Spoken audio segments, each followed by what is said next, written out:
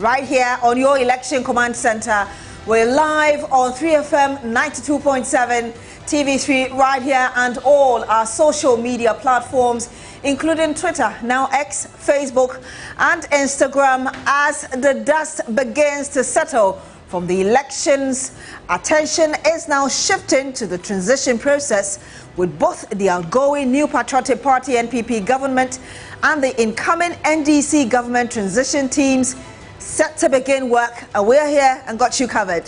The transition is, however, not without challenges. Amid growing acts of chaos, President-elect John Dramani Mahama has called for calm among his supporters as incidents of unrest continue to be reported across the country. The police has been to the task of making over 100 arrests of individuals causing mayhem. And we know that this afternoon we'll delve deeper into what is unfolding during these crucial meetings and examine how both sides are preparing for the new era, economic challenges likely to face the incoming administration, analysis of voting patterns in key constituencies. We have all of that for you. Yes, indeed. And remember that we're live on 3FM 92.7, TV3, and all our social media platforms, including Twitter, now X, Facebook, and Instagram. My name is Perla Mundi, and I'm here with, well, a new friend who, by the way, is wearing his transition shoes today. I needed to say it. It had been ringing in my head for so long. So can we pan to his shoes when he's ready for the transition? Thank you for welcoming me. You're welcome. I've heard you're the one leading it, so I'm not surprised. So you'll be at the, well, I almost said Flagstaff House, Jubilee House. At some point, hopefully, we'll seek to get details from there as well. Are we exchanging your shoes for something? I said Daniel should be here today. He should. Get a sense of what is expected to happen. That's a lot later in the afternoon, though. 3 p.m. is when both teams are expected to meet, and so we'll be providing details. Oh, aren't you shy? Not in the least. Anyway, so I think we should introduce ourselves. Exactly. I've already mentioned my name, so yeah. Mawena Igbeta. Michael Obodu. And my name is Beatrice Edu. Thank you so much for joining us once again today.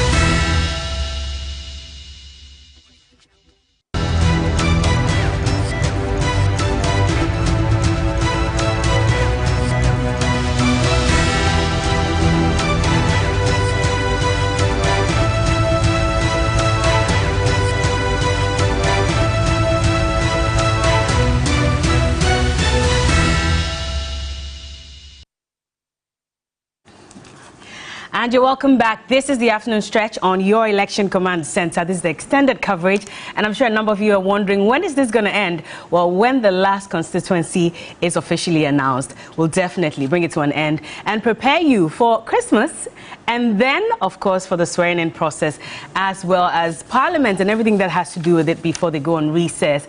And so you're welcome one more time. We're on till 6 p.m. We're going to be having very interesting conversations today, especially about the security apparatus we have in this country. And my first guest is someone who's been very critical of the IGP in recent times, and he thinks that, you know, he's brought some level of partiality within the police service that needs to be checked.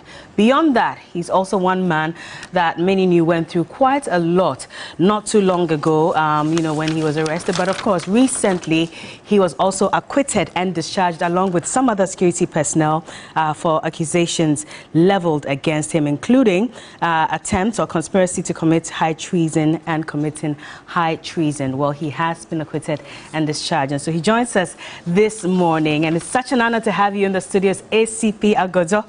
Good to see you. How are you doing? Good to see you too. I'm doing very well. All right. I like the smile on your face. Wow. Yes, it's very beautiful. I guess I've never met you before, so this is probably my first time, and I'm honored to have you. And also joining us in the studio, another man that, of course, many admire as well, Mr. Kofi Adams. We go way back, but he's here with us, also wearing white, in celebratory mode, I believe. Good to see you. Good to see you. How are you doing? Well, I'm happy. You're happy? What's making you happy? Tell me. Explain to us why you're so happy this afternoon. We put ourselves together that Ghana needed to gain its independence again, to gain its freedom, we set out there, and that message was accepted by those who needed to aid the process of giving us that independence and freedom. And once you get freedom, you must be happy. And so I'm in all happy mood, but ready for the job. It's not going to be easy. It's going to be tough, but I'm happy that at least freedom is here. And the freedom that has come will be utilized for the good of all of us, the good of everybody who finds himself within the territory called Ghana. We're going to just do that, and that is the reason for which we are here, and that's the reason for my joy and my happiness. Let me find out from you, how would you describe this year's elections? Well, this year's election has been a huge lesson. For me, it's been humbling, both for at least for us, the winners, the side that won, and I believe it should be same for the side that lost. If it doesn't humble them, then I don't know what will humble them. Why should it humble them?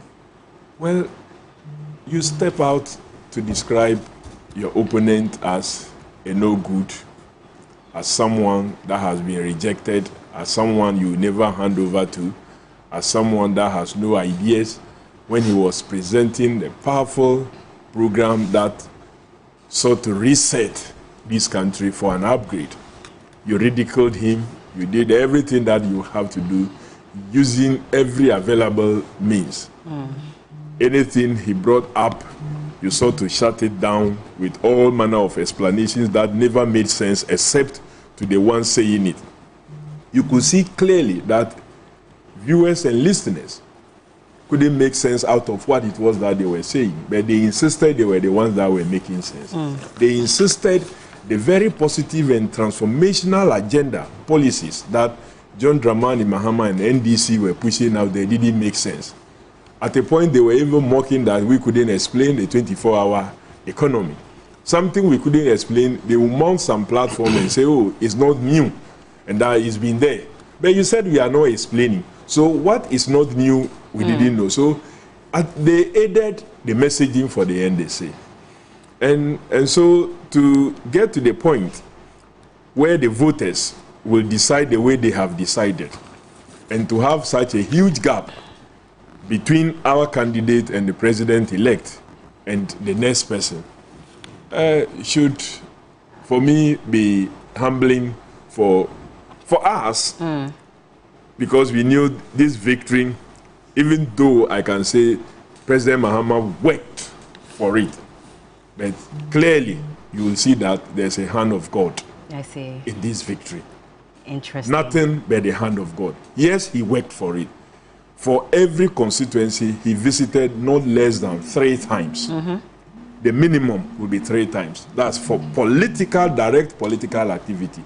Some will have other visits, like maybe for a funeral, for a church program, for a festival, and so on and so forth. So he worked for it.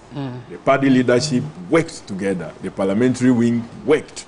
We worked for it. But you can see clearly the hand of God in these elections. And I know that hand that is upon our leader will continue to be on him and the government he will put together. So the people he's going to lead will benefit from his government. I should say congratulations to you as well, because you also worked for it. I was hoping that you come to the point where you also pat yourself on the back. But Mr. Kofi Adam is the incumbent for Buem constituency in the OT region.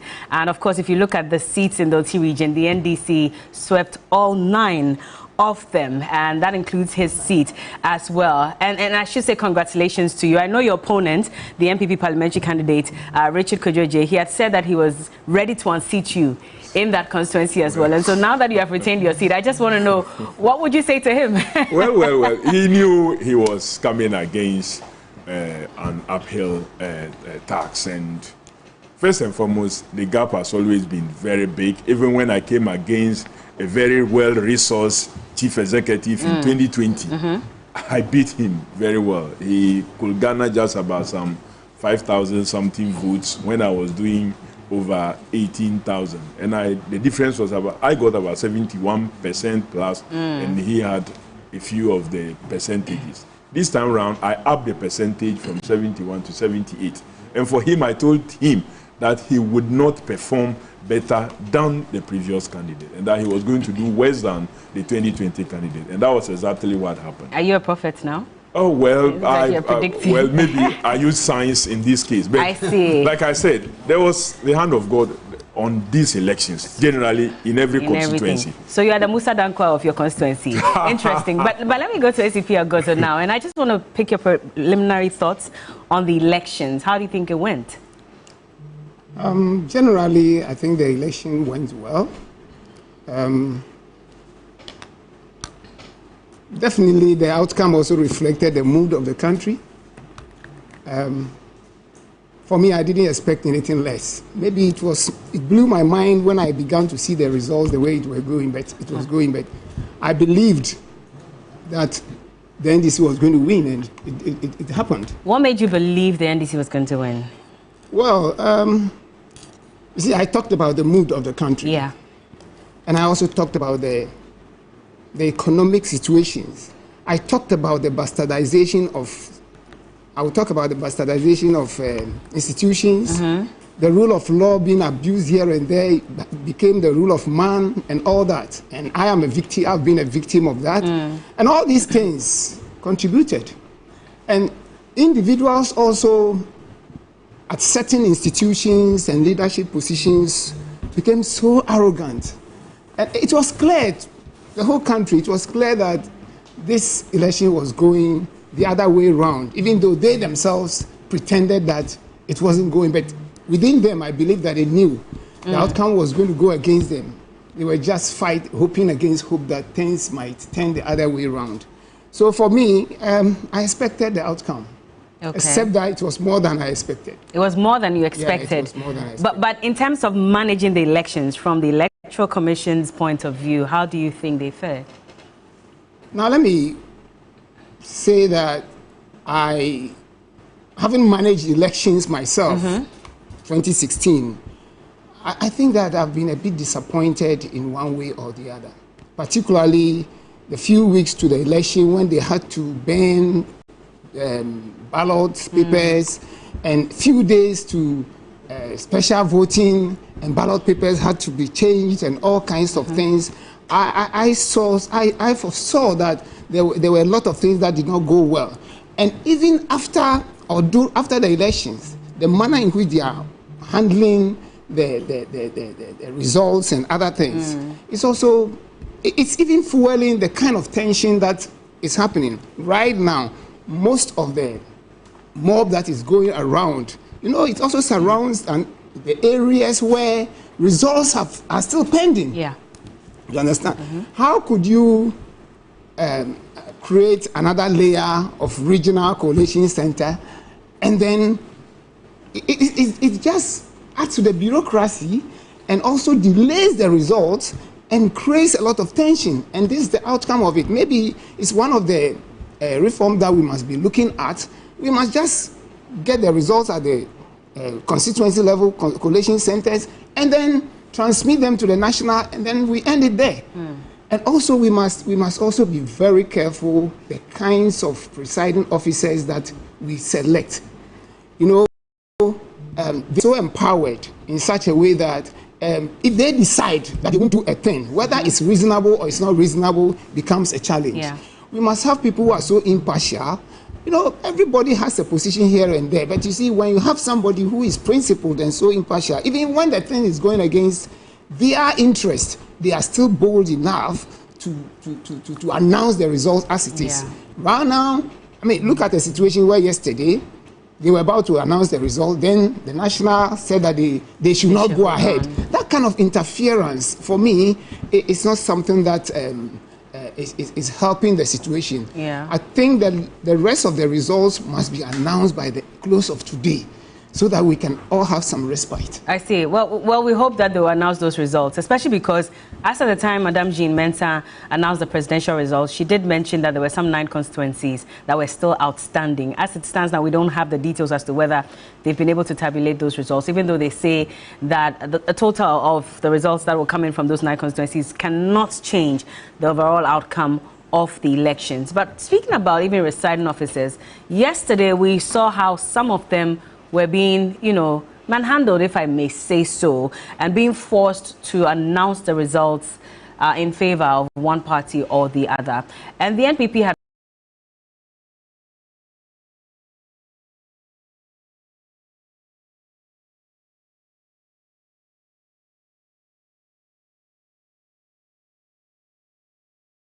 complained about it because we're not too happy with how that was being handled, with regard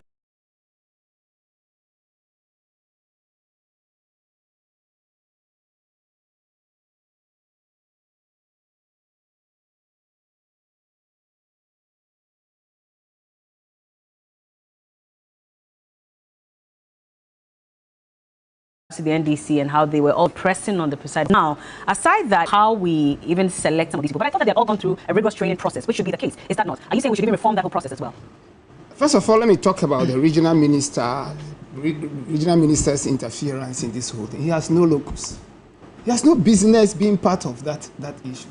You see, the National Election Security Task Force, or the election security architecture, has been structured in such a way as not to have political interferences, okay? So once he begins to interfere, then it means that he's bringing the power of the executives to bear upon the Electoral Commission or the work of the Electoral Commission. And therefore, he had no business in the first place going in there. That's the first point I want to make. And by trying to interfere, you definitely will arouse a lot of suspicions. And that's what really happened. And so once he began to interfere, you see people also from the other party, the NDC and other people also running in, allow the Electoral Commission to do their work. Let me also talk about the violence and the false Well, before you go in, then would you say the same for the NDC? Because yesterday we saw the likes of Sam Jatta George, at the collation center. So would you say they also have no locals being there? I'm saying that once, look, let's put it this way. Okay. You have some dispute or some challenge with the election. So you see the parties coming in. They were even invited because definitely the parties have their locals, okay? I'm talking about a minister. Okay. A minister of state wielding state authority and power. And that is what the election security architecture does not tolerate. Okay. But the electoral security architecture will tolerate a situation where the presiding officer will invite the parties. So once they invite the parties, after all, Jatta is not a minister of state. He's just a member of his party. Okay. And so he went there as a member of his party. And a member of parliament. And a member of parliament to support the process. Okay? He doesn't wield executive power that will or persuade anybody to behave in, or push anybody to behave in one way or the other. Okay. That is the point I'm making. I see. Kofi Adams, do you agree with this? Yeah, and just to add that, aside that, the parties are accredited. We have accreditation tags to send a certain number of persons in there. And so at all times, when we need, we can actually even change them. And so Sam George and a couple of others were persons that were representing the party's interest at the collation center. And it was the center that was not collating only just one constituency. So we have a number of constituencies having their collation taking place at the regional office of EC. Then those other constituencies that had controversies in their various constituencies now have to relocate to the regional office of the EC. So it is appropriate to have a number of persons in there, because they've all been accredited to be for a particular constituency, but all of them are in the same environment. Truly, the regional minister has no locus in an election. You have no locus at all. So if he was going there as an accredited rep of a candidate, fine, but to go there as regional minister, And to seek to suggest that you as a minister wanted this done is no. You have no business whatsoever. If you look at the election architecture, you have no role.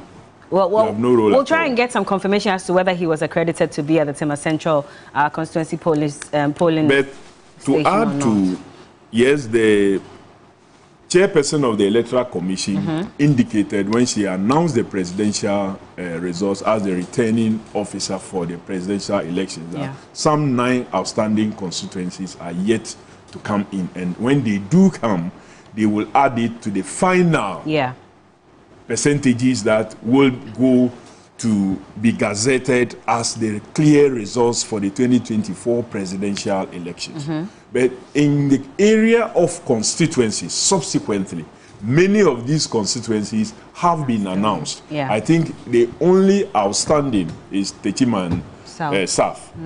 The rest of the constituencies have had one announcement or the other. In Sawam, in Adwejiri, has it been announced? I think so. Because as of yesterday, we got indication Damango, I'm told, has been announced, but we are hearing another conflicting report that it wasn't the returning officer who did the announcement. It is only the returning officer who is qualified to announce, to declare the results, because he is the one who will sign the writ. No other person is qualified to sign the writ that will come to the headquarters of the EC for a gazette, which will be forwarded to the clerk of parliament for subsequent election of a speaker and the speaker to now swear all members into office. So any other person purporting to be a returning officer announcing any elections is null and void. So if it is true that in Damango it wasn't the returning officer that did the declaration, then that declaration cannot hold. But then that of Okaikwe Central has been done. Ablekuma North has been done. At least I'm also aware that Awutu Senya East, that she mentioned, has been done. She also mentioned a few other constituencies that now have been announced. And so we do know that those presidential results from all these constituencies truly had no controversy. How do you describe the action of your party supporters yesterday at the EC regional office in Accra ahead of the Ablekuma North announcement? Well, I think I blame the EC. I didn't. If you look at the CI, headquarters truly had no business stopping a collation process. And that was what generated the problem. You know, in 2020, collation will be ongoing. Then you have a suspension. By the next moment, they say, oh, go and come back at this time. By the time you return, at the time I'll tell you, a result is announced, which has changed the expected outcome. So this time around, when you see such games being played, people will get agitated, especially when evidence have been abused somewhere that the original results declaration sheets were being changed for something else, but for the vigilance of some persons present. If you give order that your people were threatened by who? Because there was heavy presence of police, and including the commissioner CID. So if your officers were under any threat whatsoever, the best institution, the best person to make a recommendation of suspension of any activity would have been the police. The police were not speaking. You EC bosses who were far away from that position now ordered that suspend the process when the police thought that the atmosphere was okay enough for a collation to go on. So that agitated supporters who were outside. And so the EC brought this onto themselves. But the supporters managed to get into. And I'm saying that the EC brought this onto themselves. Because if they had just gone ahead, the previous day, you had a number of polling stations. You had done about, I think, 130 out of that already. And you agreed that the next day, 10 o'clock, you were going to continue. Next day, 10 o'clock, they arrive ready. The other side doesn't come. And then after some conversation, you hear that, oh, they shouldn't do it. Then the EC confirms that, oh, his officers are under threat. When clearly you are saying that nobody is under threat in that room there. So it portrayed or it presented a situation of some connivance with the officers at the top to possibly change the results, and that will agitate supporters. So EC must abide by agreed processes prior to the elections, especially that is backed by law. Okay. Don't do anything outside of the law when the process has started. And once you follow, I don't think that supporters will be agitated. Well, let me just say that in the Damongo constituency, the declaration was done by Johnson Akafui. We're told he's the Savannah Regional Director of the Electoral Commission. Well, so he is regional directors cannot, officially cannot declare results for the constituency, just in the same way that a regional director cannot declare for presidential. So I don't know in which part of the CI 127 that allowed a regional director, because the regional director is not a returning officer. The district directors are also not returning officers. There's a returning officer and there's a district director of EC. There's a regional director of EC. There's the national chairperson of the Electoral Commission who is described as the returning officer for the presidential election. Okay. So the regional director has no role per the Act to be declaring any constituency results. ACP Agoda, would you also, or how would you describe what happened yesterday at the Greater Accra Regional Office? And in that sense, the delay from the EC and also the visibility of even military men outside when the crowd was charged? First of all, let me say that I wouldn't support any form of violence. And I condemn every form of violence, no matter the cause. All right? But you see, we must also look carefully at what has been happening since 2020. Whatever we are observing today is as a result of lessons that people learned from 2020 elections, where, like my Honorable said, people were given time to come, and before they came, things were changed. And for this particular election, I saw citizens' vigilance activated like never before. I've never seen that kind of thing before. And therefore, anything that fueled suspicion, like he said, was resisted and continues to be resisted. And for that reason, you see that somehow you are likely to say, okay, they were defending their rights, and I have called on citizens to protect their votes. I have called on citizens to protect their votes. And this is what has brought us this far. And if it meant that in protecting their votes, they have to resist a system and people who are there, so be it. But at least we must also see to it that this kind of thing, we must try to find a remedy. You see, otherwise, in future, we are going to see worse things. If we don't use these lessons to come out with some kind of reform as to how things ought to be and how we have to go, about these elections and the counting and then the declaration of results, then expect worse things, because next year or next 4 years, NPP is going to be in opposition, and what they are likely to do is to do the same thing that NDC is doing now. They are likely to do the same thing, to be very vigilant, extra vigilant, to be unnecessarily obstructive or something, and they will do worse things. And so for me, much as I don't like the violence, I think that if that violence achieved a positive thing, I think I'm in for it. Because if people wanted to steal their votes, if people wanted to change their votes, and if the presiding officer or whoever is supposed to announce the result is refusing because they wanted to find a way of changing the results, and the people ensure that the results were announced, so be it. Now we are talking about some people not being the right people. Well, it will only bring about calling the right person. You see, we have observed that some people brought the pin sheet this time, and others come with photocopies, or people come with scanned copies and other things. These were the same people who laughed at others that they did not have pin sheets. Now they are coming with scan sheets. You know, it's easy for you to change something and then scan it And then they put it there and say, this is my result. This is not acceptable by any standard. And therefore, for me, if these things were observed in a number of places, and people resisted it, so be it. Yeah. For me, so be it. I see. Of course, I don't support the violence that resulted in the burning of offices and the beating of others. And then let me quickly comment on the soldiers issue. Before you even go on that, I mean, the Vice President had issued a statement where he said that he was calling on President-elect His Excellency John Dramani Mahama to call his supporters to order and exhibit statesmanship. Yesterday, we heard the President-elect speak. Now, he is also calling on the current President of the nation to also speak up because, of course, he's the man in charge. And he says that Mahama, is not the one in charge. The one in charge of the security apparatus of the nation is President Akufo-Addo. We haven't heard anything from him yet.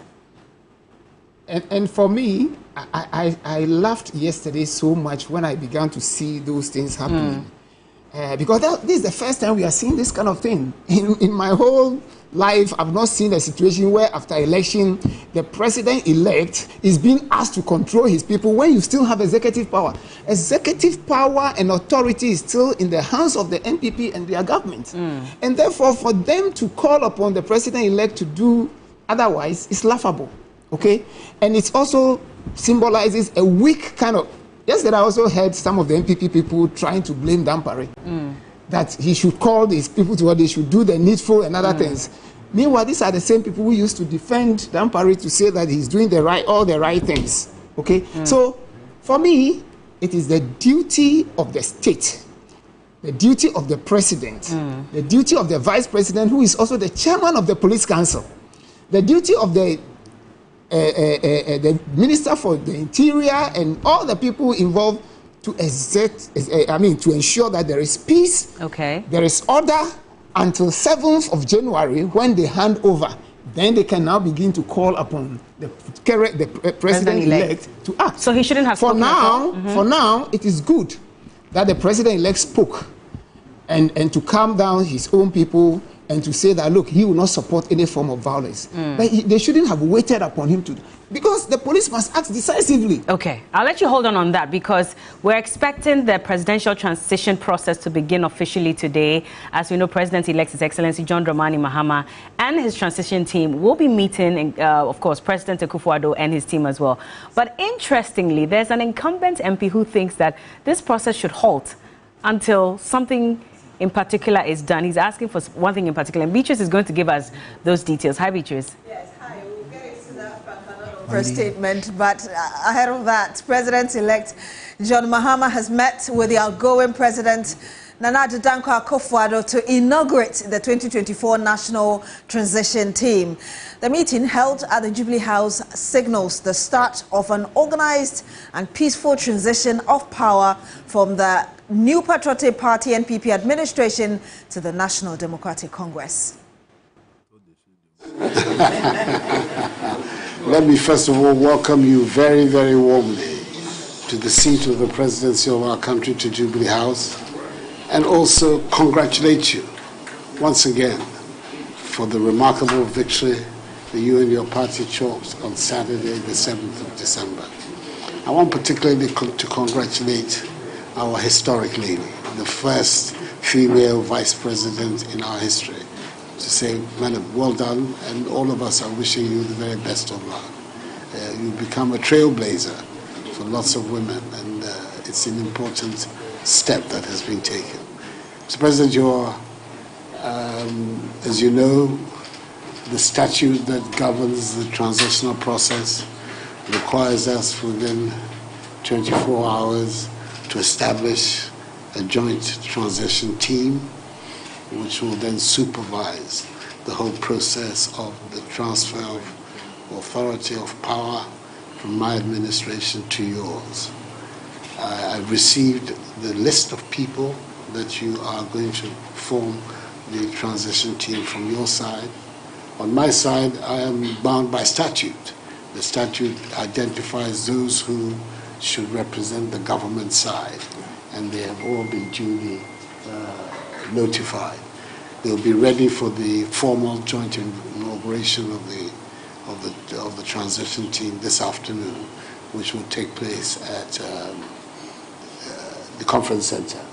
I believe we're back to where we began in 2017. It was the same venue, yes, whereby we were in reverse positions. Yes.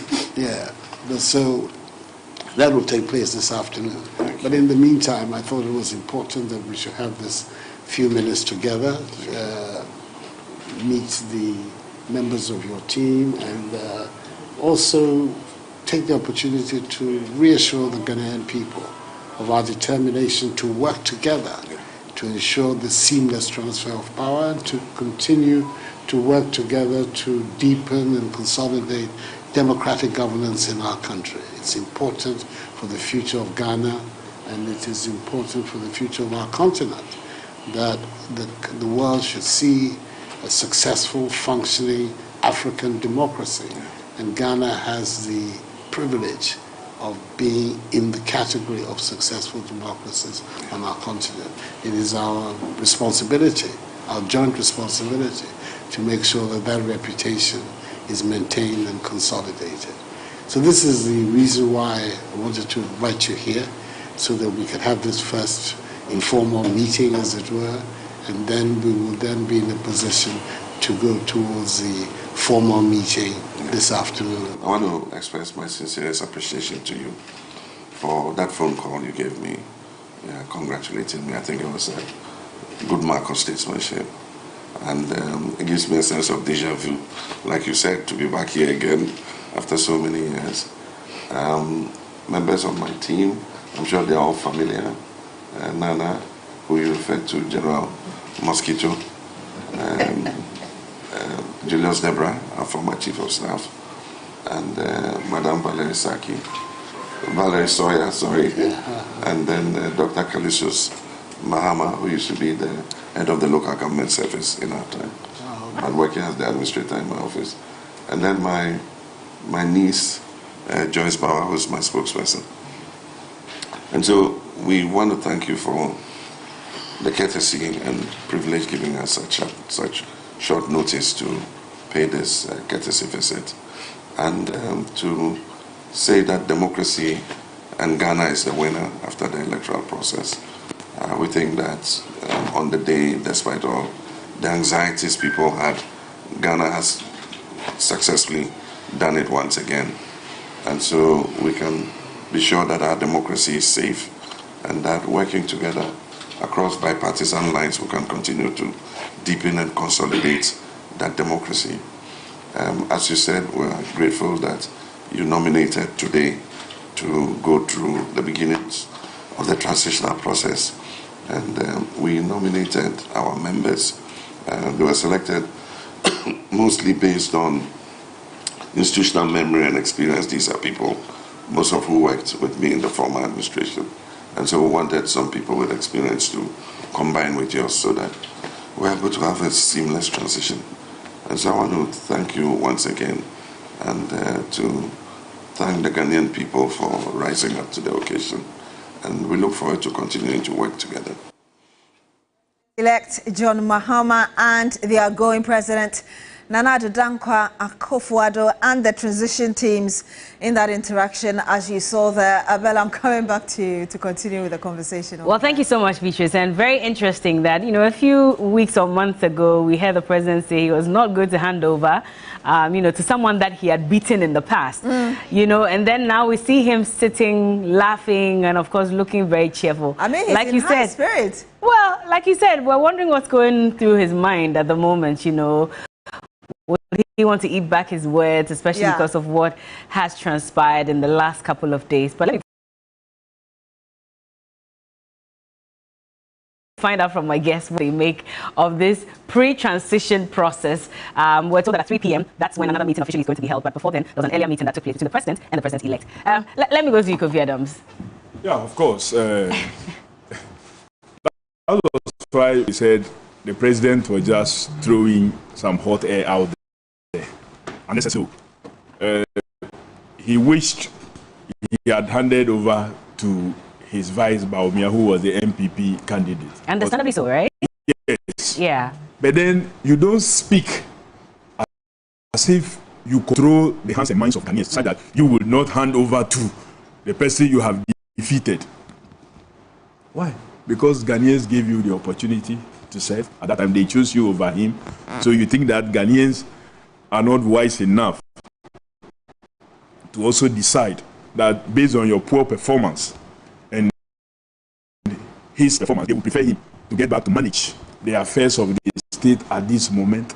So now Ghanaians have shown him that he was just talking. They've given President Mahama more than 1.6 million vote gap. He said he defeated him by less than 1 million. Yeah. And he was gloating with that. God has given John Mahama a gap of more than 1.6 million. Almost doubling what it is that he got, and he was gloating. But you could see from President Mahama that he is so humble. He is submitting that victory to God, that it is God's hand. Of course, they have met. He can't do otherwise. That's what the law says. If he dare, he knows that he will suffer the consequences. He's seen even the parliamentary resource. This has never happened, not even in 1992, when the main opposition party boycotted the parliamentary elections. Did NDC garner this level of votes in or seats in parliament? Today, we have more than 2/3. The 2/3 is about 183. Now, counting, we are hitting almost 187. So, his party have less than 100 seats. They were mocking NDC in 2016 for having just 106 seats. Looking back, then I say that the NDC did very well in 2016, considering the avalanche of messaging that came through that election. And of course, a certain number of years of energy challenge that we had suffered, those solved before the end of 2015 and the beginning of 2016.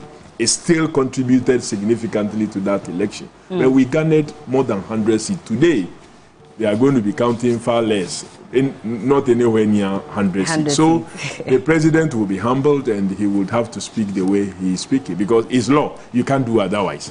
You cannot do otherwise. If you look at the team that has been composed, like the president-elect said, these are very experienced hands. Honorable Julius Debra, who is going to co-chair, has had experience of sitting in the same transitional team and handing over to an incoming administration. So today, he's going to also have the experience of sitting in there and receiving from outgoing administration. Of course, Dr. Valerie Sawyer have been in it all through, so she understands the things. They all know what they must look out for. The law is quite clear.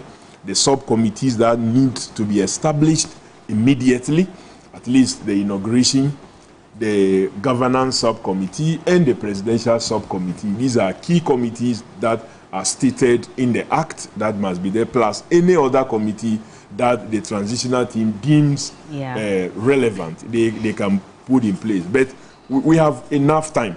It's not like 2009, where we didn't have time. 2009, because the election went into a runoff, and even after the runoff, because time didn't participate. And with the votes there, if they voted one way, it could tilt the results. We needed to go there. And that results became available on the 3rd of January. So it was on the 3rd, before the declaration was done. Meanwhile, constitutionally, a president must be sworn in on the 7th. So we had such a limited time to work with. Even that one, we were successful at it. So I believe that this one, we have enough time. We should be able to do a lot even before the swearing in, so that very little will be done after the swearing in has happened. Well, just because you mentioned 92, I just wanted to mention that, of course, at that time, there were 200 seats that were up for grabs. The NPP boycotted the parliamentary elections for that. And so the NDC won 189 out of the 200 seats at that time. And the progressive... Yes, the smaller parties also... they took the others as well. And so that's just a number. I wanted to put this out. But at the moment, per the 2024 general elections, the NDC per our, you know, our stats, they have 184 seats. When we listened to Sami Jemfi a few days ago, he was already at 185 or so. But for what we have, at this point, we're 187. Yes. Okay, we're still compiling, but okay, the NDC has 187. There are still a few that have not been announced yet. And we have 2 independents directly that came from us, and another independent that endorsed our flag bearer. Okay. So A+, the Goma Central MP elect endorsed John Dramani Mahama. So of course we expect him possibly to caucus with us. Well, allow him to make that decision when he gets in. Decision. Even if he doesn't make, we have good numbers already. Afram Plains North was also the independent our candidate who contested our primaries. Lawyer Kweli. And then, of course, Welensi was also our person who contested our primaries and went independent. That's Nandaya Yao Stanley. So we have these persons to also possibly, if they so choose, to sit on our side, because we've already taken more than 2/3 of the chamber. For the first time, the configuration of the House is going to be something else. I can imagine. In a very long time. So some members will have to sit so close to the mini side that we no longer have the minority side now in Parliament. We have the mini side. That's what people want to call it. That's how they are called now. That we have the mini side, not the minorities, not the minority side. Well, like Kofi Adam says, if they agree to be called the mini side, they'll be made up of, at the moment, 75 members. We're still waiting for some other constituencies to be declared, and then we'll know if the NPP will increase its numbers or not. But at the moment, 75 NPP members, 4 independent candidates, and 184, well, he says 187 NDC members. But I'm sure by the time this week is done, we'll have a fair idea what the exact figures are. But ACP Agojo, I want to find out from you. I mean, as a security man as well, you're also trained to look at body language, which is very important. If you look at the body language of the president, what are you deducing? Let me make a general statement first before I come to the body language. Okay. For a moment, I was wondering whether President Akufo-Addo was the one talking, smiling and laughing. You didn't expect him to be laughing? You wanted him to cry? Well, I wasn't expecting him to be crying, but I expected some seriousness from him. This is somebody who had roasted the former president and said all manner of things. This is somebody who represented a party, some of his members had sworn that they were never going to hand over to NDC. They have been, like Mr. Kwesi Pratt Jr. has been saying, I think they've seen their smoothness level this time, and they have realized that God rules in the affairs of men. I think this thing should humble them forever, and also humble those incoming. And I could see that in the president-elect. You could see his moods. In fact, when I observed him yesterday in his house, even during the time that they were the declaration and that thing, you could see that he was in a very pensive mood. Very pensive mood. And I said, wow, this man has now realized the enormity of the task, and also come to realization that, look, it is God who has given him this victory, and he's trying to find a way, fashion a way how he could do things. And since, even when he came to give his victory speech, you could see it, that he was so humble, and that joy that should have characterized his speech and other things were not there. Now, I've already spoken about the body language. You literally have gone indirectly. So you see the president-elect, the body language seems so humbling. Even when he was speaking right now, he was still praising the president, and then appreciating whatever he has done. Unlike my friend Adam Bona, who said they should even remove his name from the list of the former presidents. Oh, that's impossible. He said it, so it's out there. But you know, it's also an expression of the anger of the people out there. You know, the expectation was so much, and he bastardized all expectations and other things. And so the body language and also the verbal language of the president, anybody seeing will see somebody trying to pretend For me, it's pretentious. That's what you're seeing. That's what I'm seeing. He's trying to pretend to be very nice. Although within him, actually, I don't think that he's ever been nice to this man. He's never been charitable to him. He's never spoken well of him. So all of a sudden, you are smiling and saying all kinds of good things. I don't think that he's speaking from his heart. He's just trying to pretend for me. That's what I see. I see. Yeah. Quite interesting. For those of you watching, I don't know if you agree that that was a bit of pretense, like ACP Agozo is saying, or more. I don't know. Maybe at this point he's probably just realized, like Kofi Adams is saying, that there's a God somewhere, maybe, and that's why this victory has been given to the president. But we'll get into the transition conversation proper much later, so we can look at the team again, and of course the expectations from the general public, and of course from my guests. But let me just go back to the conversation we were having earlier, you know, because I want us to build the conversation properly, because we're going to the military and their presence at the venue, the Greater Accra Regional Head Office of the Electoral Commission. Yes, ACP, go on. I was on the floor. First of all, I am in principle against this kind of military deployments. And right from the beginning, I have spoken against the deployment of the military, even in this election. Remember 2016, when I was at the Center of Operations, we never deployed military in the open. They were on standby, and they remained on standby throughout. This time around, they told us that they were going to deploy in about 100 flashpoint areas. Yeah. And they were going to be on standby. But you know something? They deployed in almost every constituency. And even took the center stage of patrolling and going to the extent of going to the polling stations and constituency collation centers. Yeah. And this is really unacceptable. In the midst of all this, the IGP, who said he was the final decider, said nothing. The CDS said nothing. So for me, the impression I have had throughout this period is that the IGP and then the CDS were well aware of the rigging plans of the NPP, but decided to play along. You're saying that based on what facts or evidence? I am saying that based on what I have already analyzed to you right now. I'll let you hold on. First of all... Please forgive me. Good. I'll let you hold on this point. We'll come back to it and build on it. But Beatrice has some information for us. Yes, he's holding on there. But we're staying with the issue of security, because security has been beefed up in all government installations in the Ashanti region, particularly in Kumasi. We have Ibrahim Abubakar, who is monitoring events for us. He joins us live now via video call. Ibrahim, what can you report from where you are?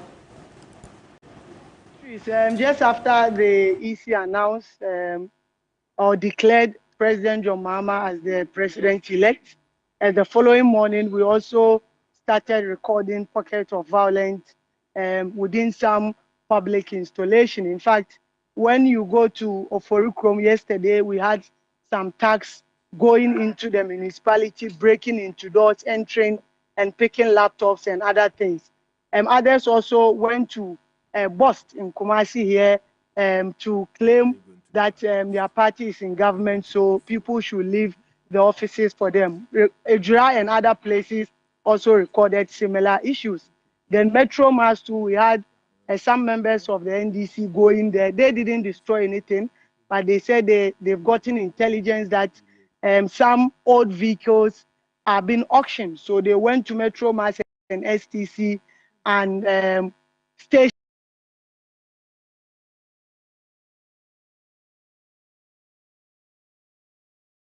there, say they will allow these issues to continue. But this morning, you go to the Regional Security Council, you go to the Electoral Commission, you move to Bust and many other public institutions, you realize that security has been beefed up. They don't want this incident to further escalate or people coming there to destroy government property. So when you are entering, even with the Regional Security Council, you have to be scrutinized. They will ask you several questions before they will allow you entry. But one thing we've also observed at the Regional Security Council is that most of the vehicles that were recently given to the various MMDCEs, that's the pickup vehicles, have all been received. They've been parked there.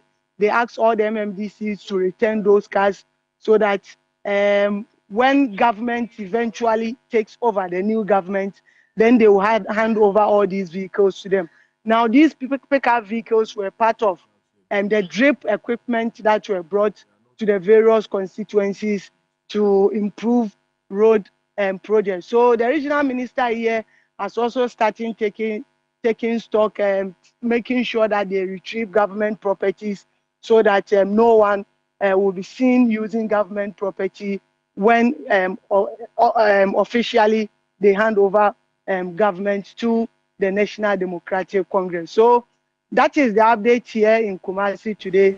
And today, since that incident or since that arrangement, we've not heard of any individuals or group of people moving to any government installation to destroy anything or also claim ownership of the properties. Ibrahim, you talked about the destruction around the Metro Mass transport area. You mentioned a few others. I know you've been to a number of places to check the extent of damage. Can you tell us how extensive it is? Well, it's not as serious that we've seen in other constituencies or other regions where things have been burnt and the likes. But for Oforukrom yesterday, the tax moved in. Initially, they locked the main entrance to the district assembly or the municipal assembly, preventing many of the workers from entry. Then when they eventually made their way in, then they realized that most of the offices have had their doors broken. And when they took stock, they said some laptops, some machines and other things have been stolen from that office. Then you move to Ejura, where they also invaded the municipal assembly there and also other few government installations. Basically, they go there and try to drive people out. They said for people who were appointed by the government, since their government is over, they need to leave those places for them to take control of such facilities. So with the exception of Oforukrom, then also having places like Ejura, then also we had incidents where even at Ofensu North, it led to the death of 2 people moving into warehouses, warehouses, and forcefully trying to retrieve some fertilizers that say those fertilizers were brought in by the parliamentary candidate for Ofensu North, who happens to be the TVET executive director, Dr. Fred Che. They said these fertilizers were meant to be distributed to some NPP executives, but for those groups, they said these are things that were procured by government money and they will not allow that to happen. So they went there forcefully taking over. Then we had another group also clashing, which eventually even led to the death of 2 in Ejura. Kepa, we also experienced similar things, people forcefully entering warehouse, taking fertilizer and going to their various homes with it. So these are the pockets of disturbances or incidents that were recorded here in the Ashanti region. Quite unfortunate. Let me ask you this last question before you go. Do you know how massive this deployment is and whether or not there's been any arrest? And perhaps, hopefully, you don't forget the third one, which is how long the security officials intend to stay in those various areas. Well, for the last one, they said they will remain there until they realize that everything is under control. Maybe they may have to be there until January 7 or maybe beyond January 7 when they see that no group or individuals are massing up to those public installations. You know, they have targeted public installations.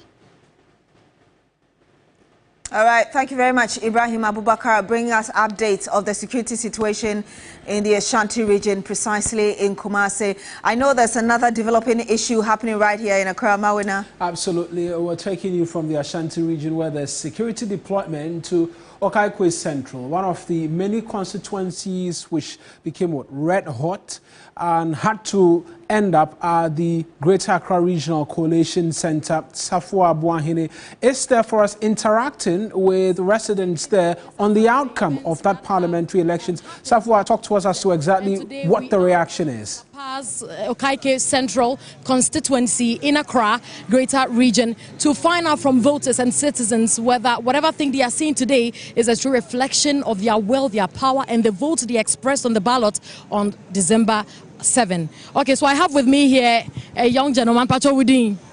A friend about for such. Bafo, Pacho Otuaba.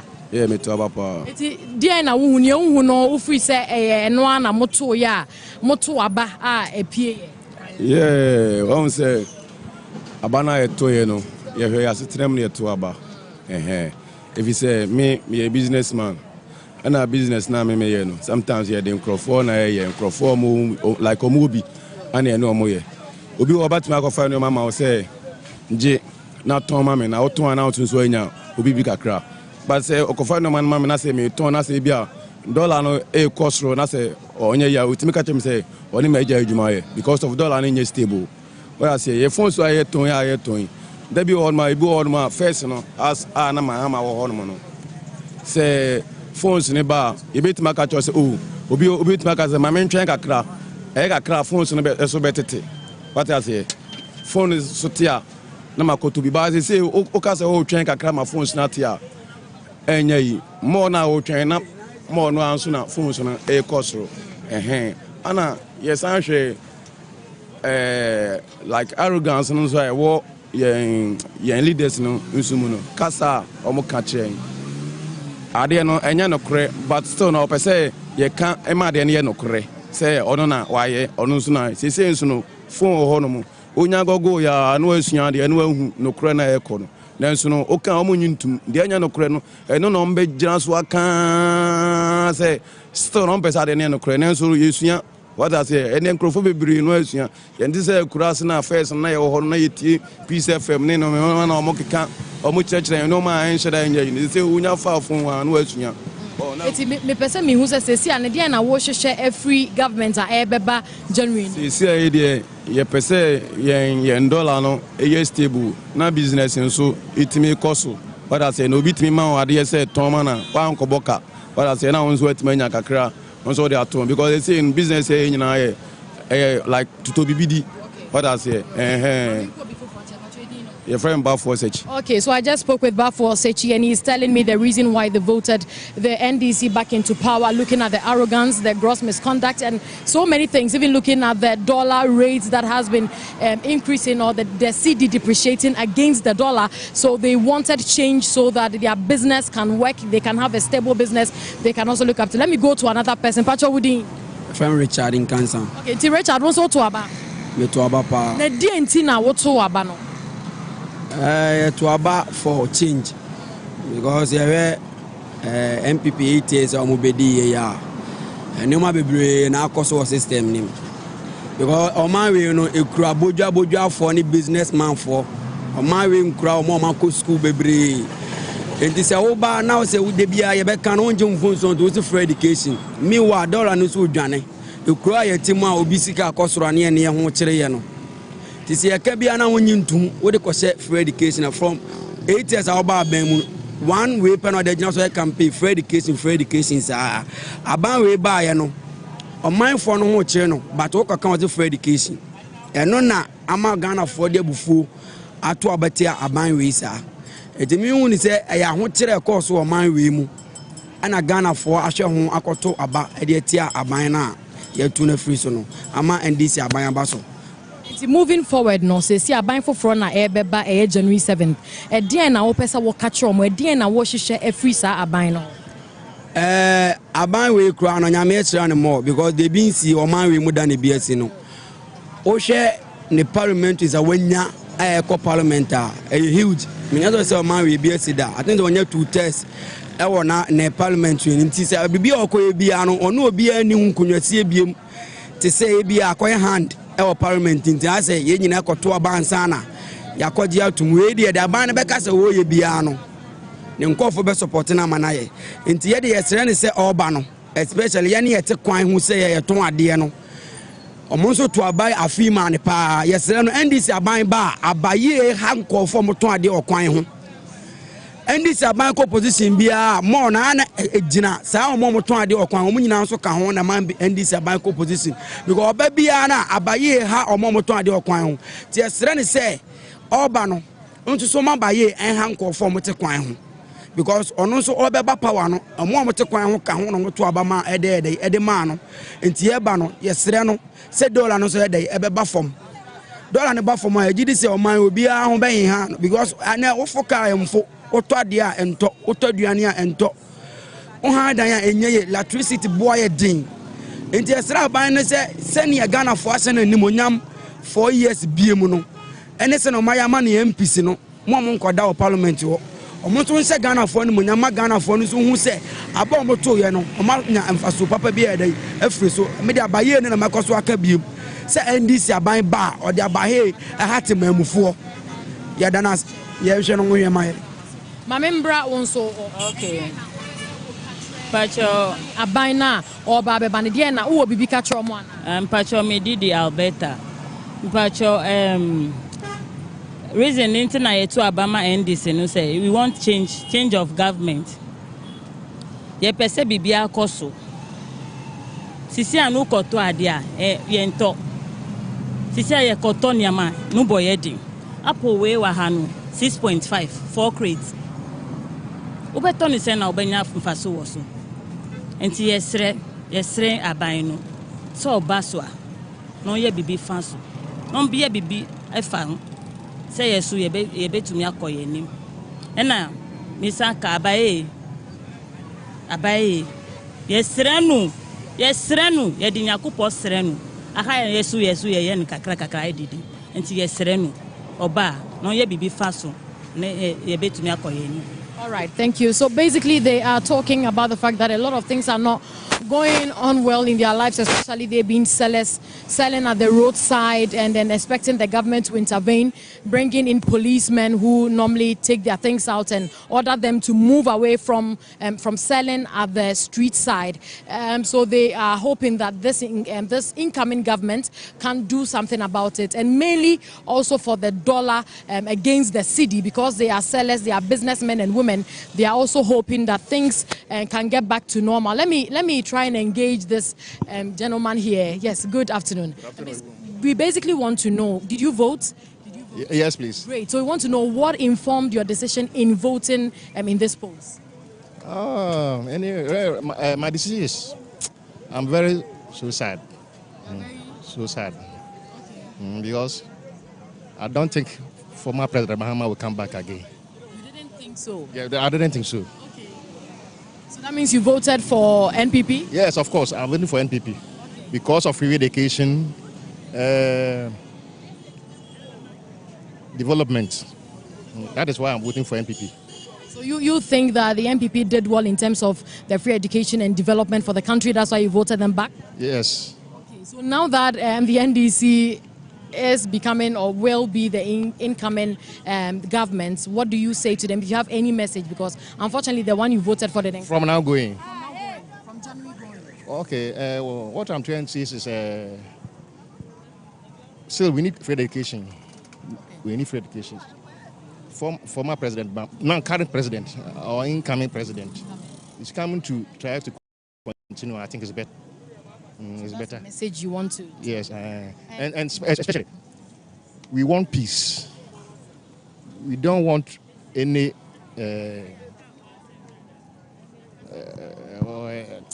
I don't know how to talk to, because now some people and these people started fighting for other people and behave fight for others. We want peace in Ghana. We don't want to fight, because now you win. How are you still are going to fight somebody? All right. Thank you very much. Please, your name. My name is Nana Joben. Thank you very much, Nana. Let me. You too. Thank you. Okay, thank you. So we would like to see if we can engage more people. If you have been following the news, you realize that there has been some vandalism happening across the country.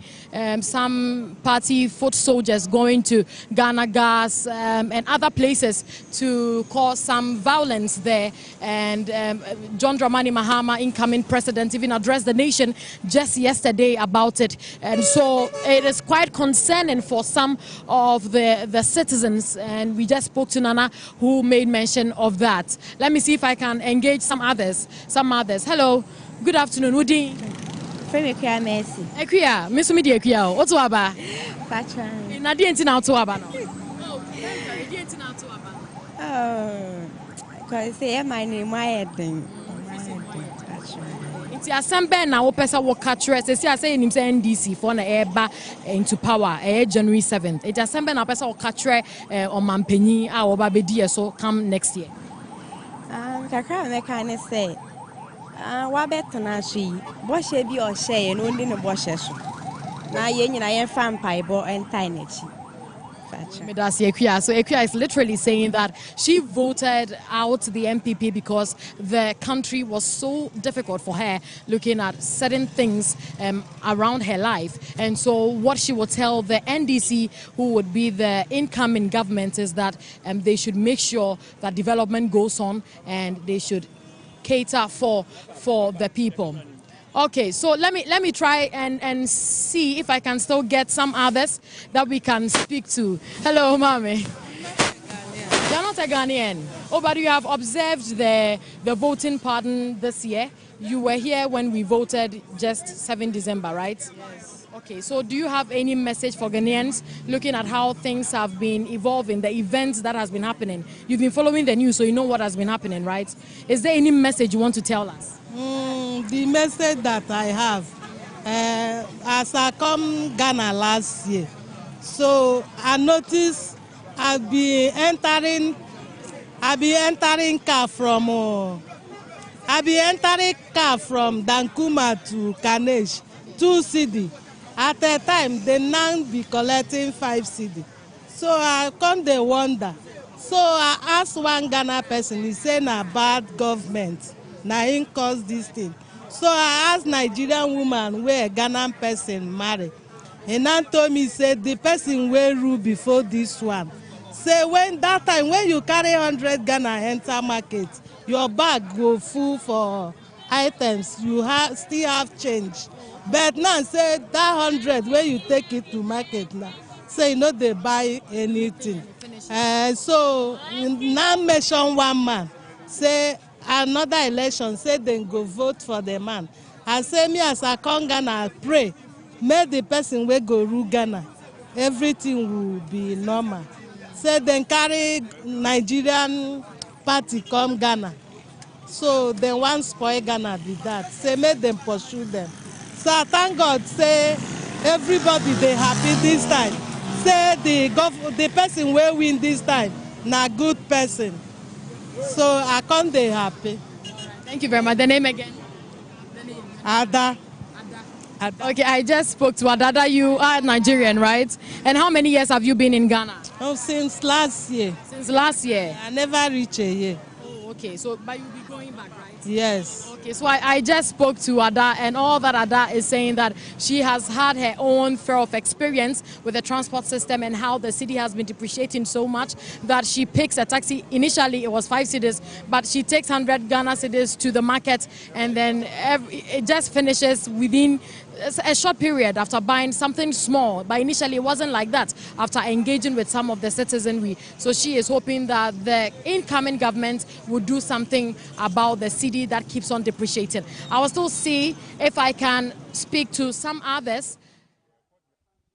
Those details, and interesting, the last individual she got to speak to there, not a Ghanaian, but speaking to the realities here of the ordinary citizens, and most topical and one of the things which underline the economic scale of individuals is transportation. How much it costs you being able to move from your place of abode to where you earn your bread is also one thing that a lot of people look at. And Safwa is in the Okaikwe Central constituency, and before we went to, I mentioned why it became so important during this year's election. Michael is here with me. We'll try and get a bit of understanding as to how it all went down and what reasons potentially is why we're seeing the votes go the way they went during this year's election.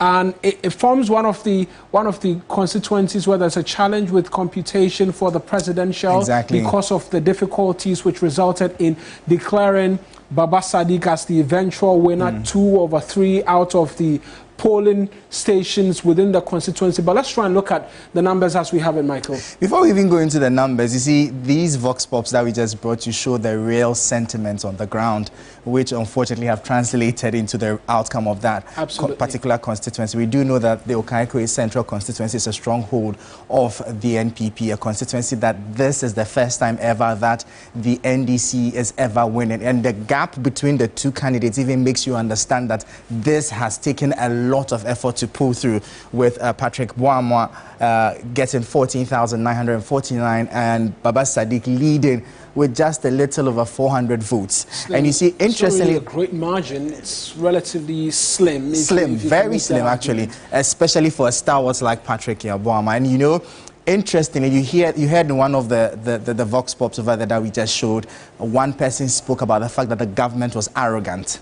Unfortunately, arrogance is not something you associate with Patrick Boamwa. He's one of the most balanced politicians you can find in the country. I wonder how many people have a problem with Patrick, because he is a fine gentleman. He tries to stay neutral as much as possible, even as an NPP politician. So it just tells you the sentiments really on the ground and how that has affected him. And you see, if you even look at Patrick Boamwa's trend and his performance in this particular constituency, I don't know if it is the constituency and it's, I don't know if it's the kind of people that come out from there. You know, he was the current STC boss, also used to be at this constituency. He also had a very good time over there. You see Patrick Boamwa in 2012 coming out with 56%. You see the number of votes he was able to pull. 7,000 plus difference. And he from there. I want us to look at 2016 and then 2020 as well, because it feeds into a certain narrative. In 2016, the argument simply is that the NDC government was believed not to be performing. And interestingly, there are quite a lot of businesses which are reliant on power in that particular enclave. And there's a lot of importation which happens because these use TV sets, these use home theater sets. There are a lot of shops within the Okaikwe Central constituency which deal in that. And so if you use that part of town very frequently, you realize that there are these trucks with the containers on them where the individuals come and then they are offloading the gadgets, and you see people struggling and trying to be able to purchase gadgets from the truck. There's a lot of that sort of business within this particular constituency. Take me to 2020 and we'll begin to look at perhaps a bit more. And so we see that the gap continues to exist between 2016 and 2020. You know, back to the points where you actually made about 2016, to give it a good picture, look at 2012. And then let's see what the NPP did, 27,000. Then in 2016, remember the overperformance and the outlier and all of that. From 27,000, he was able to move it to 28,000. And this was when there was a change of government. So this tells you... Increases votes, the NDC saw theirs drop as well. Exactly. And this also paints a picture of the level of apathy that existed against the NDC in 2016. You see that there was only just about 1,000 move. However, look at 2020 now. Patrick Boamwa's votes, 2020, 27,000. Look at how that turned out in the following year. And you see the decline. A considerable drop in terms of even those who showed up to vote. Because if you add these two figures, it gives you just about the amount of voters that Patrick Boamwa got. So two things at play here. The apathy in terms of the turnout and the apathy in terms of those who even voted for the NPP at the end of the day. And there's a considerable reason again as to why the people will not turn up to vote. Staying with that business enclave. These are individuals who do a lot of business importing goods. And so the effect of the cedi depreciation will be telling directly on the sort of business they do. Because when you go through that enclave, these are individuals who are importing TV sets, importing home theater sets. And the government took the dollar from 4.8 until the BOG's intervention in the month of November in the lead up to the December elections, hovering above 17 cedis to a dollar. That definitely is telling. And so when people have conversations and liken some of the constituencies, say the Abosokan areas, and how things play out there, and how the cedi depreciation could affect the outcome of votes, it's one thing people should also consider when they want to look at Okaikwe Central because of the nature of the individuals there. The NDC will always have their strongholds in that part because there's a Muslim settlement in that part which Baba Sadiq will draw a lot of strength from. But the other areas where a lot of the Akan-dominated individuals who are business-oriented, who fall largely within the individuals who are doing a lot of the importation and their business centers around using the currency, they will have a reason not to turn up to vote, and reason why for which we could be seeing the drop in numbers as well in relation to what we're seeing in Okaikwe Central. And Claire, 13,000 of them didn't show up to vote for Patrick Boama, and that is what has cost him this particular seat. And just as you were saying, just to add up to it, is the fact that this election was solely an economic conversation election, especially, and you know how hard hit, particularly the capital, was in all of this. High cost of fuel, high cost of transportation, high cost of living, all partly because of the performance of the city and how all of this affects the general scale of things. You heard there in the Vox Pop over there, even the foreign national was complaining about how last year it was costing her 2 cedis to commute around town. The same distance is now costing 5 cedis. That's about 2.5%, 250% increase in cost of transportation. All these are part of the things that frustrate people, and at the end of the day, they decide to vent either by voting against the government or not showing up at all. And you do know that this constituency is a stronghold. So rather than vote for the opponent, or rather avoid showing up to vote at all. And just by way of a bit more in terms of that, I personally, in the lead up to the elections and the analysis, didn't expect Baba Sadiq to win. And I'll give you a reason why I didn't expect him to Just to chip this in, he's one of the few first-time NDC guys, parliamentary candidates in NPP strongholds who actually won at their first attempt. Exactly. And here's the reason why, and I'll seek to draw linkages with other constituencies as well. We've seen what many have not paid attention to, being a certain level of complacency on the part of the NDC in terms of fielding of candidates. The NDC, you say? Yes, I'll cite examples using Asin Central and then Ayawaso West Wogon, 2 candidates from that front.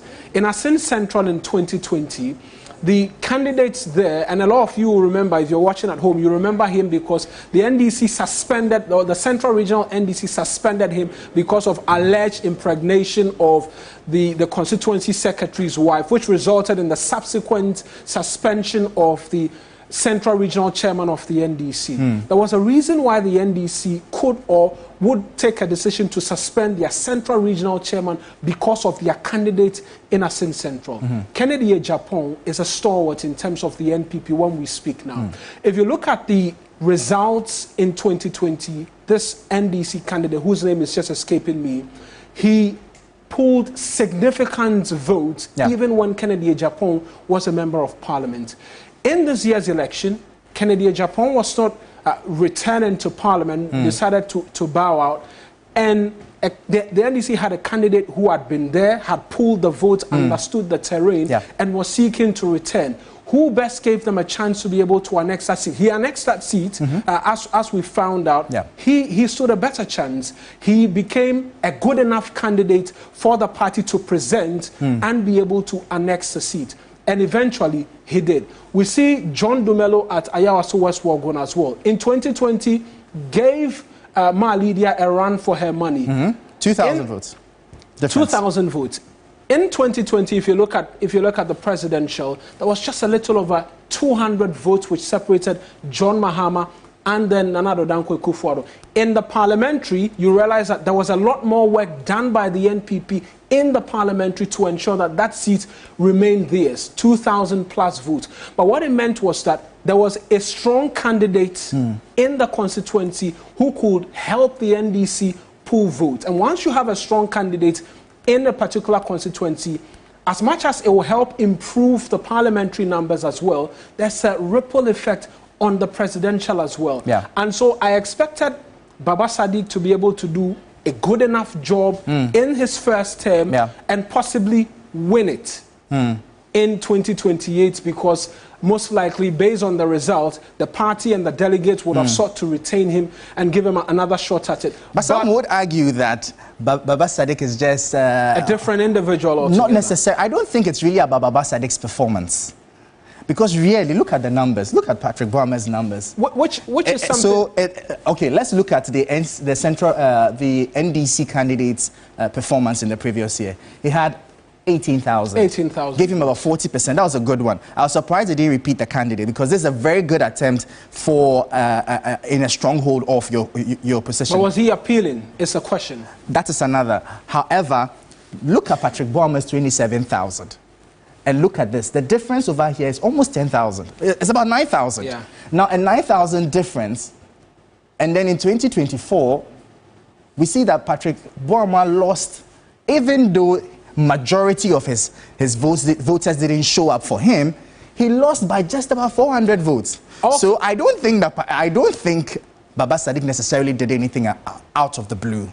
I think that voters just didn't turn up for Patrick Boama. Well, these numbers... so I think we should be measured in our flat rate of Baba Sadiq. In my opinion, because I think that if the 27,000 happened, I don't think he would have gotten this. The reason why I would stay on that trajectory is that, for starters, the numbers we're seeing is not reflective of all of the polling stations in that constituency. Fair point. That's 2/3. And so if we're to include, or if everything was to go as planned, we will see that the nominal numbers appreciate for the both of them, which lends a bit more credence to the fact that we could have seen a lot more votes for both candidates. Well, 2/3 would mean just about 6,000 more, And if you look at the votes in 2020, let's look at the votes in 2020 again. It doesn't take much for you to be able to flip that seat. Almost 10,000. Baba Sadiq will not need 10,000 votes to be able to turn this over. All he needs is half of what Patrick Boama got, and he's neck and neck with him. And if there are a few numbers more, he's beating him. And so that's what a lot of people don't actually realize. So when you see a gap of, say, 20,000, you don't actually need 20,000 to go past the candidate who led by 20,000. You need 10,000, half. You need half of what the person beat you by, and then you'll be going neck and neck. And so, fair point. And that's what a lot of people sometimes don't tend to lend credence track record. For me, I think it's the numbers that didn't show up for him. He's always been in the 20,000s. And the numbers will not show up for him because of economic reasons. That's it. So it's one of the things that. So I think that we should be, in my opinion, I think we should be balanced in this, and admit that the voter apathy one and the voter turnout is what that basically didn't favor Patrick Boama, in my opinion. Which is something I agree with, and I will continue to say that it's why his win was surprising to me, because I expected him more appealing, because if you look at the NDC candidate in the past, yes, may have pulled, 17,000, 18,000 votes. There was the argument that would he have appealed to the NPP voters as well. And there was a lot of work that was done as well in that particular constituency. In fact, at some point in time, the former Attorney General, Marietta Brewer-Pong, was in that constituency along with Baba Sadiq, visiting the nooks and crannies and selling the message and selling the candidate as well. And so another thing which has done Baba Sadiq a lot of good is he's known, a known figure, three music awards, is known here and there and all of that. That also makes him a bit more appealing. And so we can make the argument about voter apathy, economic challenges, but the presence of a strong candidate always will give a party which believes that, okay, that is my opponent's stronghold, introduce a strong candidate, and let's see where the conversation takes us in terms of your parliamentary and then in terms of your presidential as well. And so, surprising for me, but hey, that's Baba Sadiq, a well-known figure, and there are a lot of factors within this particular constituency which has resulted in this margin of victory for him in the 2024 elections. Well, fair point. But I think maybe we should look at Eslowusu's constituency and see how that tallies against what you just saw over here, because you know over there as well, the NDC repeated its candidate over Reverend, who did an amazing job actually flipping that seat. But a similar argument we can make in terms of Ablekuma West as well, because interestingly, that's the constituency I vote in as well. In 2020, the NDC introduced Reverend Kwekwado, gave Esla a run for her money, and when I saw the results, I was making the argument quite simply that if I look at that, if I look at that, and the work he did, this is Ablekuma Central. So 2024? 2024, that's Ablekuma West. Ablekuma West constituency, where we'll look at Reverend Kwekwado's performance in 2020 and then in 2024 as well, because the voter margin as well appeared to be a bit high. If you look at 2020 to be specific, after that outcome, what I saw in the constituency and the argument I made in the lead up to this election, I had conversation with a number of colleagues in that part of Thai. I said, look, if the NDC repeats Reverend Kwekwado, then they will improve significantly on what they did in 2020. Because if we compare what happened in 2020 and then in 2024, you realize, I just want to see this is 2024. 2024. Yeah. Let's look first off at the numbers in 2020. All right. And then we can begin to draw the comparisons and why the argument must always be made about the presence of a strong enough candidate. Because if you introduce a strong candidate, and we heard Samuel Okudzeto Blackwell speak about how there is no safe seat any longer. Because once you introduce a strong candidate, and once the economics of scale in relation to the government in that particular constituency, it's not all too favoring, then you begin to give that strong candidate of the opponent who many would say doesn't have a dog's chance, you begin to give them a lot more arsenal in being able to annex, possibly not annex, but begin to even give the presidential candidate a bit more votes. Reason why in 2020, we saw that John Mahama won in the Greater Accra region, 70,000 plus votes. It was the first time a candidate had won the Greater Accra region and didn't win the elections. There was a presence of a number of candidates. Ablekuma, Ayawaso West Wogon, where there was a considerable level in terms of 2016 and 2020. But we saw in the presidency, John Dumelo's presence, whether you can argue for it or not, meant that the presidential was reduced to just 200 votes. If you look at Adenta, Medina, and the likes, strong candidates meant the presidential results as well will go in a particular way as well. And so that is an argument that we'll continue to make. This is what the 2024 results. But just to chip in there, because you made a comment about the parliamentary candidates and how they also help the presidential candidates, that is why it is projected that no independent candidate will be able to make any significant impact in the elections if they do not put in place a system to get parliamentary candidates to help them whip more votes on the local level. That is why we saw Goom's exceptional performance in 2020, where he managed to get about 3% of the total votes and came out as the third force. Remember, he fielded about 80 parliamentary candidates, and that's the results that we are seeing here. So it's no surprise that Alan Chamating, for instance, and Bediako didn't get so much votes because there was no focus really on the grassroots to get people to field and help field candidates for parliamentary candidates, and then whip that local support that you spoke about. Like you said, in the case of Ayawaso West Wogon, where John Dumelo helped make a difference there by getting John Mahama a lot more votes. But before we even go into that, the Ablekuma West conversation, I think Reverend Ado deserves a round of applause over here to be able to whip up over 5,000 votes in the NPP stronghold. This is commendable. Absolutely. And let's just look at the 2020 so we can understand really the level of work that's been done. Yeah. And so it was 7,000 plus in terms of almost 6,000. So we can say 6,000 difference. Yeah. But there was an interesting thing that he did. I mentioned that's the constituency I vote in as well.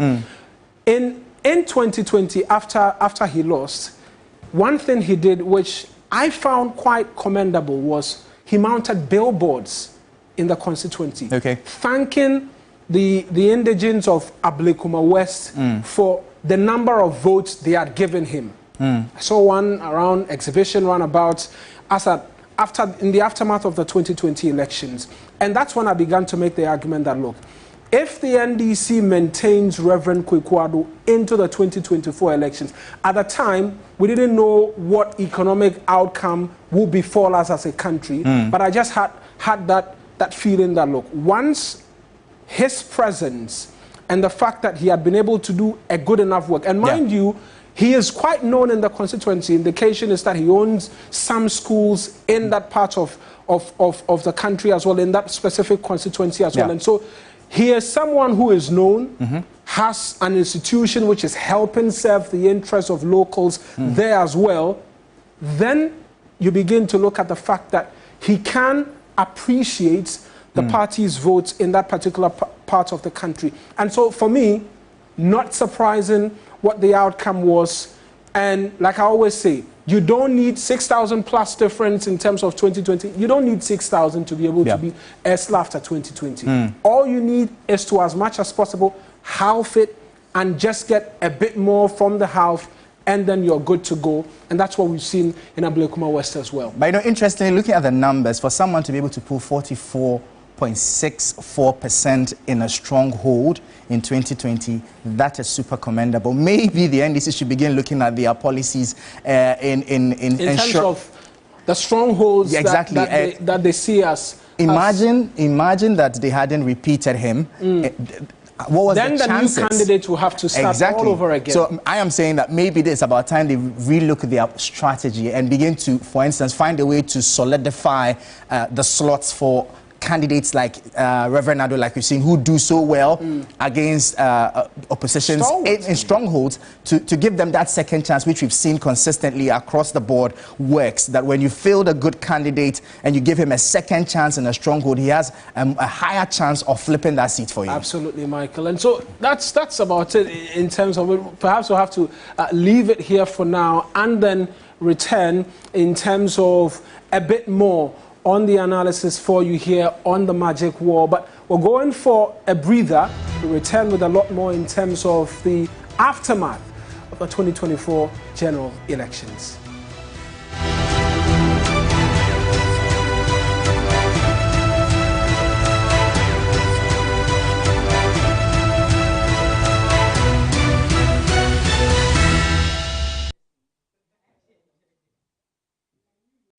Playing for your country, easy. Scoring, easy. Avoiding injuries, easy. Winning, easy, Charlie. But you know what be easy now? Kibo 4-in-1 Gary mix. Easy. It gets everything inside. Gary, creamer, sugar, roasted granules. Just add water, then sharp my soakings make me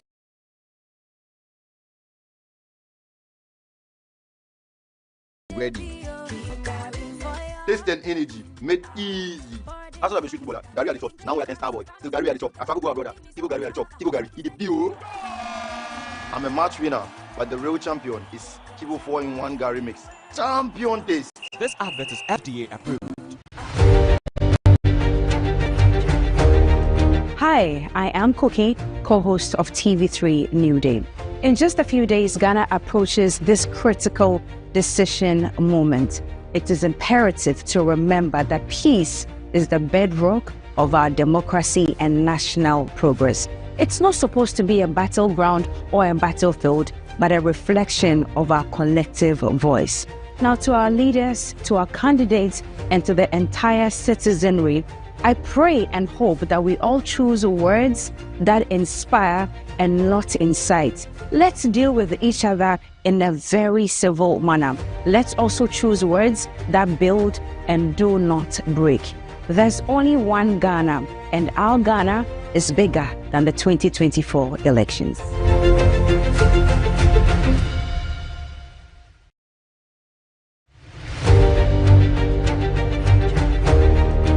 A leader must have followers.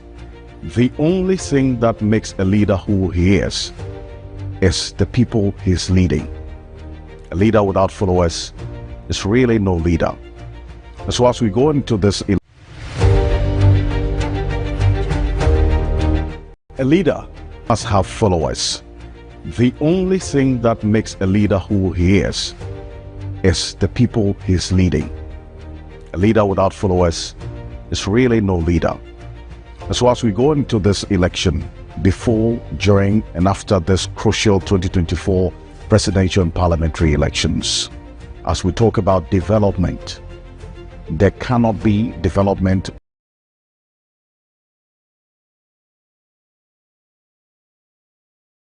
without peace. So, while we seek to develop this country, we must also apply our minds to the need to uphold peace in every way possible, while the continuous ask for a free, fair, and transparent election.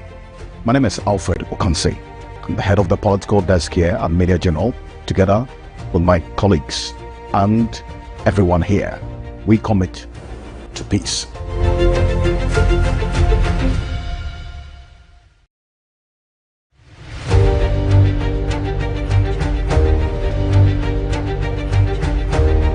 Hi, I am Cookie, co-host of TV3 New Day. In just a few days, Ghana approaches this critical decision moment.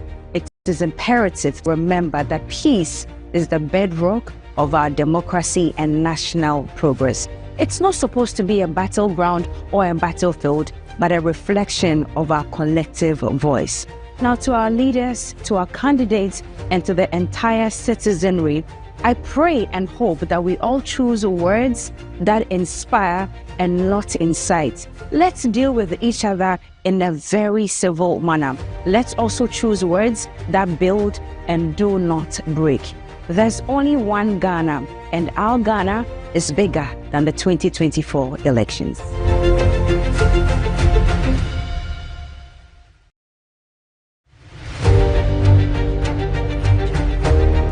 Hi, I am Cookie, co-host of TV3 New Day. In just a few days, Ghana approaches this critical decision moment. It is imperative to remember that peace is the bedrock of our democracy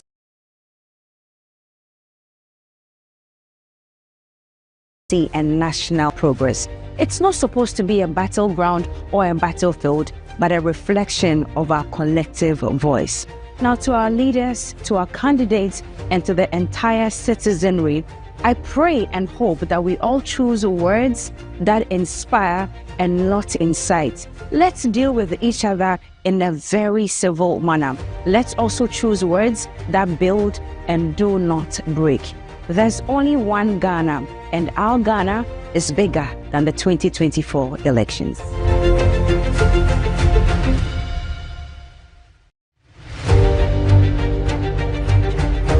Yo, what's up, Ghana? What's up, world? I go by the name Stoneboy, and all I want to say is that come the elections on December the 7th, make sure that you go with a peaceful heart, with a grateful heart, that you are alive and living, and everything is going to be all right. You don't need to fight nobody from any other political party. Just stay true to yourself, go in there, go vote, and go home, wait for results, and be happy. It's Christmas, you know, so we can't jinx it up.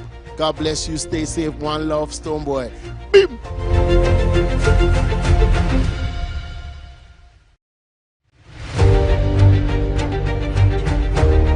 Hi, my name is Johnny Hughes, host of 3FM Sunrise on 3FM 92.7 and also Johnny's Bite.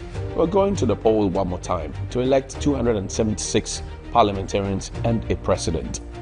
Peace is essential. We all have a role to play. Play yours, let me play mine, and let's have peace. One Ghana.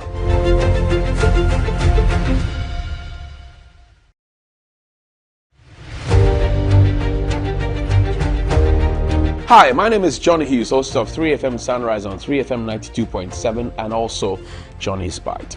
We're going to the poll one more time to elect 276 parliamentarians, and a president.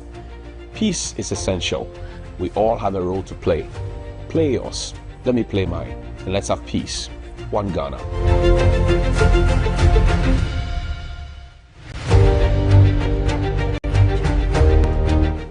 It's another election, and as Ghanaians, we've been called upon again to go out in our numbers and vote. But there's one thing that stands out: peace being the only option. I am Mawena Igbeta. Let's choose peace.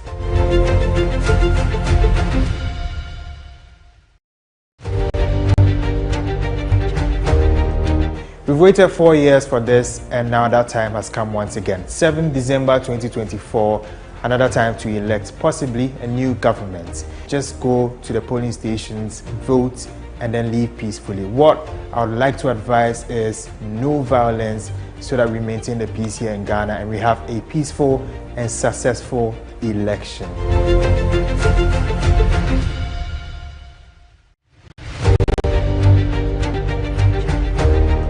Hello, my name is Shullis Brown. I'm a broadcast journalist here at TV3 in Media General. The election is here and is our mandate to maintain peace and stability. Remember that peace does not only start with our political parties, peace starts with you and me. Let's stay safe, because there's life after elections.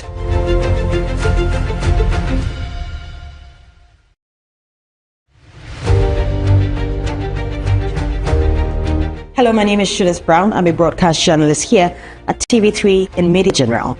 The election is here and is our mandate to maintain peace and stability. Remember that peace does not only start with our political parties, peace starts with you and me. Let's stay safe, because there's life after elections.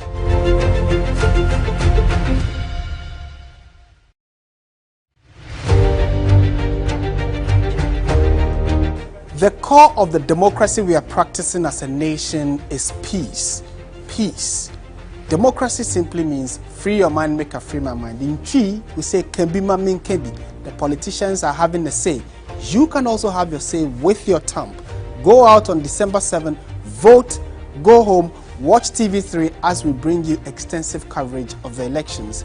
I am Martin Esiedudate, and I stand for peace.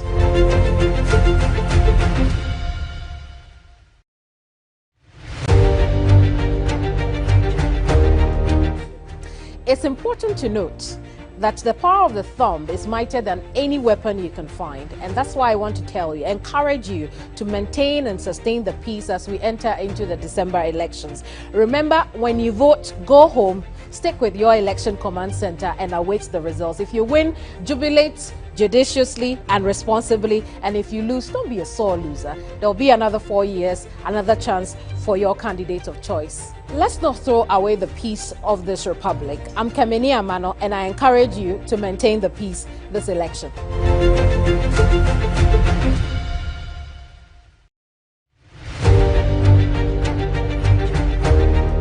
Hello, my name is Roland Walker. This election season, peace begins with you and I. Make sure your utterances, your behavior, your relationship with everybody else, could be your brother, your sister, your neighbor, a friend who is in the other political party or doesn't support your cause, be right. As you do that, go to the polling stations peacefully. After voting, make sure you leave that polling station and vote right. Peace is needed right here this election season. Be a good citizen. Ghana needs peace.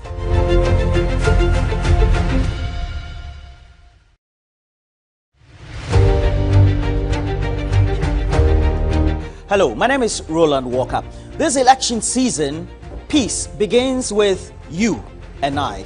Make sure your utterances, your behavior, your relationship with everybody else, could be your brother, your sister, your neighbor, a friend who is in the other political party or doesn't support your cause, be right.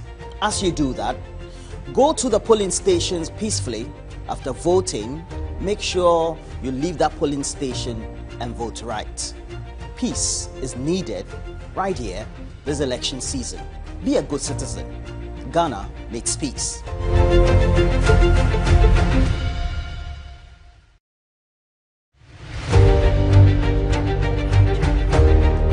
Hello, my name is Roland Walker. This election season, peace begins with you and I. Make sure your utterances, your behavior, your relationship with everybody else, could be your brother, your sister, your neighbor, a friend who is in the other political party or doesn't support your cause, be right. As you do that, go to the polling stations peacefully. After voting, make sure you leave that polling station and vote right. Peace is needed right here this election season. Be a good citizen. Ghana needs peace.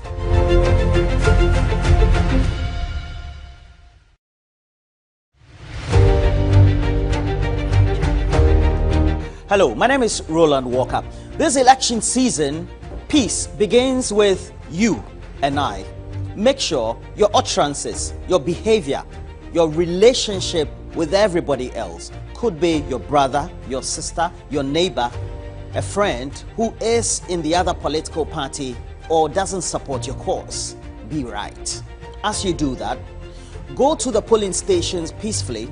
After voting, make sure you leave that polling station and vote right. Peace is needed right here this election season. Be a good citizen. Ghana needs peace.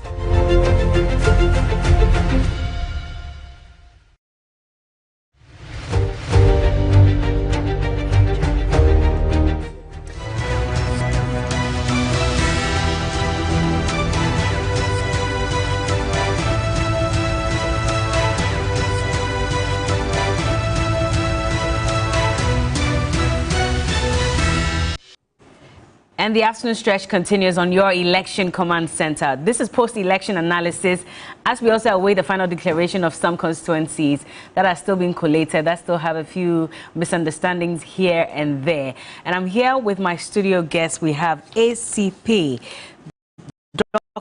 Benjamin Agojo. He is a retired senior police officer, and also we have the incumbent MP for one constituency who has just retained his seat, and so he'll be going back into parliament and will be sworn in again as MP for the same constituency come January 7, of course. Honorable Kofi Adams also here, so it's good. I'm going to be part of the super majority. Super majority, and push the mini majority, minority. The mini side. Anyway, ACP, I'm coming back to you because we had started a conversation. You are giving your verdict on the IGP and what you thought his performance had been in ensuring that the election, was well guarded and well secured, and you didn't think that he did a good job.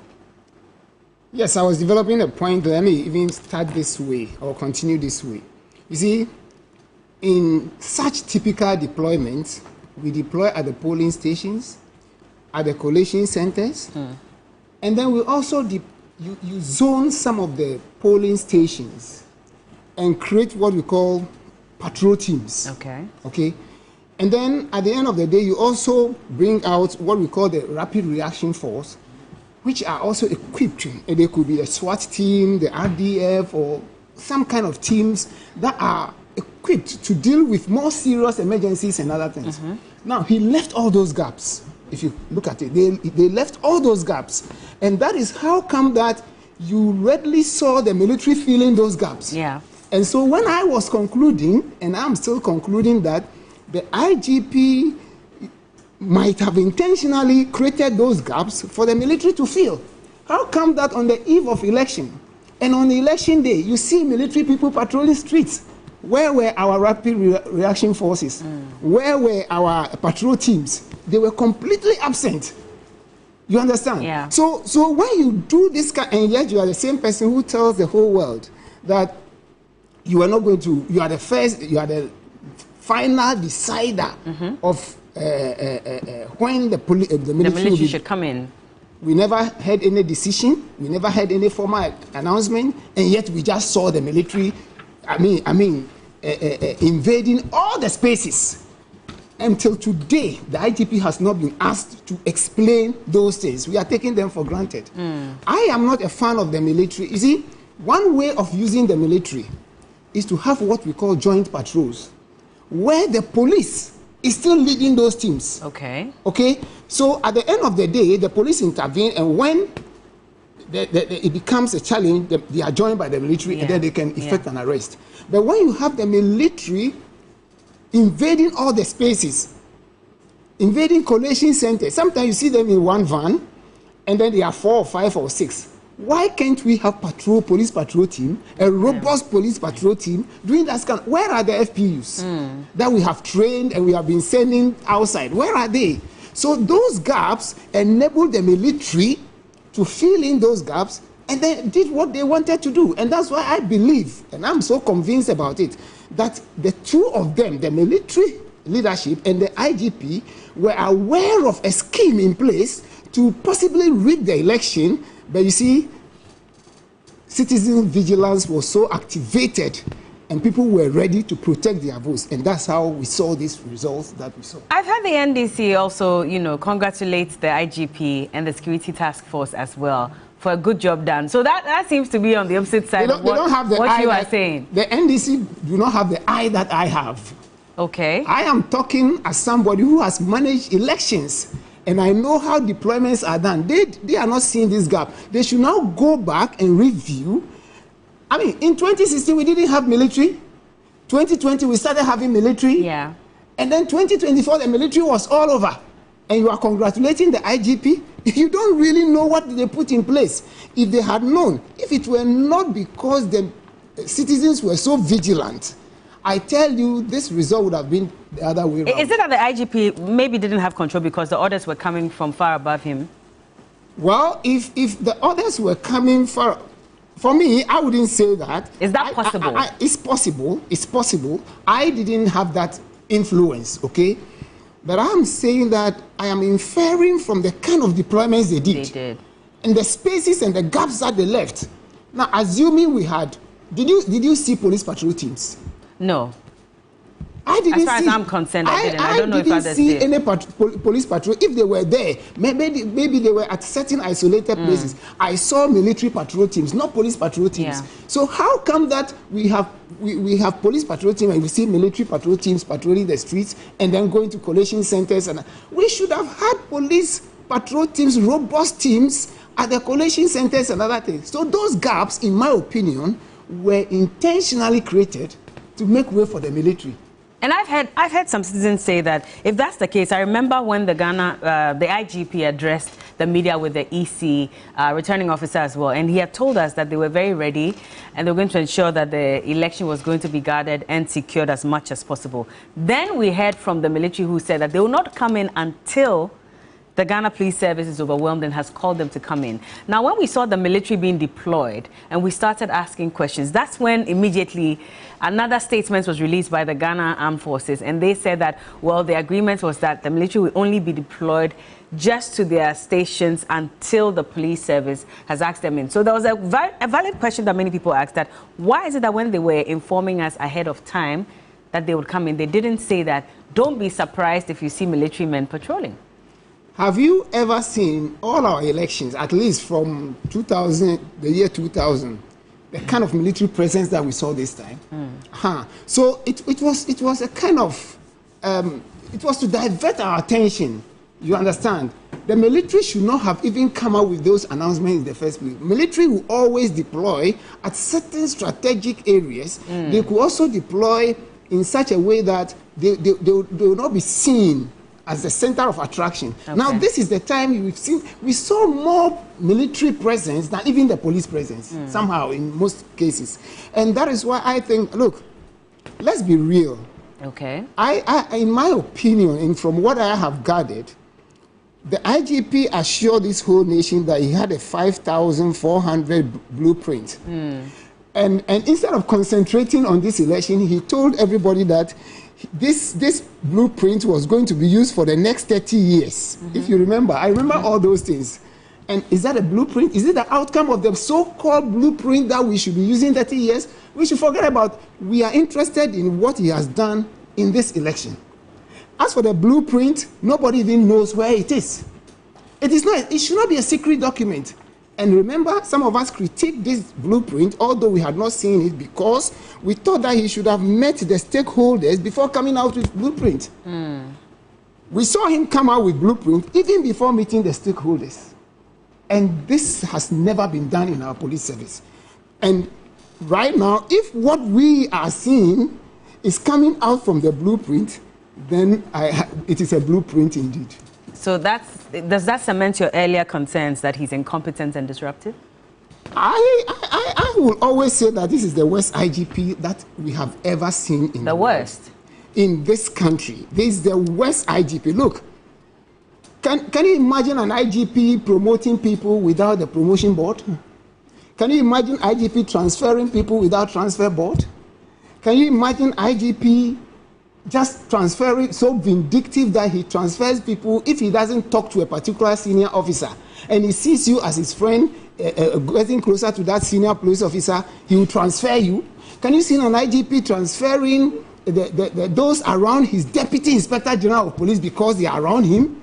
Have you seen this kind of thing? And then we are all quiet. Do you have a personal problem with him? I don't have any personal problem with him, but I think that I am just saying what I know to be a fact. And I'm speaking to, on a national television, and this is not the first time I've said this. I've said it several times. If you have this kind of IGP, and let me tell you something, and I wrote it on my Facebook wall, I can tell you that over 80% or not less of police officers voted against the NPP because of Dampare. You I am telling you frankly, you go out and see. You see, what is happening in the police service is that police personnel are so disillusioned, so depressed, so fed up with the IGP, and they have spoken. There are a lot of cases in court right now against the IGP. This is the first time you see any IGP facing a lot of court cases from his subordinates. Either over promotion, people have been sidelined. He's been in the office for just about 3 years, but do you know that there are certain individuals who have been promoted every year? Every year? Every year. That's not the tradition. That is never the tradition. Even if you have special promotion for somebody, it's once in a while. And it must be based on solid, verifiable achievements. And yet there are people who are promoted every year. When he came to office, a certain young man was ASP. As soon as he came, he promoted him to DSP. The next year, he was a superintendent. And this year, he's a chief superintendent. If Dampare remains in office, next year, that guy will be an assistant commissioner. Now, the indiscipline is that he just sidelines all the seniors and promotes favorites from behind them. And then, what do you expect of those people? And because we are a disciplined kind of command-driven institution, it is difficult for you to begin to salute somebody who is about 8 years your junior. All of a sudden, Dampare promotes him within 2 years, and you are supposed to be saluting him. And that is what has happened. Now, you look at what is happening. How come that all of a sudden you have Commissioner CID going to a collation center? Because they have centralized everything around. There should never be a situation where the Commissioner CID, Director General CID, goes to collation center to go and resolve issues. Where is the regional commander? Where is the divisional commander? Where is the district commander? But because they have centralized power so much in their hands that people are unable to act unless there is an instruction from the top. That is the reason. Otherwise, we cannot understand why a Director General CID will now come down to a collation center to resolve issues. Yesterday, I saw deputy regional commanders helplessly standing there, division, and look at the way the woman was attacked yesterday by party agents. You don't descend like that. And he's not allowing the district commanders to work. He wants to be at the center of everything.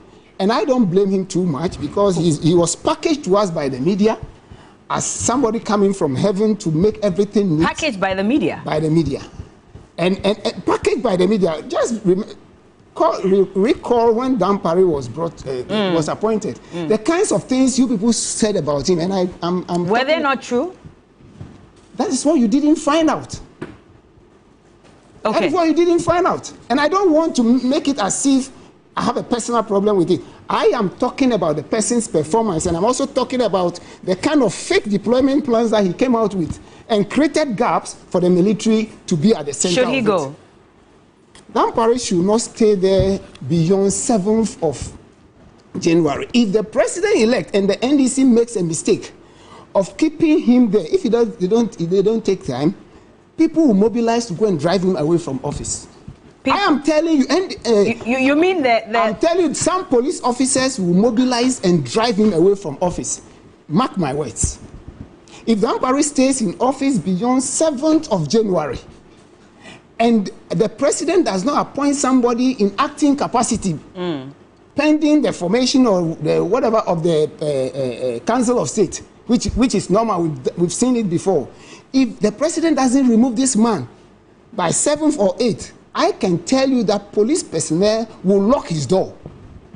You are saying it, so I'm saying it on authority. Because they have had conversations with you. Okay. You don't know the kind of... I'm telling you this so on you're authority. saying he's not done anything good at all? I am not saying... Or the excesses are more? I am not saying that he's not doing anything. He has beautified the police headquarters. But we expect the beautification of the police headquarters to reflect in the welfare of the personnel. If you beautify the police headquarters, and hitherto I apply for my loans, which are part of my contribution, and I'm not getting it this time. And a lot, yes, police personnel apply for loans this time. You know, formally you apply, and then they tell you maybe you apply today, you know that 1st of January it will come. Before you realize 1st of January it will hit your account. This time around, people apply, and 3 months into it, they don't get it. Okay. I'll let you hold on. And just to remind you that we're also simulcasting on 3FM 92.7. And so if you're not able to watch us, if you have to step out, don't worry. You can listen to us on radio. And also, you can watch us on Facebook. We're streaming live at TV3 Ghana. Drop your comments as well. We'll see if we can read as many of them as possible. ACP Agozo is here. We also have Honorable Kofi Adams. He's the MP for Buem constituency. Will continue to be MP in the 9th Parliament as well. So, Kofi Adams, I mean, you were smiling when he was making some of the statements. I just want to find out, is the NDC going to keep the IGP at post? When he said they will lock his door, that was where I thought then vigilantism would reach the police service. They are supposed to be arresting the vigilantes, I know. If they become the vigilantes themselves, then push people to the wall. That's what happens. Then we'll be in serious trouble. But just to say, like he said, well, I may not have the eye to the point that he has, because he's been in charge of election security management before. So he's that much experienced to be able to comment on some processes that just happened. And so if he says the system was competently handled or not, he's in the right position to say so. That. I can critique, but I cannot say that this person was competent or not competent because I haven't handled election security. Don't worry, that's not what I'm asking. I'm just asking that will the NDC keep him in office? Well, that decision will be made by the president. Personally, would you? And if you were the president-elect? Well, I don't have to say something into or go into the mind of the president. But normally, what I've seen over the world, everywhere, is that a commander-in-chief will hardly keep commanders at a certain level, no matter their performance. The commander-in-chief will not keep commanders at a certain level when there is a change of government. That's what normally happens, no matter their performance. You would want to start on a certain note. That is why during the transition, one of the areas that an elected president is supposed to be briefed on is area of security. So the president is supposed to be briefed on security on a daily basis as part of the transitional processes, so he can make a decision immediately as to what to do. And I do know that we have elected a president who has been there before, very experienced. He's handled such situations, and I know that he will handle the situation such that it will give comfort to all of us that the security of the state will not be threatened in any way, whether by personnel or even us. All of us will be happy as to the way His Excellency John Dramani Mahama will handle the security situation. But just to say something to the performance of the Electoral Commission itself, I was so surprised that they were scoring themselves. I'll let you hold on. I just got a message from the flag bearer of the APC, Dr. Hassan Ayariga. Good afternoon to you, sir. And he says that, good afternoon, Bella. Good afternoon to you and my brother. Please tell my good friend I disagree with him because the current IGP is one of the best in our time. He has done a lot for police visibility and integrity. There's discipline now in the police academy, and Ghanaians respect the police more than before. He might have his challenges, but he is no doubt one of the best. The police headquarters is more beautiful than the head of government as we speak today. And that's Honorable of Dr. Hassan Ayariga. I just wanted to bring that in before we bring in the conversation about the Electoral Commission. But I'll come to you, SCP, so that you respond to this. Please carry on. Looking at the Electoral Commission, I was surprised that Madame Jane Mensah spent so much time trying to give herself plaudits that she's not deserving. She doesn't deserve any plaudits at all as far as this election and even the 2020 election is concerned. They've caused so much pain to Ghanaians that she should have just gone ahead to just announce the results and not go through that time she was spending talking and talking and talking. And when it got to the time for her to even declare the results, she was mentioning 6 million as 6,000. It was a slip. Well, because you spend so much time trying to give yourself plaudits that you don't deserve. Look, should we remind Ghanaians what they went through? From the limited voter registration that she refused to decentralize and kept people coming to the district offices. And that went on and on to the point that even people on the election day, because they registered at the district office, didn't really know their polling stations. So they have to be roaming from polling station to polling station and being asked. So when they go to a polling station and you are lucky to find someone who checks your ID card and knows the code, then can direct you to the appropriate polling station. Some visited 2-3 before they found their voting centers. Why should voters be subjected to all these processes? You remember the issue of what? Voter transfer. Yeah. The chaos. And the way they wanted to solve the problem was to ban the presence of party agents. Meanwhile, the incident that happened in Awutu Senya happened outside of the normal transfer period. So it wasn't because of the presence of party agents in the transfer process that resulted in that incident in Awutu Senya. So how do you solve the problem by banning the presence of agents if you were not up to something to cover up for people you wanted to cover up? But we had to put pressure on her for them to eat back those directives and allow the presence of what? Agents. It did not end them.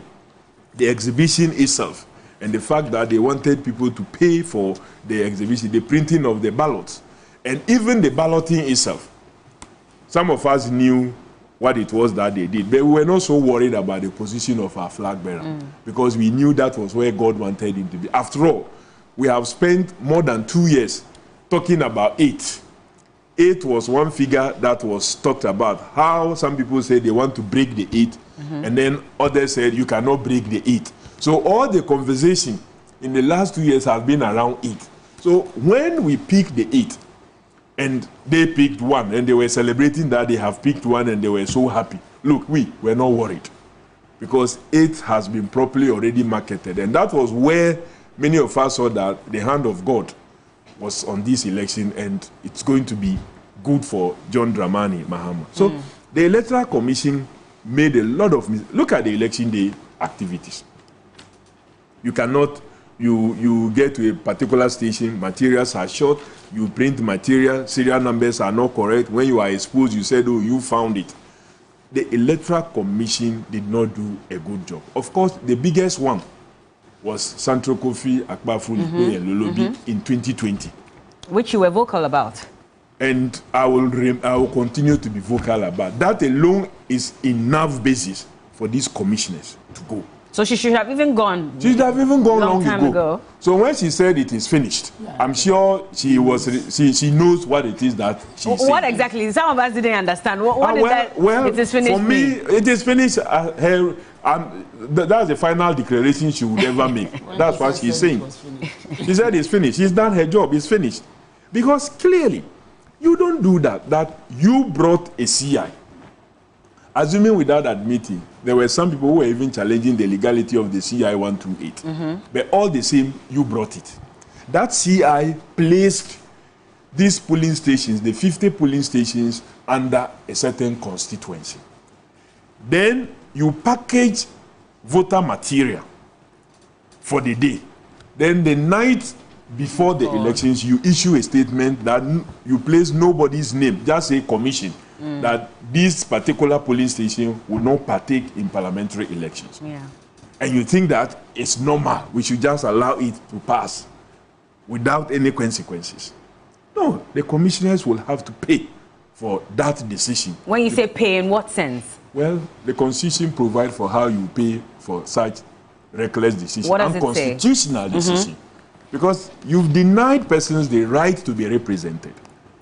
And so the various processes, I'm sure, will be kicked in for the necessary decisions to be made as far as these commissioners is concerned. And I don't think, if nobody does, I will do it. You'll do it yourself? I will be petitioning the president for the removal of the commissioners, for that decision to stop the people of SAR from participating in the 2020 elections. I will be petitioning. I didn't do it the last time because I know it will end nowhere. Sometimes when you initiate a process, you know it will end nowhere. You just don't have to initiate. They would have used it to clean them. So now I know that the system will be righted. And once the system is righted, you can now send in your petition, and the petition will be considered through all the processes. Because you had a president who told you he was just a conveyor belt. But when others sent in petition, he wasn't a conveyor belt. So I couldn't trust the system to have put in the petition, but to demand for the creation of a constituency for them. Now that have happened, we now have an MP. I am happy with that, but we will have to revisit the wrong that was done to the people of South. Well, congratulations to incoming MP for the Guan constituency, Fred Agbenyo. I guess this is also good news for you and your team as well. So congratulations to you. And we're looking at how you also fare in Parliament. And, well, let's just have that conversation, because you're saying that you're going to petition the president-elect, who eventually will become president officially after January 7. The concern is, what if they resign before? Well, if they resign and they are gone, we may still, you cannot petition for their removal. Yes, but so what would you petition for? Well, a certain pronouncement must be made about what happened. Okay. A certain pronouncement must be made about what happened. Because we cannot just leave it like that. As H. Prempre keeps describing it, that the cardinal sin of the Fourth Republic is what happened as far as SAL is concerned. So I'm going to petition for them. If they resign, if all of them resign, fine. So they resign and go. They save themselves from going through the processes, and it gives opportunity for the president to be able to nominate new persons to pick up that position. But if they don't, they should know that that is a great sin that must be dealt with. And okay, you were going. I was going to deal with the election security task force matters. Like I said earlier, he has an eye that I do not have. But I do know that we had representation there who came back to us satisfied. But like he is saying, that maybe on paper it was looking satisfactory, good. But in terms of implementation, there were gaps in there. Those gaps in there, whether they were intentional or not, I think is part of the review process that we must do, that we are doing, to really find out. But one thing was good, that the military that was forced to put out a statement also emboldened... Forced to put out the statement? Yes, of course. Why were they forced? Well, because people were pushing very hard that they didn't want their participation in the whole process as they did in 2020, because many of the lives that were lost were associated with their deployment to polling stations and collation centers. So people didn't want that to happen. And because of some knowledge that I had, let me say that I'll commend the CDS for some of the things that he did behind the scenes. It got to a point that I'm sure he got overwhelmed by some other persons below him, kind of. But at least he did his best to make sure that situations were a bit balanced. And I'm sure he was smelling the coffee. If you saw the results from Bema camp, it should tell you that if you are a serious officer, worth his salt, you don't do anything wanting to use the soldiers to misbehave. If you looked at the results, for almost about 30 polling stations or centers that we had in Bema camp, candidate John Dramani Mahama swept all of them. The gaps were huge, meaning that the soldiers were on the side of right and truth. And so it was just impossible for you to have done anything untoward. So I'm sure the CDS, knowing his training, where he had come from, and the people who trained him smelled the coffee and realized that no, we needed to do the right thing. Otherwise, it could affect even us. Yeah. And I'm happy that he did what he did, despite at a certain point some attempt to overturn the directives that he wanted. But it emboldened the civilian to stop them from going beyond the point that they were asked to. And if you saw the Obuasi video, when they wanted to go to the polling station, the civilians were bold enough to stop them. And we're told that that was a party executive. Yes, they were bold enough to fight them that you have no right to go because this is your statement. This is what your bosses are saying. So you have no right to do that. And that was where I will agree with ACP Agojo that. So where was the presence of the task force to respond to such situation? Because the task force should have been around to respond to such situation that there may be some soldiers who may do something to the contrary. So when it happens, there should be a way to respond to such situation and say, no way, you cannot go beyond this point because we have not called you in. But it looks like it went on without a response. It took the civilians to deal with that situation. So going into the future, we must be able to fill such gaps. And in our analysis, we shouldn't just analyze it and let it on the surface. Let me bring ACP in because that particular video from Obuasi East, I remember when it happened, we played it that day on your election command center.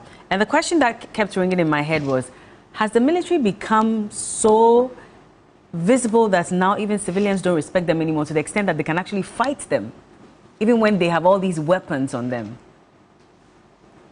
You see, I made a statement here that when you push people to the wall, expect anything from them.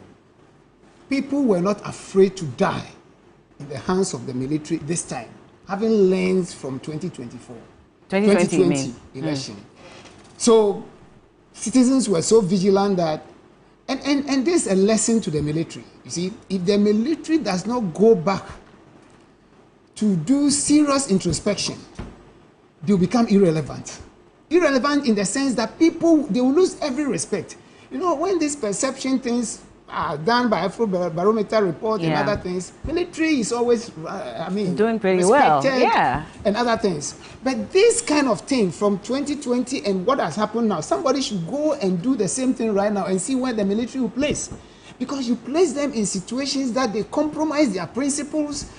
Look, even when the military are to intervene as a last resort, when they are called in, they have to play what we call policing roles.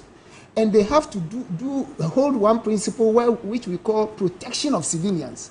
Even in war zones, we have laws. You don't just kill, you don't just shoot. You understand? So when it comes to... You mean the military? Yes, the military. But we were told after the Ejura killings that the military is only trained to shoot. So you see, this is where we have problems. I'm saying that when the military are sent to peacekeeping, do they just go and shoot? They only shoot when they are sure that people are armed and they are about to be attacked or are being attacked. They are currently, the general principle of any international peacekeeping, whoever you are, whether for FPU or military, is protection of civilians. And so when you are deployed in Ghana, In election duty, your duty is to protect civilians. You don't just go and start shooting. You understand? So the military will make themselves so disrespected if they don't stop intervening unnecessarily in our affairs. These are civic responsibilities, and their deployments in this kind of thing must be stopped. If they continue like this, I think that the respect they have enjoyed over the years, and some of us do. And look, I am getting messages from even military officers as I sit here right now.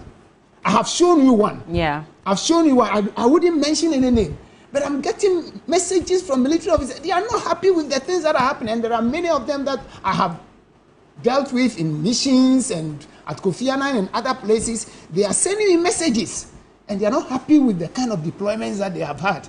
And so don't let us think that the military have just, no, we don't need them in this situation unless we call them. Okay. And so, like he said, there are clear challenges that we must deal with. Now, let's go back to this message that my friend Hassan Ayariga, Dr. Hassan Ayariga. Please read that message again. Okay, so he says that, please tell my good friend, I disagree with him because the current IGP is one of the best in our time.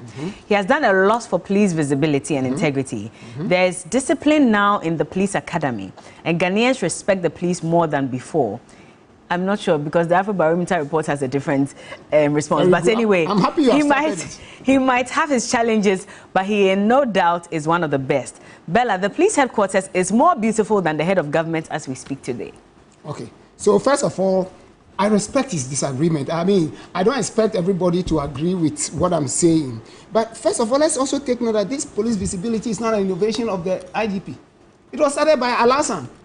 And all other people have continued it, and he is also continuing it. So it is not his baby. And so it has been there. It was there during Opon Buenu's time, during Asantia Pietu's time. It was there. Maybe this time they have had the opportunity of having more police motorbikes. I agree. And population is increasing and that thing. So I agree. But he is not the originator, and he is not the only person who is doing this. Okay. Now, when he talks about police academy discipline, I've told you why there's indiscipline. When all of a sudden you begin to make your favorites become the seniors and other things. Do you know that most of the junior regional commanders right now have their seniors in the service who have been caged in offices and in some irrelevant positions? How do you... I've given this example. Let me give it here again. When I became assistant commissioner with my colleagues, some of whom are still in the service in 2017, there were officers who were superintendents. Superintendent means that the person is 2 steps lower. Now, these people in 2017 who are ACPs have remained ACPs up to today. Some of the superintendents have bypassed them and have become DCOPs. There are no assessment committees even. So Dampare is doing promotion, even not based on any assessment. I am saying this on national radio, and I know what I'm talking about. Okay. Okay.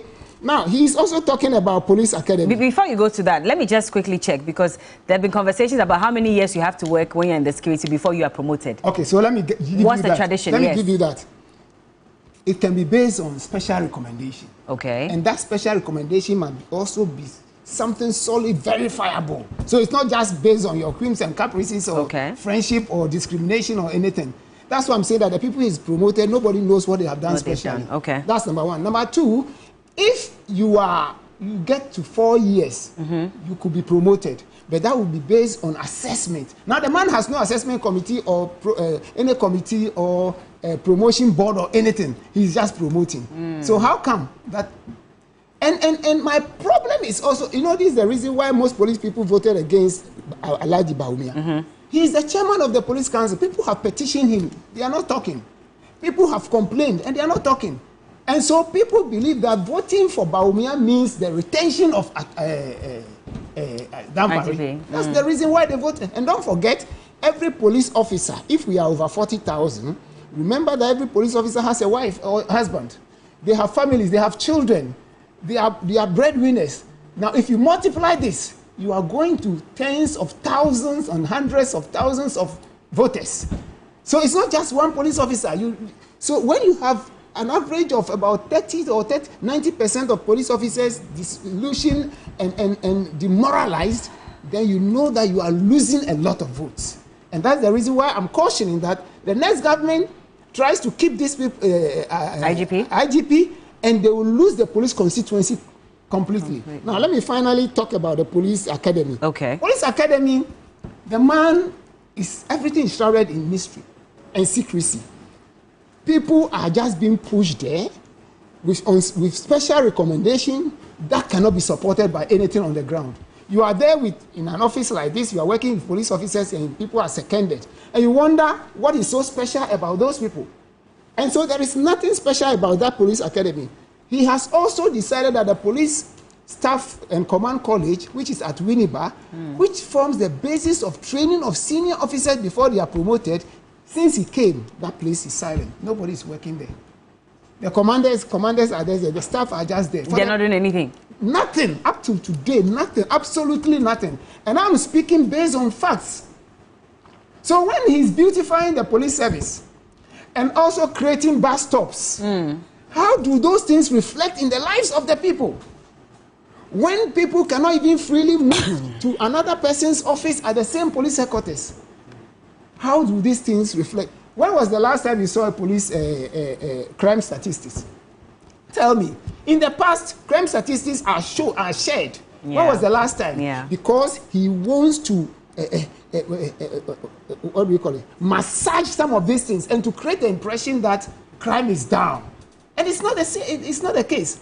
No police officer can, the regional commanders cannot talk to the media, divisional commanders cannot. It's only IGP who will talk to the media. So something happens somewhere. Where are the police helicopters? Now we are seeing people running around, rioting and doing all kinds of things. Where are the police helicopters? I think the last time we saw one was at the rallies. Very good. Just recently. Very we good. saw them hovering around the Very good. So locations. you thought that it was necessary to use the police helicopters during those rallies.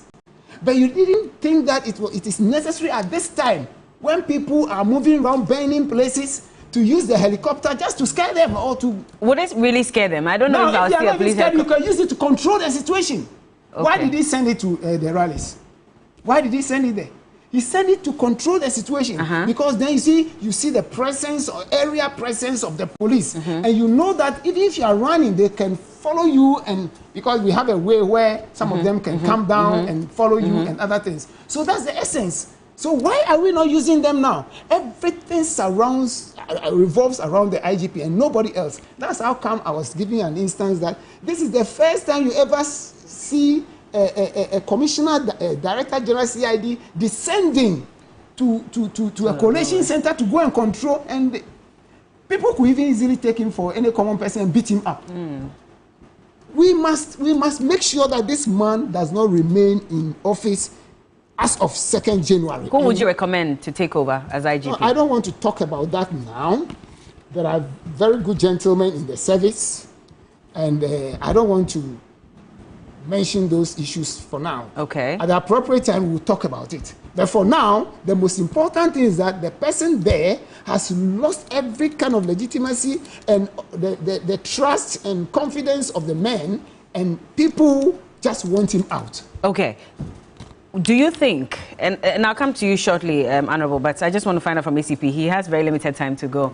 Do you think that the president should still be the one appointing the IGP, for example, or do we need to review this constitution to change it? We need a lot of constitutional review and reform in the police service, and that's one of the challenges I have with the police council. The police council is there to make policies, you understand? They are not just there to sit down and then any IGP, not just the Ampara, any IGP calls you and then you are just approving promotions and other things. What, for the past 8 years, what has this current police council, what is there any policy they can boast of? No, nothing. I don't know of any, and I challenge them to come out with one if they have something that we don't know. So I think we have, there's a need to come out with a reform, some form of reform, some kind of amendment to the Constitution, where we will see the IGP going through a certain process of selection. Okay. I've talked about some of them. I've also reviewed my own thoughts on some of them, looking at what is happening here and there, because when you look at the structure which used to be in Kenya, they themselves have even reviewed it to include the government's representative in the selection team. We can do all kinds of things where we present 3 to the president, and then out of it, the president can just appoint 1. The police themselves know better, but the government's hands cannot also be left out completely. Okay. I've come to agree that, I mean, if we have 7-member committee, we need somebody from the president to maybe nominate 1 of them. To be 1 or 2 to be members, and then also to come out with the views of the government as to who they prefer. But at the end of the day, we also have civil servants or whatever other groups that could also come in. Okay. But whatever it is, we need some form of review, some kind of reform to come out with an IGP in future, rather than based on political affiliations or lineage or anything. Some competencies, some loyalty, I agree. But it should not just be based on that. And it's competence as well. All right. I just want to read a message from someone on Facebook quickly. He says that Fianu Bedema says, I agree his views are going to be extremely biased based on his personal prosecution by this current administration. Is that where all this is coming from? Oh, I'm not talking about this government. Oh, I understand, but I mean... I've not spoken about this government. I understand. I'm talking about the Ghana Police Service. Well... And I've also spoken about the fact that people must lose because of something which is obvious, and I'm not the only person talking about it. The verdict that Ghanaians have passed right now is indicative of the fact that the economy has been bad, human rights have been bastardized, and rule of law has turned to rule of man, and one person is pretending over everything, talking about a culture of silence, all kinds of things, arbitrary arrest. These things are out there. So if it were me alone, then this verdict will be meaningless. But this verdict seems to support what I've talked about. And my experiences, personally, let me make this clear. My experiences have not made me a fan of the government in power. And there's no way it can make me a fan. Otherwise, I will not be a human being. I'm a human being, I have feelings, and therefore I cannot love a party and a government that has mistreated me to the point of me losing my job. I don't think, and my family will not be a fan of it. And there are many friends of mine who will not be a fan of this government because of the way they have treated me.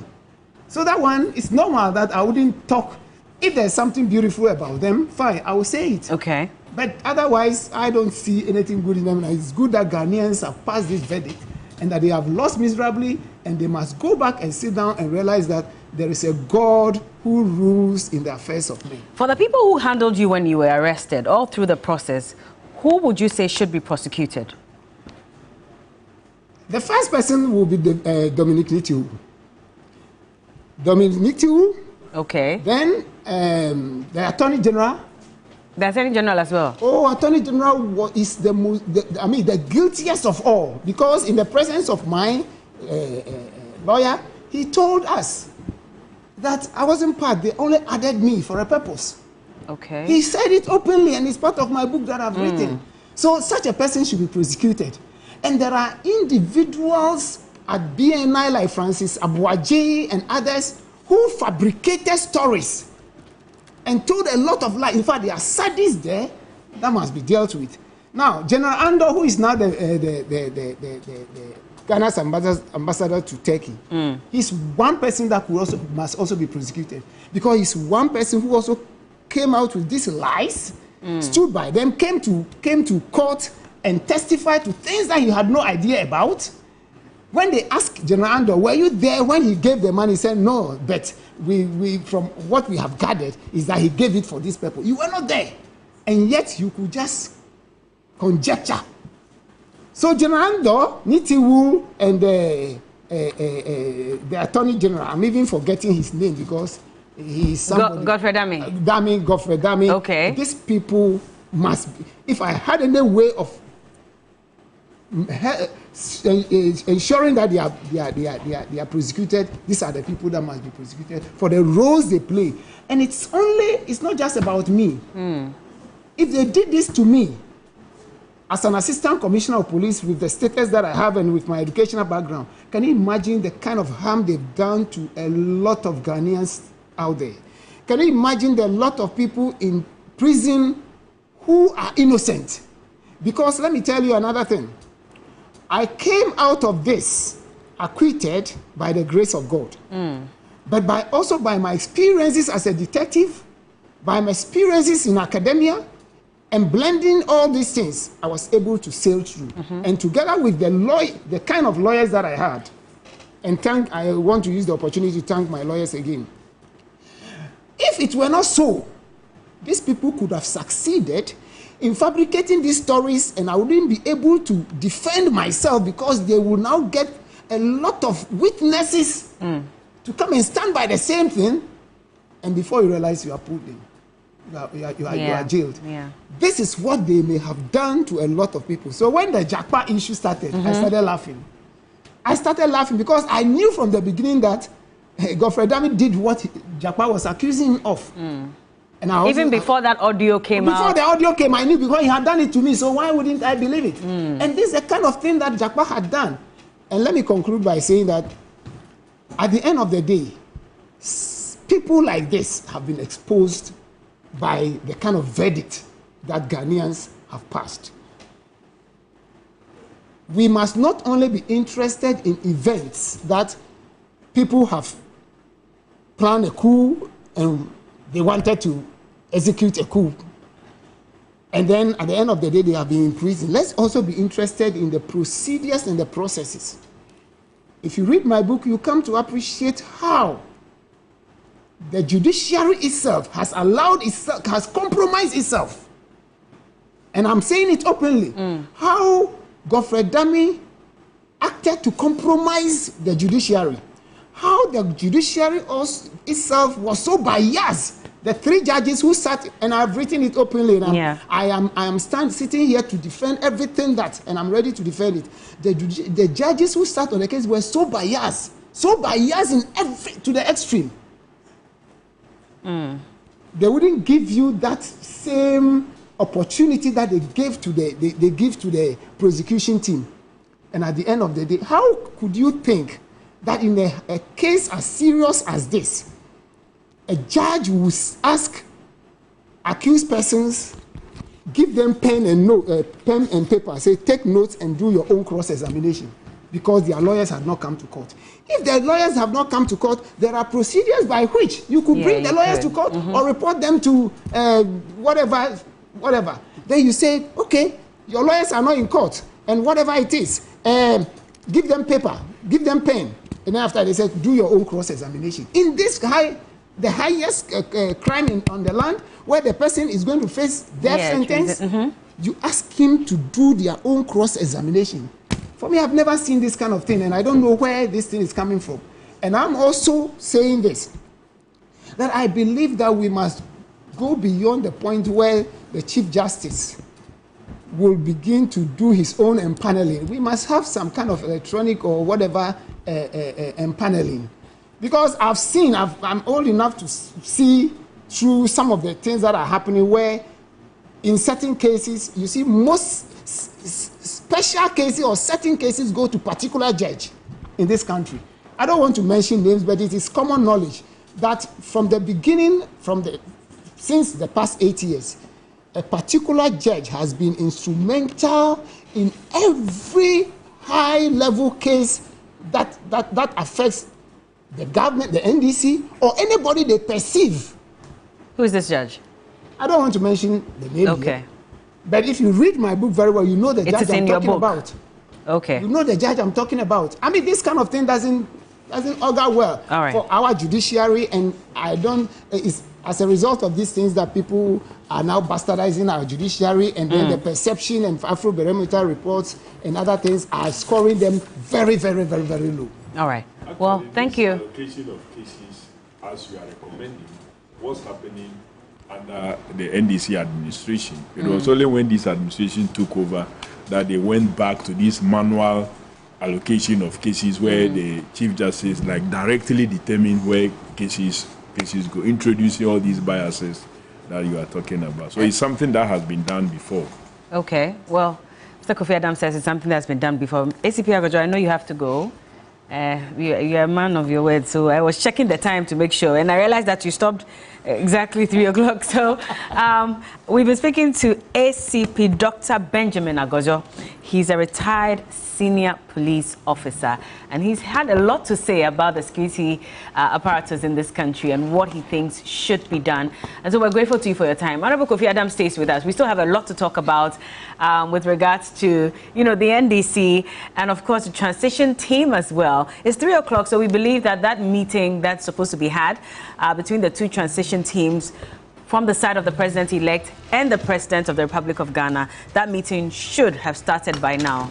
I hope.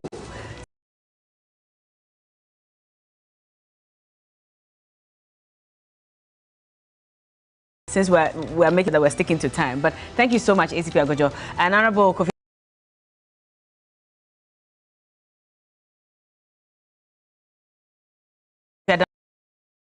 don't go anywhere. Please stay with me. Those of you as well, so many views of human rights. And Kwesi West says that, so Bella, the same thing applies to the selection of a chief justice. We must involve the opposition party and the retired lawyers in doing their work. We truly appreciate the outstanding work TV3 has embarked on during this election cycle. Thank you, Fianu. We're very grateful. They say we're running a 24-hour economy. We're already running the 24-hour before this. So please don't tie us to anything. But of course, I guess it's good then. And ACP Agojo is an outstanding individual with high ethical principles. All should read his book and get deeper insights into the abyss we have been thrown into. That's from Fianu Bedema. So many more messages. We'll try and read as many of them as possible. We'll take a quick break. This is the afternoon stretch on your election command center, where also you can hear us on Radio 3FM 92.7. We're streaming live on Facebook at TV3 Ghana. You can watch us on DSTV channel 279. And don't forget, we have all the election results, election-related conversations, etc. on 3news.com. www.3news.com. If you want to see how many seats which party has won, plus the history of Ghana's elections and everything in between, just log on to 3news.com. We have an election portal there for you as well, so you can check. We'll be right back. Don't go anywhere.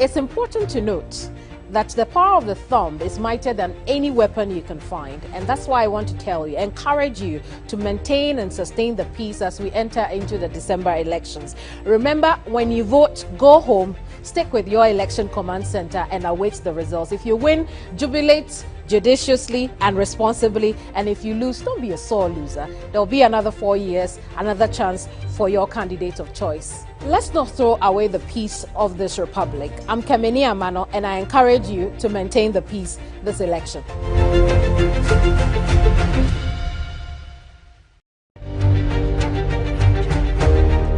Hello, my name is Roland Walker. This election season, peace begins with you and I.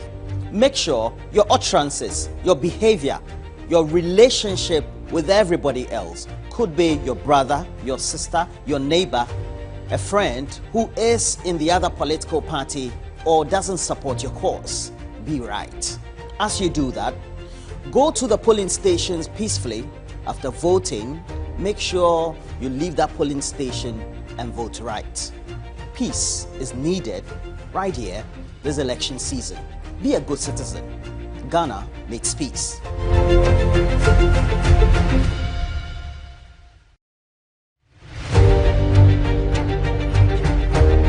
My name is Pakusi Asare. I'm a broadcast journalist with Media General TV3. It's just a couple of days to the December 2024 general elections, and I'd like to encourage you to go all out and vote. Cast your ballot as part of your civic responsibility. Beyond exercising your civic responsibility, do not do anything that will jeopardize the peace we're enjoying in Ghana. All we have now is Ghana. That's all we have. I encourage you to do everything within your power to ensure peace before, during, and after the elections.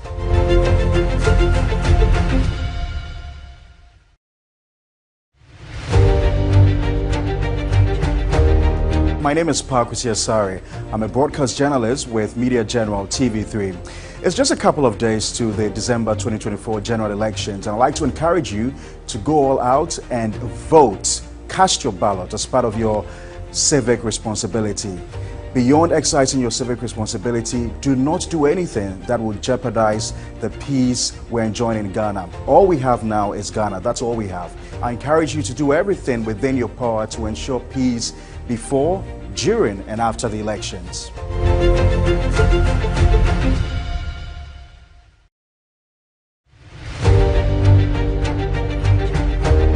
My name is Apparatus Asari. Hi, I am Cookie, co-host of TV3 New Day. In just a few days, Ghana approaches this critical decision moment. It is imperative to remember that peace is the bedrock of our democracy and national progress. It's not supposed to be a battleground or a battlefield, but a reflection of our collective voice. Now, to our leaders, to our candidates, and to the entire citizenry, I pray and hope that we all choose words that inspire and not incite. Let's deal with each other in a very civil manner. Let's also choose words that build and do not break. There's only one Ghana, and our Ghana is bigger than the 2024 elections.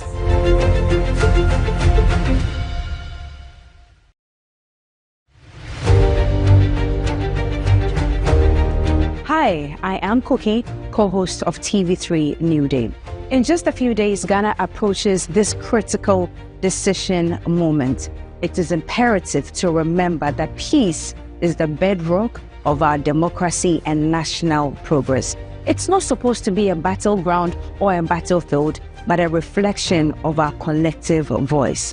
Now, to our leaders, to our candidates, and to the entire citizenry, I pray and hope that we all choose words that inspire and not incite. Let's deal with each other in a very civil manner. Let's also choose words that build and do not break. There's only one Ghana, and our Ghana is bigger than the 2024 elections.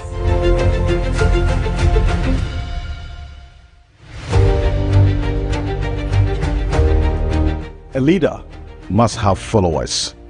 The only thing that makes a leader who he is the people he's leading. A leader without followers is really no leader. So as we go into this election, before, during, and after this crucial 2024 presidential and parliamentary elections, as we talk about development, there cannot be development without peace. So while we seek to develop this country, we must also apply our minds to the need to uphold peace in every way possible, while the continuous ask for a free, fair, and transparent election. My name is Alfred Okanse. I'm the head of the political desk here at Media General. Together with my colleagues and everyone here, we commit to peace.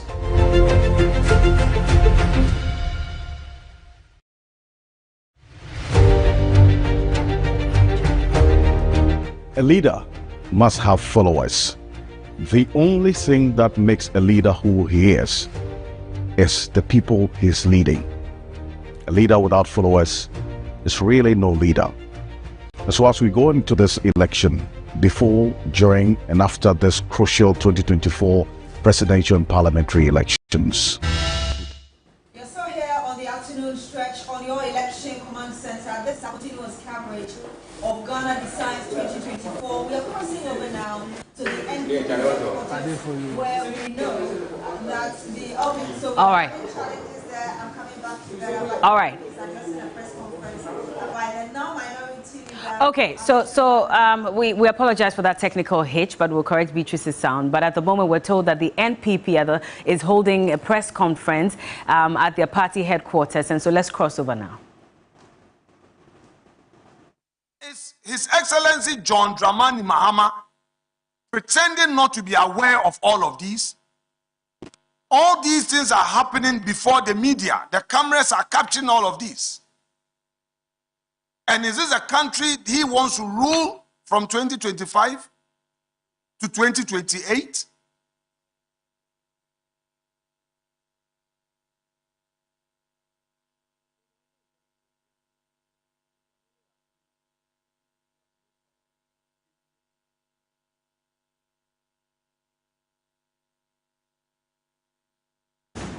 I love young people. Please.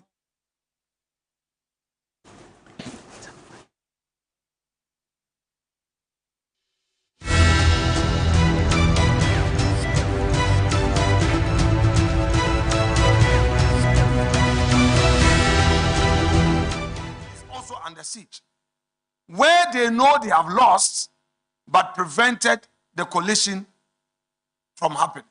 Why should it be? Like my respected colleague and General Secretary of the party indicated in his opening statement, Dr. Mahamadou Mahomia conceded defeat in less than 24 hours after election. Indeed, within 16 hours after the elections, when our own data showed that the elections were not going in our favor. We did not wait for the Electoral Commission to come out with a declaration. The practice has been that a losing candidate would normally wait for the Electoral Commission to finish, make the announcement, and then he would concede. On this occasion, because we had a perfect system, a reliable data system, and we had scanners across the country, our agents gave us feedback, and in the very night, by midnight, we knew that indeed things were not okay. By 9 a.m., we have put it out there that Dr. Bawumia was going to address the nation. We did this in the interest of democracy. Why would the NDC, in an attempt to get 2/3 or more, going all over to destroy the country, destroy public properties, and even put fear and panic in the minds and hearts of our people who were candidates for the election? We call on the Electoral Commission to take immediate steps to reverse all these illegal declarations. Declarations that were not made out of properly collated results. Intervene. National headquarters should intervene. The chairperson of the Electoral Commission should intervene and respond positively to all the petitions brought before them and address these matters. We rest our case for now. General.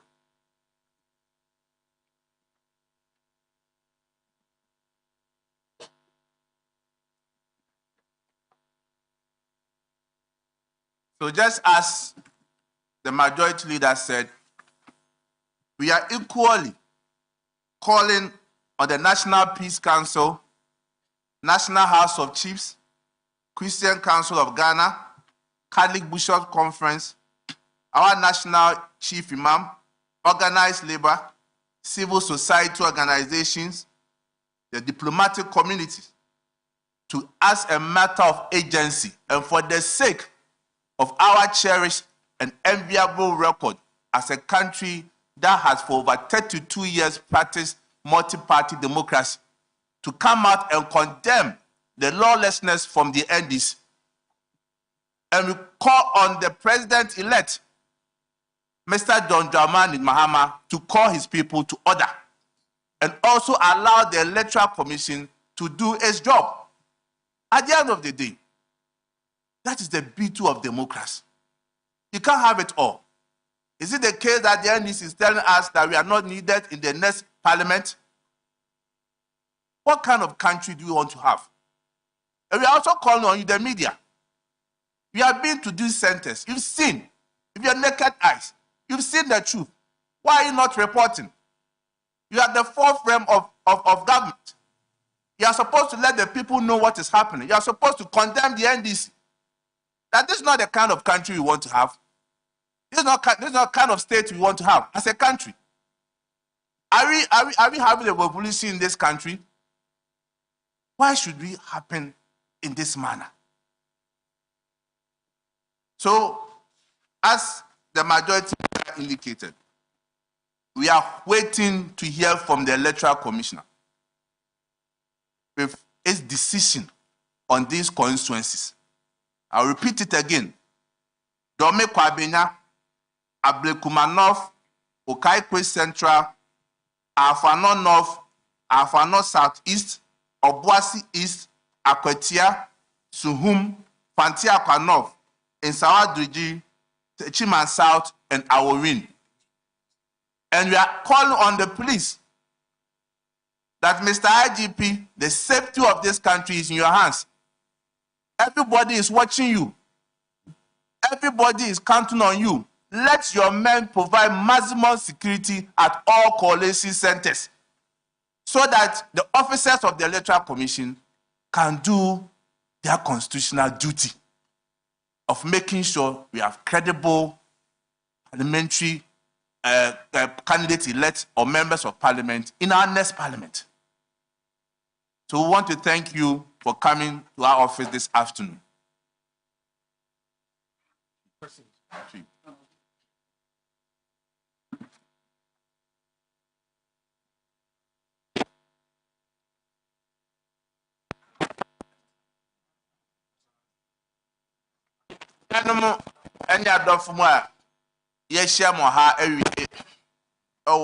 NPP headquarters. Advocacy yeshia ewaha. And it's Sebi Takabentem to Trasema. And that's a live press conference being held by the NPP. In actual fact, you're seeing the General Secretary of the party, Justin Frimpong Kodia, addressing the media, and he's calling on some institutions to speak up and condemn the violence that has plagued the EC offices and other installations all across the country. I mean, according to him, of course, these are NDC party supporters, and so he believes that the likes of the National Peace Council, the Catholic Bishop Conference, organized labor, and a number of other CSOs, he says that as a matter of urgency, they need to come out and condemn the lawlessness, and they expect that President-elect John Dramani Mahama would also call his people to order. Well, yesterday, the President-elect addressed the nation where he did say that he was not in favor of the lawlessness, but also was expecting that the President, who is in charge of the executive, would also speak and call people to order and ensure that the security also does its job. Now, earlier, before the General Secretary spoke, the Majority Leader, who is also the MP for Ifutu constituency, who, by the way, has retained his seat, Afenyo Markin, also spoke. And he was visibly upset about the interference of some NDC agents at the EC collation centers, especially the Greater Accra region. And he says that as far as he's concerned, those officers are not being allowed to do their job. And so if Dr. Mahmoud Bawumia conceded defeat within 16 hours, then he doesn't understand why the NDC supporters are going around destroying properties and, forcing the EC to declare results in some constituencies. So he's calling on the EC, especially Madam Jean Mensah, to take action, to take steps to reverse all impromptu illegal declarations. And he wants Jean Mensah to intervene and address petitions that they have also forwarded to her. Now, they have concerns with a number of constituencies, and they include Dom Kwabenya, Ablekuma North, Okaikwe Central. These three, in the last 3 days, have all been declared for the NDC amidst all the contestation. Then also Hafuano North, Hafuano Southeast, Akwetia constituency, Fantiakwa North, Insawa Madrejiri, Techiman North, and also Awin. And so those are their concerns, which is why they're addressing the media today. I still have Honorable Kofi Adams in the studio with us. He's the MP for Buem constituency. He doesn't have any issues with his constituency, so he's sitting here quite relaxed. But of course, there are also some concerns with the others, so I'm sure he'll be very concerned. But also joining us in the studio is a astute Ghanaian lawyer, of course, of the NPP, by the way, but also speaks his mind as is expected. He served as Attorney General and Minister of Justice under the John Ajukwu Kufuor administration, was also Ghana's High Commissioner to Canada, and at one point he had tried to contest for chairman of the NPP because he said there were lots of changes that needed to be brought into the party. And so here he is with us. And there was a point where even the Ghana states was asking for him to have been named as the vice presidential candidate under Nana Akufo-Addo. That obviously did not happen. But lawyer Ni Ayikwe Otu is here with us. Good afternoon, sir. Good afternoon. Thank you for joining us. I hope you're well. I am. Okay, let me start with you. I'll come to you. Forgive me. No but I'll problem. just come to you because this is an address from the So, NPP. yeah, let him finish up, then I'll respond. Exactly. What are your thoughts on this press conference that has just been held? Well, I believe that the lawlessness has been condemned by everybody. It's not only the NPP, the Peace Council. I heard a number of organizations condemning and calling for some action to bring about, peace and letting them realize that this is not a coup. It's an election, and you cannot have two people winning, one as one. So even if you think this is your time, just buy your time a little while, and then from 7th January 2025, you can assume control. At this stage, what is happening is worrying to everybody because the election went peacefully. 1 or 2 deaths were reported, but if you go into it, you realize that these were like attacks on the military and the police. And when people are wielding guns and you go attacking them, they may want to, defend themselves. In which case, you may have, unfortunate loss of lives. You mean for the people who have died in the various constituencies? From what we are hearing. No, in actual fact. Try to attack them. Not entirely, because if you look at the situation in the Wutu Senya East constituency, the allegations that some armed men from one side of the party attacked Nakoyo's men. One was shot, he died, the other was badly injured. You go to the issue of Tolon constituency as well. Yeah, the north. Yes, that's Tolon constituency as well. And, that was also where a young man is said to have been shot, unfortunately, and he died. There are some allegations. Yeah, who is shooting who? Why? Under what circumstances were they shooting? So, it doesn't pay. And it's most unnecessary. If your government or your party has won power, and you now stand on the threshold of enjoying the largesse of government, why do you rather want to lose your life? How would you benefit from what has happened? So I remember that before the elections, there were a lot of pieces of advice here and there telling people not to sacrifice their lives for this sort of thing. Perhaps even the MP doesn't even know you. The president has nothing to do with you. Their children are sitting at home, peaceably watching television. Then you go there, risk your life, and then you are shot. What do you benefit from there? So it's unfortunate. I mean, as for the taking over toilets, that used to be the norm. Immediately after elections, you get the party people going to take over. At first, I didn't understand. I thought, the thing that people should not fight over is toilet. Not knowing it was making a lot of cash. People who go there had to pay. And so those who run the toilets were actually making a lot of money. And that's why, that becomes the focus.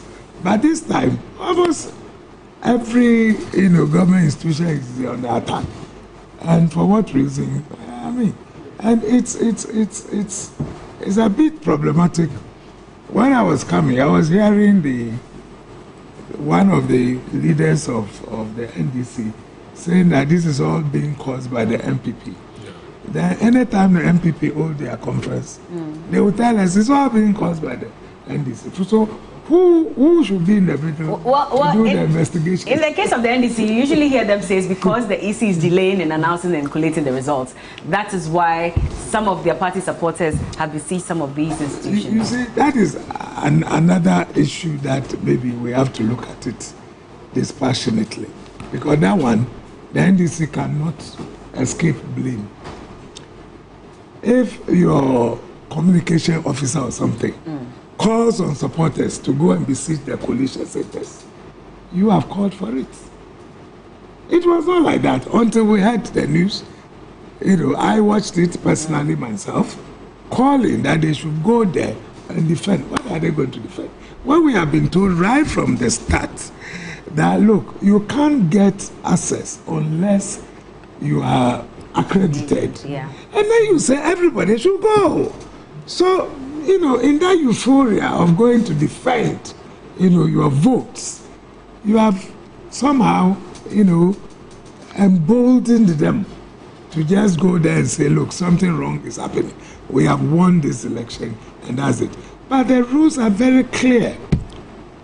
Count the ballots at the polling station, sign the pink sheet there. Once you sign, you are bound. At least you can do one recount if it is that close. Not in trouble, I'm hearing trouble where there's 8,000 difference and you are still calling for. Those things are lawlessness. We shouldn't encourage that. But when it is so close, then do the recount again. Okay. Once you do the recount, the returning officer comes and says, this is the person who has been declared, go to court. The only thing left for you is to go to court. And it's unfortunate because it appears that in some instances, the NPP candidates didn't go. They didn't go to the coalition center. Yeah. And the position is that you cannot hold back the process. Because otherwise, at the end of the day, somebody will decide not to sign. Once he says, I'm not signing, it means that results cannot be declared. Yeah. But they said, no, if you refuse, without any tangible reason to sign, whoever it is should go ahead. So I think we need to, but it's a question of time. We are learning. I mean, how many elections? 6 now or so. So we are learning. People are beginning to understand. This is the 9th. Or the 9th, rather, yes. So we are learning, and so gradually, I think they will begin. The law will sink in on some of these things. That if you deliberately absent yourself from the coalition center, and the pink sheets are there for the returning officer to look at, and for those who are doing the coalition to go ahead and do the coalition, at the end of the day, he declares you must go to court. There's not much you can do about it. Once he declares, he has declared. But let's put in this small caveat. Assuming the people coming there say that they are being intimidated by those there and making it impossible for them to come, and they cannot get police or military assistance to enable them to be present, can you put any blame on them? Who are you talking about, the supporters or the agents? Even the party agents, the PCs and the rest. Because here in the Anodon prayer or something, the people were demanding that I should leave the place. Why? The election is about him. He needs to know at the end of the day what has happened. Has he won or lost? And then people say, come on, leave this place. Otherwise, you exchange your life with whatever. It's not the best. So please, that call for people to go and defend the ballot was uncalled for. And that has led to a lot of some of these things happening. Does it make any difference that now we've heard from the communications officer who had even addressed the media, I think 2 days ago or so, where he admonished his party supporters to now go home, to leave the venue and allow the party agents and the accredited persons for the party to do their work? I haven't heard it, but if he has done that, that is good enough. It still didn't change anything. Yesterday we saw them there again. It won't change because, they've already listened to the first one and they are working with that one. Because when I saw the declaration at which one? Domi Kwabena. Okay. And saw the mass of people there, I couldn't believe it. I thought they were holding a rally. I mean, the number of people who were there simply, so I don't know whether it's gone down sufficiently for people to now understand that it's not the best. It's like talking about Trump, who called the people on the streets. Now, when they are doing their worst, you go and tell them go home. Yeah. They have done, So it's something that is regrettable, and I think it should not be repeated. Should the president call for order as well? The president will tell you that he has the security apparatus and he has the EC. We have made it clear that the military can only come in to assist when they are invited. Their business is external, it's not internal. So when they are invited, they can come in to assist. Whether the sitting president must have to say something is another matter, but some think that he can also put in a word, because until midnight, he's still in charge. What do you think? You know, well, if he speaks now, it should be diplomatic in the way it comes out, so that he will not be accused of maybe trying to protect his party and putting a blame on others. But he should speak like a statesman, you know, let them understand that we have only one country and this is only an election, it's not a fight, and that they should allow, you know, whatever it is to, you know. I think even Trump at a point was able to do that. So he didn't call for it, but since he's in charge, I expect him to also speak say up. something else. So Kofi Adams, you heard from the NPP. Clearly, they're not too happy, and they're still insisting that illegal declarations were made for some of these constituencies. I mean, we've heard Dr. Bosman Asare, even on the phone with Honorable Sam George, asking why, you know, the NDC agents at the EC Greater Accra Regional Office are intimidating the EC presiding officers to do their job. Well, I've heard from two sets of MPP. I've heard from one set that is having their own information they are putting out there, and I've also heard from another on this platform who had spoken so reasonably to the issues that makes comforting listening. And I believe MPP looking into the future, these are some of the leaders. They must begin to claw back into the party front line if they ever want to recover from the shocking defeat that they suffered in these elections. But let me also put out there that I am surprised that instead of them calling on Dr. Bawumia and the president to do what they must do, you have been elected for a 4-year mandate, which, like all have said, ends midnight 6 January. So you are still in charge of the state apparatus. What the president-elect has now is a moral authority.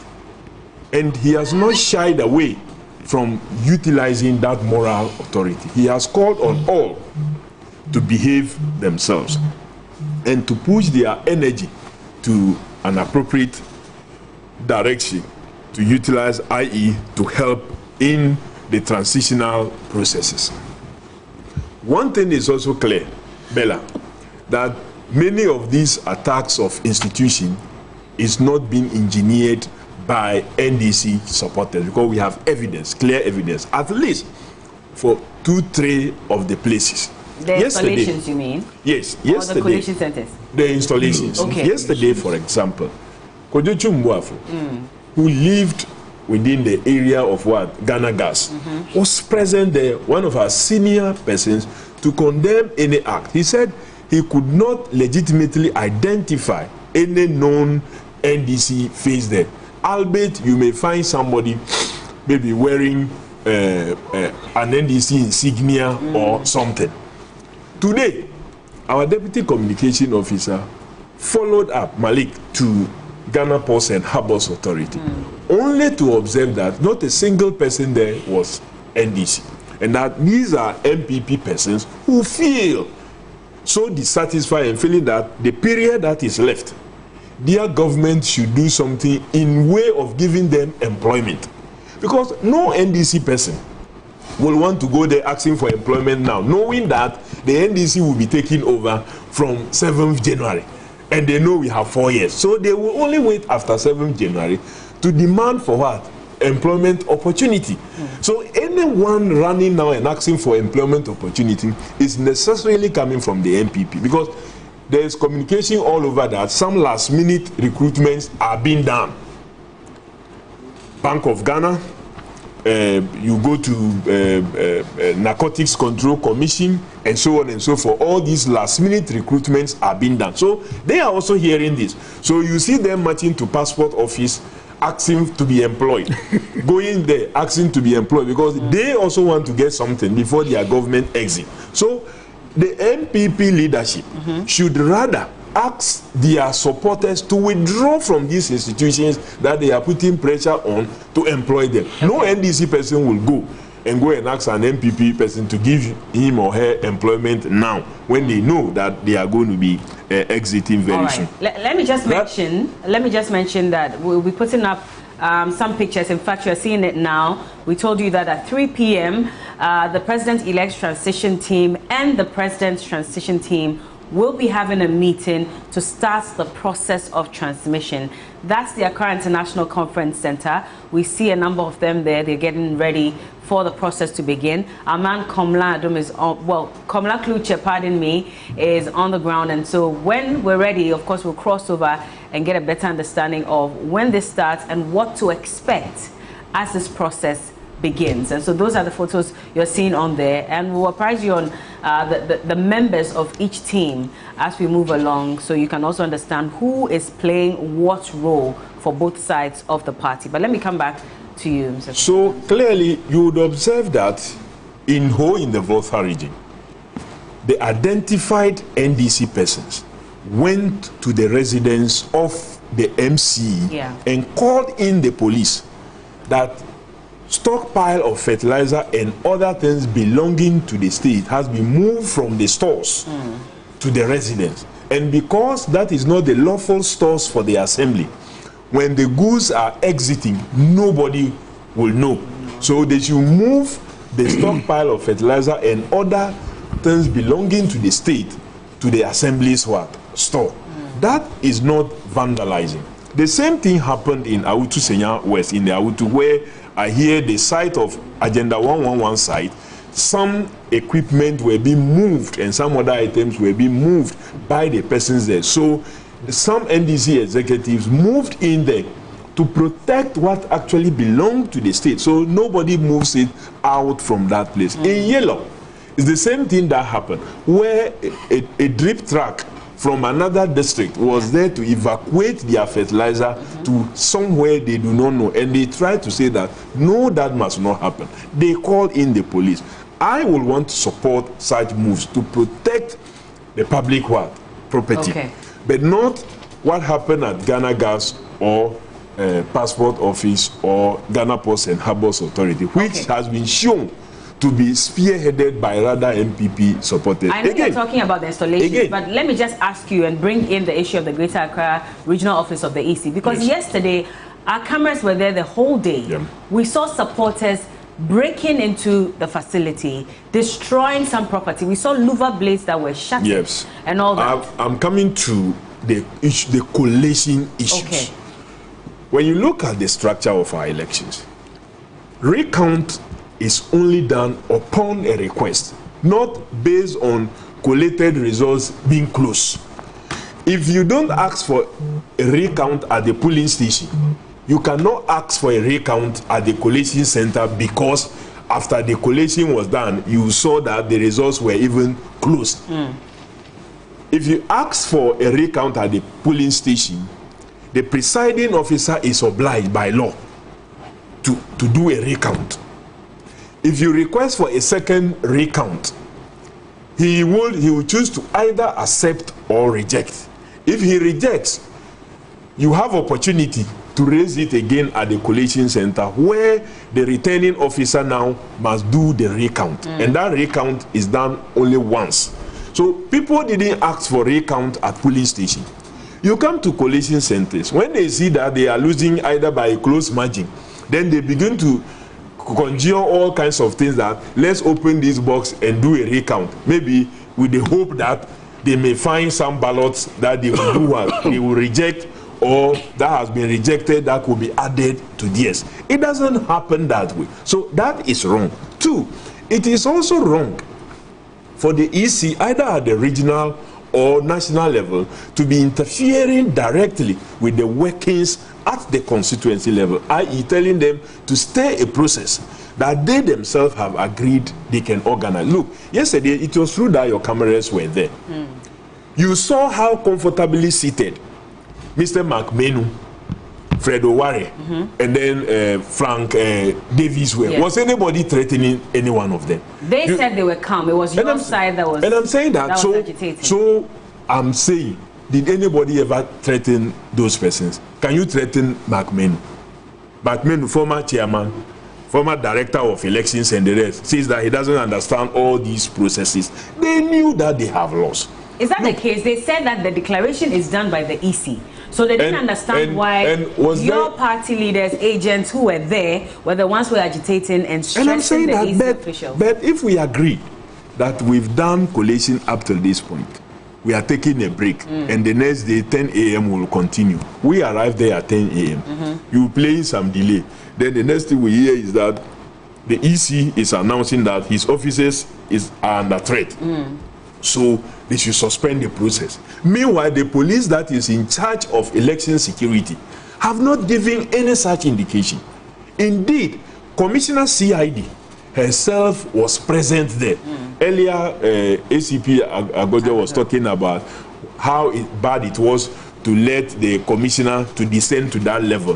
But that is how low they came to make sure that they have an eye to be able to determine whether the place is secured enough for an activity to be performed or not. So if the commissioner CID didn't give any indication that the security was so porous and that a declaration or a collation cannot happen under that environment, how will Bosman Asari, who was sitting at the headquarters of EC, not knowing what is happening there, determine that his officers were under threat? So clearly, there was a certain game to delay the process. And that will surely agitate supporters.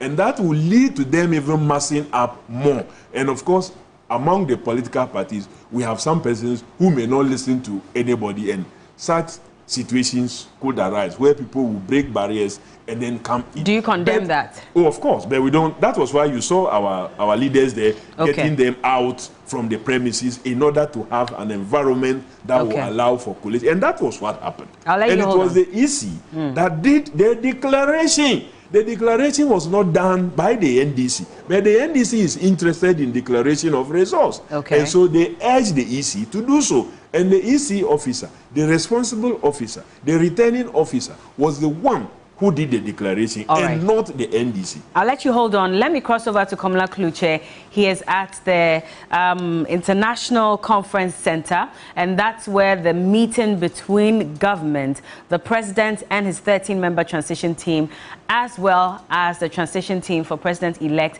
His Excellency John Dramani Mahama, would meet to start the process. Hello, Komla. All right, so we can see those photos, I believe, on the screen.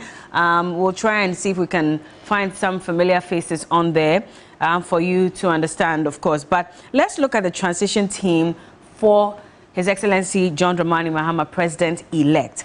Now, it includes Mr. Julius Deborah. He's a co-chairperson. And in fact, Mr. Julius Deborah also played a key role in the transition process when President Nana Addo Dankwa Akufo-Addo took over in 2016 from the former president, now President-elect John Dramani Mahama. And then also Johnson Asiedu Nketia, he's a member, he's the chairman of the NDC. Fifi Fiavi Kwete is the Secretary General of the NDC, he's a member. Dr. Callistus Mahama, Secretary to the transition team. Let's just go to Komla Kluche now before we carry on. Hello, Komla. Hello, Komla, can you hear me? All right. So, Kamala, tell us what is happening now. Who can you see there?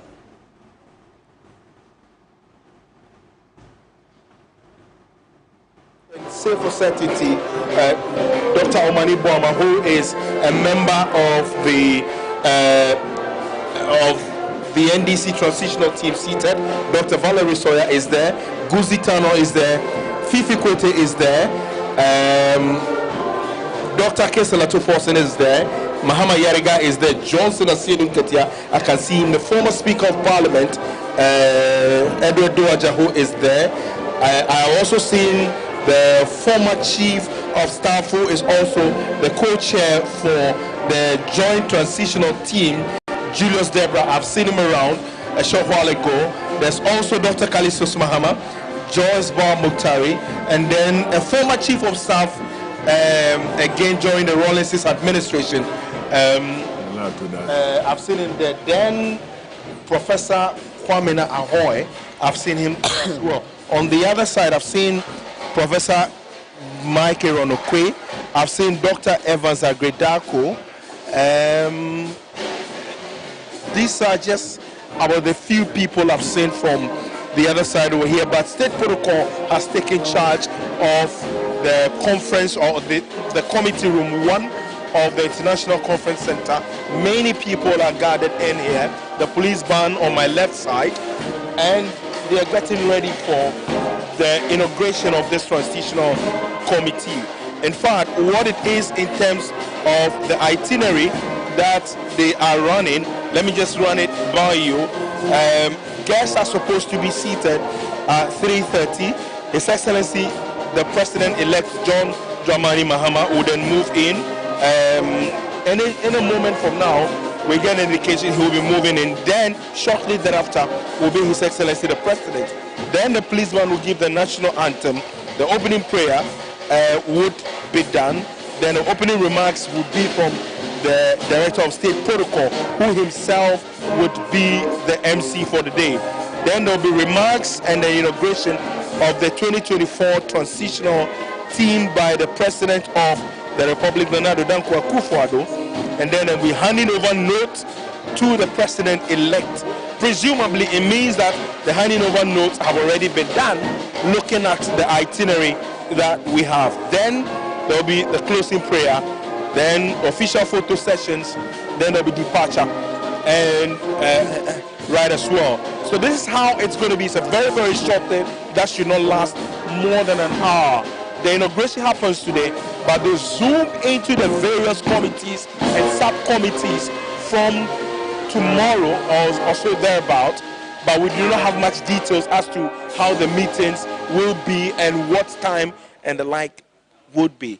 But I can tell you for certainty that yes, of course, the place is getting filled up by people, especially those on the transitional team from the government side and the incoming government side, as the NPP and the NDC side as well. But not many of them are here from the NPP side. I'm not too sure if they're holding up somewhere in the VIP section, though. But the incoming government from my far left, you can see they are seated over there and are awaiting the inauguration. Earlier today, we had seen the President-elect been invited by His Excellency, the President, who is outgoing, for a visit to the seat of government.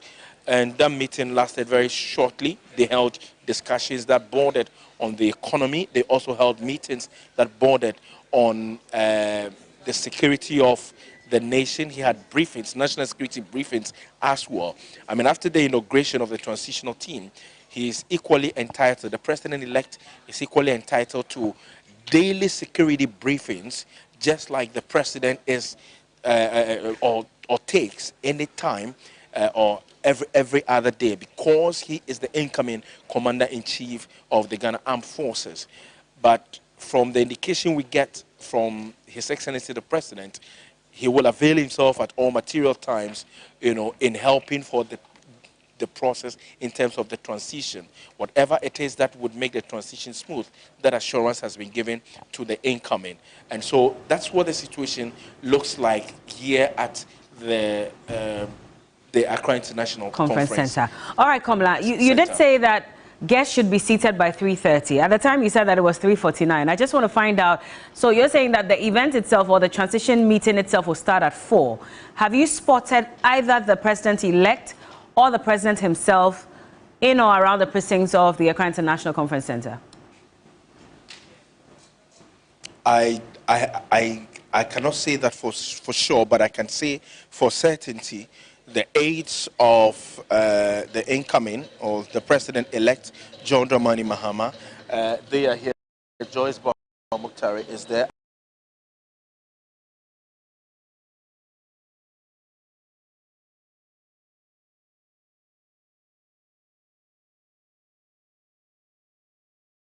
I've seen his aide stand up, his media aide stand up, and his advanced team who I'm at the VIP section because mostly when these events are taking place, there's a holding room. It appears the vice-elect would equally be here because I've also seen her advanced team as well on the ground, and so they could be at the VIP holding room. I've not seen them personally as we speak though, but what I eavesdropped on in terms of conversation was they asking the protocol department where the holding room is, indicating that possibly once they are here, they could be holding them at the VIP session, and when they are ready, they give the indication of the green light, they could just walk in because it's just about some 1 minute walk from the conference center, if you know the conference center very well.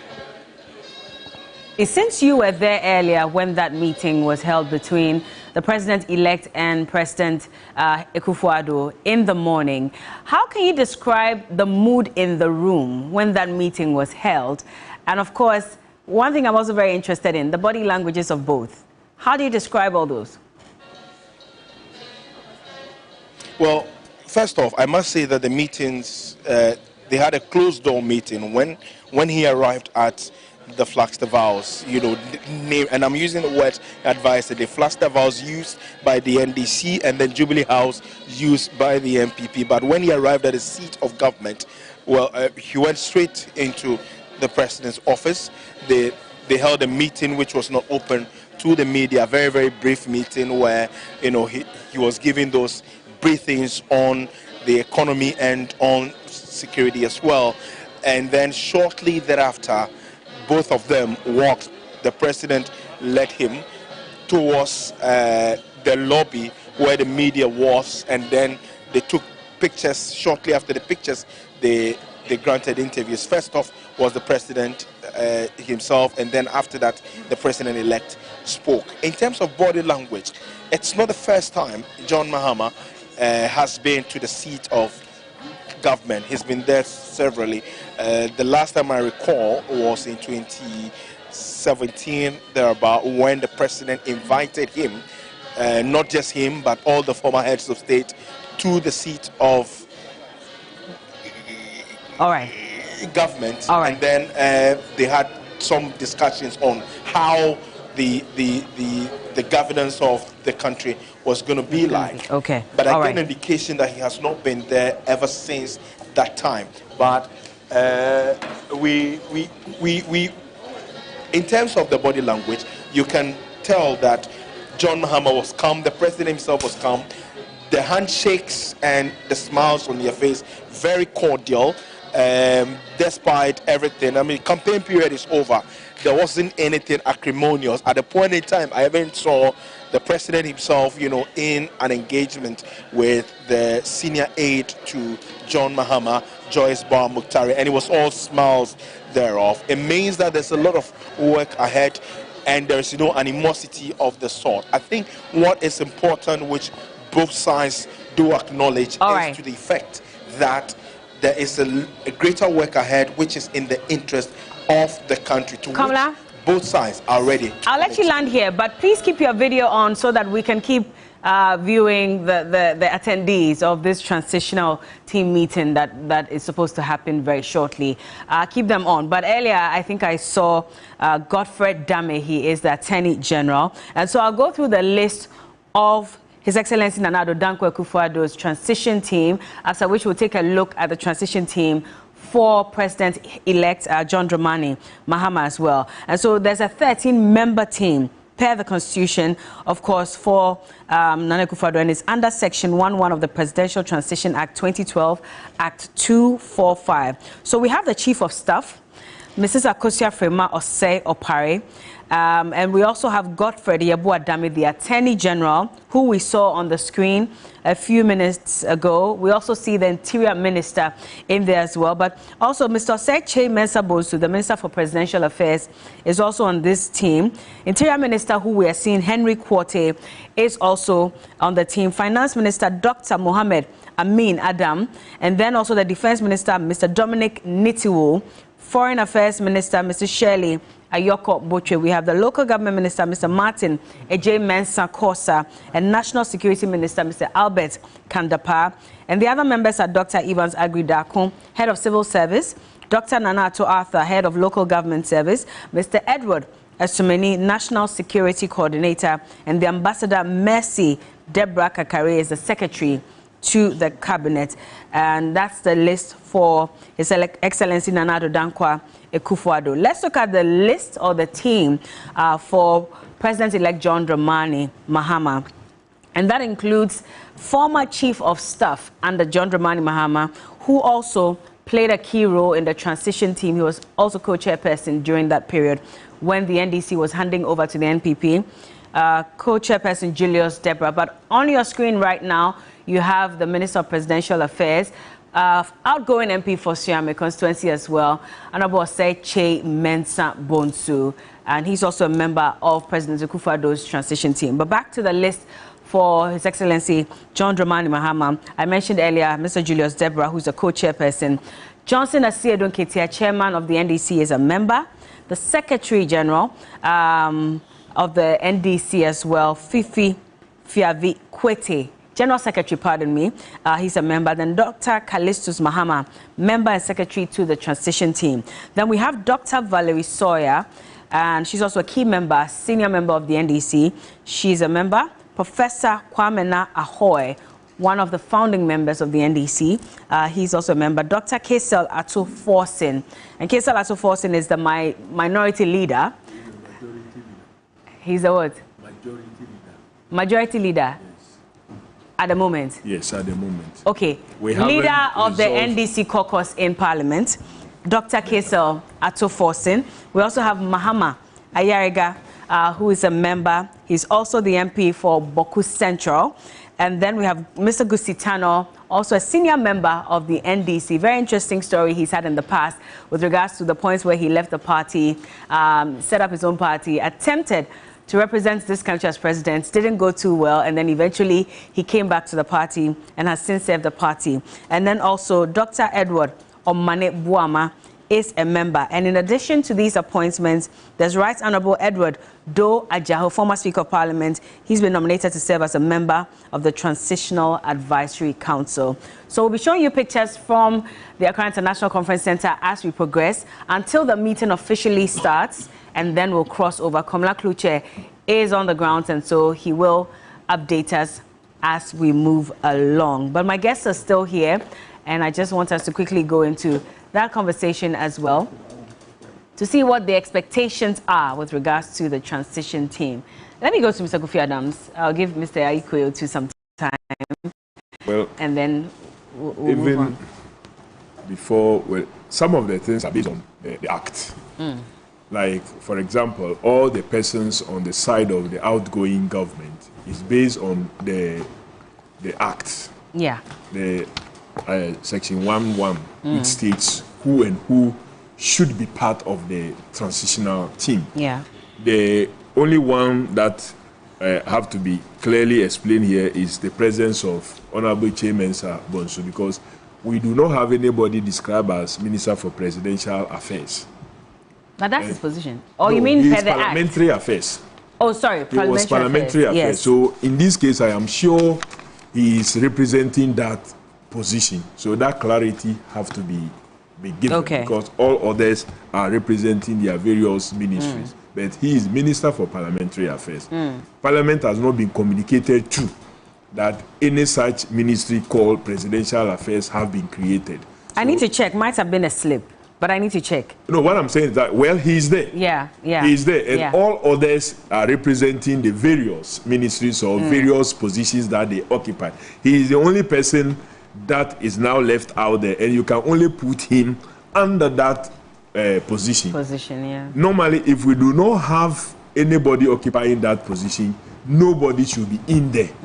But in this case, they have decided to put somebody in there, even though he's not occupying that position. So some explanation has to be done. Okay. And I'm sure when the team meets later, that explanation would have to be provided. Okay. But again, for the advisory council also, is also provided for in the Act, where the Speaker chairs the advisory council. Yes. And the incoming president will nominate one person, and the outgoing will nominate another. And surprisingly, both have nominated the former speakers. Yes. Speaker Michael Kwe and Speaker Do Ajaho from the incoming president. And the interesting thing is that even upon the election of a speaker, if the current speaker happens not to be elected as speaker again, he continues to chair the advisory council till they have finished their work.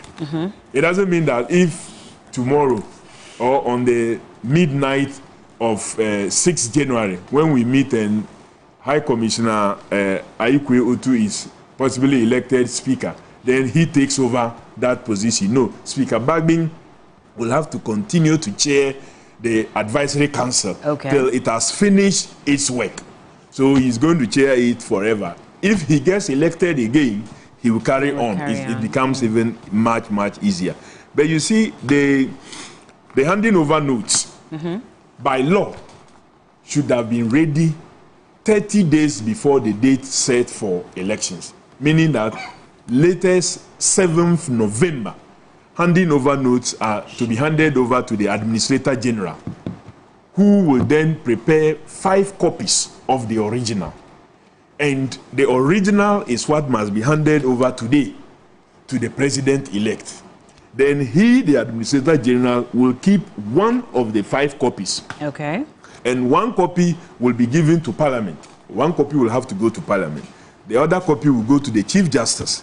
Another copy will go to the Council of State. Then another copy, the 5th copy will have to go to the public records. So this is how the handing over notes are to be shared. All right. Of course, the committee. Let me let you pause because I can see that President-elect, incoming President of the Republic of Ghana, His Excellency John Dramani Mahama, accompanied by his Vice President, incoming, Professor Nana Jane Opoku-Agyeman. They've just arrived and taken their seats. And so we're expecting that His Excellency Nana Addo Dankwa Akufo-Addo would also make an appearance so the meeting can officially begin.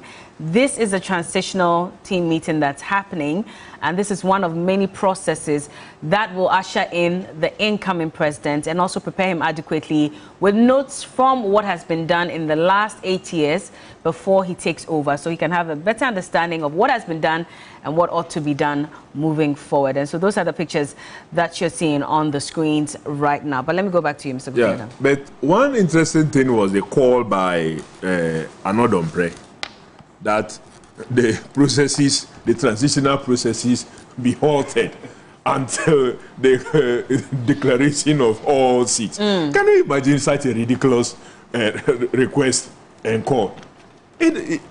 Where does it find legs in the act? An act he took part in passing. Then you are making a call that has no basis. Indeed, Parliament can convene on the midnight of 7th January, even where not all seats have been declared or not all constituencies have had their elections conducted. Indeed, Parliament can convene even people who go there are not qualified, would not have been qualified to go there, but once they were the ones declared on the writ, if they participated in any activity, that activity cannot be declared as null and void because the persons who participated in that activity, including election of the speaker, were not qualified to be in there. Once they are the ones on the writ.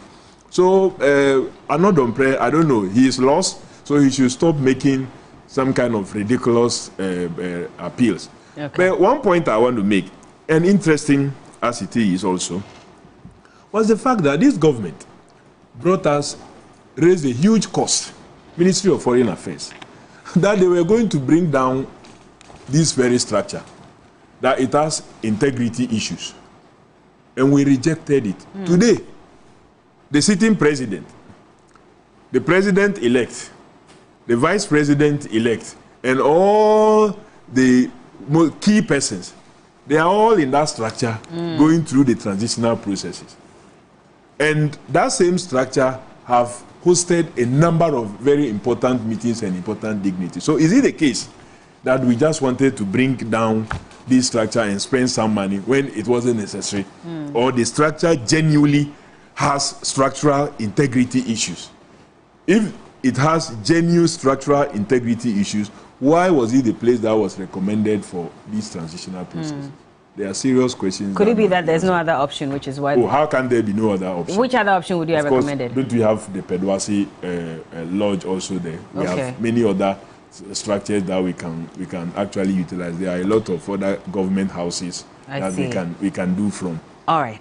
Let me just go to Mr. Ikwetu, but just to let you know, if you look at the Presidential Transition Act 2012, Act 845, Section 3, it talks about the meetings that are supposed to be held, by the team. And it says, for the purposes of this act, the team shall first meet not later than 48 hours after the declaration of the results of the presidential election in accordance with Article 63 of the Constitution. And the co-chairperson shall convene any other meeting of the team, and they shall preside at the meeting of the team, and in the absence of the co-chairpersons, the two persons to whom functions are delegated under subsection 2 of section 1 shall preside, and decisions of the team shall be arrived at by consensus. But the national anthem is being played at the moment. It's been played at the moment, I believe. Maybe we should go back there and listen and take part in the process.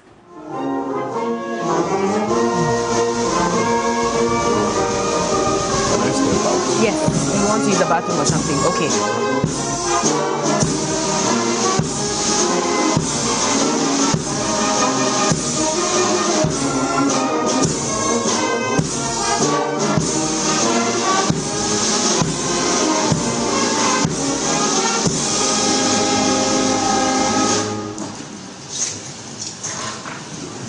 Please be seated.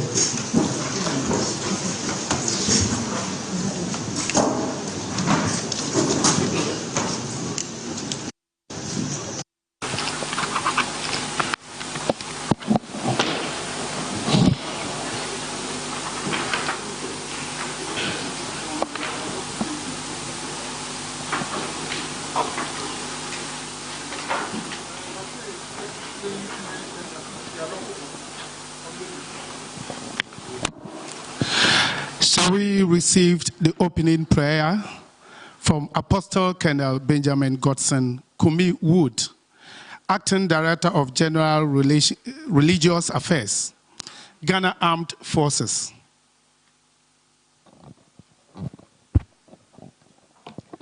Shall we please stand for a word of prayer?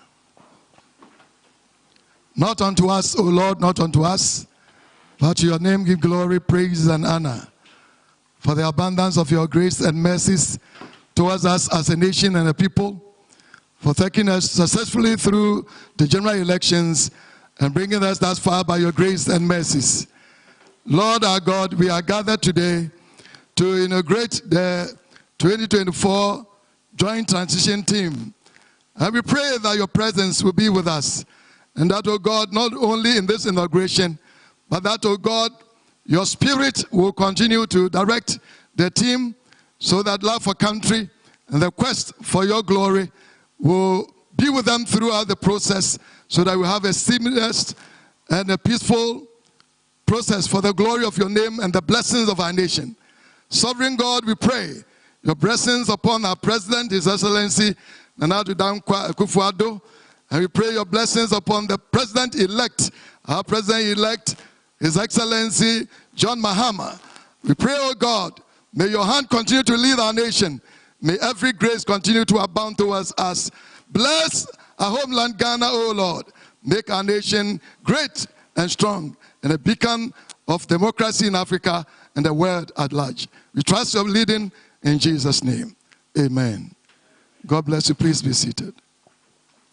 We thank you, Apostle Colonel.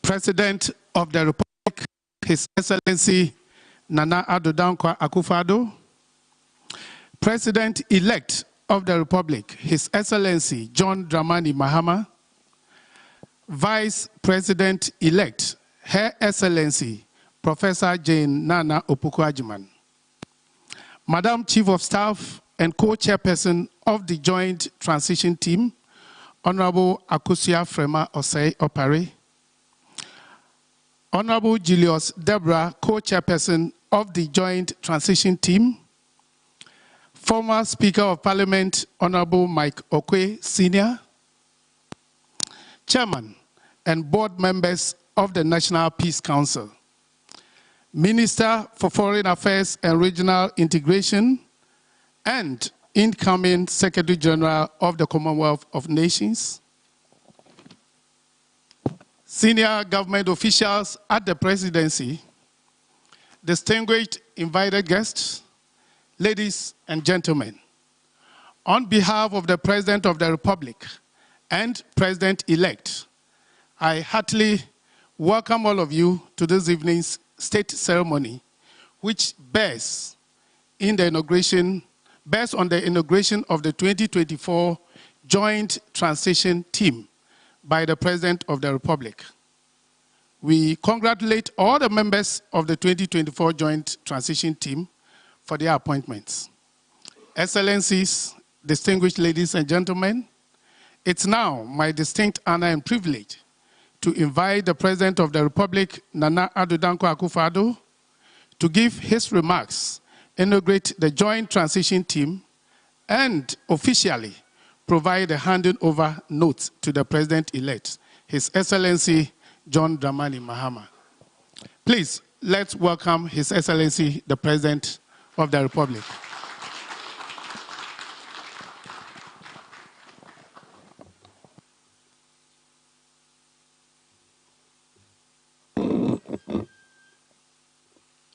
President-elect, Vice President-elect, Chief of Staff of the Office of the President and officials of the Presidency, Ministers of State, members of the transition team, the Chairman and members of the Peace Council, fellow Ghanaians, ladies and gentlemen. I welcome all of you to this inaugural meeting, which marks a significant step in our democratic process, the smooth transfer of power from one administration to another. This meeting and the processes we're about to undertake are firmly grounded in the Presidential Act of 2012, Act 845, which provides the legal framework for an orderly and transparent transition. The just ended presidential and parliamentary elections have once again reaffirmed the will of the Ghanaian people. On behalf of the government and people of Ghana, I extend warm congratulations to His Excellency John Dramani Mahama on his decisive election as the next President of the Republic. I also warmly congratulate Professor Jane Nana Opoku-Agyeman, who has made history by becoming Ghana's first female Vice President-elect. A pioneering achievement that underscores the strides our nation is making toward gender equality and inclusivity in governance. I'd like to assure both of them of the full support of my government and myself for an effective transition, and wish them luck and God's blessings in the discharge of their high responsibilities. Ladies and gentlemen, the peaceful transition of power is the hallmark of mature democracies. Fortunately for us in Ghana, the foresight of the Fifth Parliament of the Fourth Republic has, with the adoption of the Presidential Transition Act 2012, Act 845, established for us a robust framework for managing transitions, safeguarding the gains of our democratic journey. Today, we reaffirm our collective resolve to adhere to the letter and spirit of this act and ensure that this transition proceeds seamlessly, transparently, and with dignity. The composition of this transition team is thus in full conformity and accord with the Presidential Transition Act, with the composition of the President's team comprising the Chief of Staff at the Office of the President, the Honorable Akusia Fremont Perry, who will serve as the alternate co-chair of the committee in my absence, the Attorney General Godfrey Ebuadame, the Minister for Presidential Affairs, Honorable Osei Mensa Bunsu, the Minister for Finance, the Honorable Dr. Mohamed Amin Adam, the Minister for the Interior, Honorable Henry Korte, the Minister for Defense, the Honorable Dominic Nitiwo, the Minister for Foreign Affairs, Honorable Shirley Ayoko Buche, the Minister for Local Government, Honorable Martin Ajay Mensa Kosa, and the Minister for National Security, Honorable Ken Dapa. In accordance with the Act, there are also 4 ex officio members, namely the Head of Civil Service, Dr. Evans Agri-Daku, the Head of the Local Government Service, Dr. Nana Atu Arthur, the Secretary to the Cabinet, Ambassador Mercy Deborah Karikari, and the National Security Coordinator, Mr. Edward Asumani. Furthermore, the Advisory Council provided for under the Act has been constituted. I have nominated Professor Mike Okwe, former Speaker, to serve on this council. The President-elect, John Mahama, has nominated the former Speaker of Parliament, the Right Honorable Edward Du Ajaho, to represent him on the council, whose chair is ex officio the current Speaker of Parliament, the Right Honorable Alban Bagbin. The functions of the transition team, as outlined in Section 2 of the Presidential Transition Act, are clear, ensuring a proper and seamless handover of executive authority, ensuring the provision of daily national security briefings to the President-elect, and ensuring the due discharge of the financial obligation of the state to Article 71 office holders. To execute these functions effectively, the Act makes provision at the instigation of the transition team for the formation of discretionary committees to address specific aspects of the transition process as it deems fit. It is obvious that the role of this team is not simply administrative, it is deeply patriotic.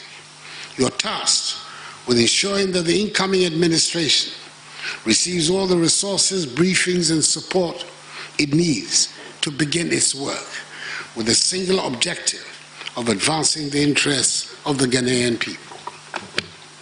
Ladies and gentlemen, this meeting is a reaffirmation of our shared commitment to the democratic principles that underpin our republic.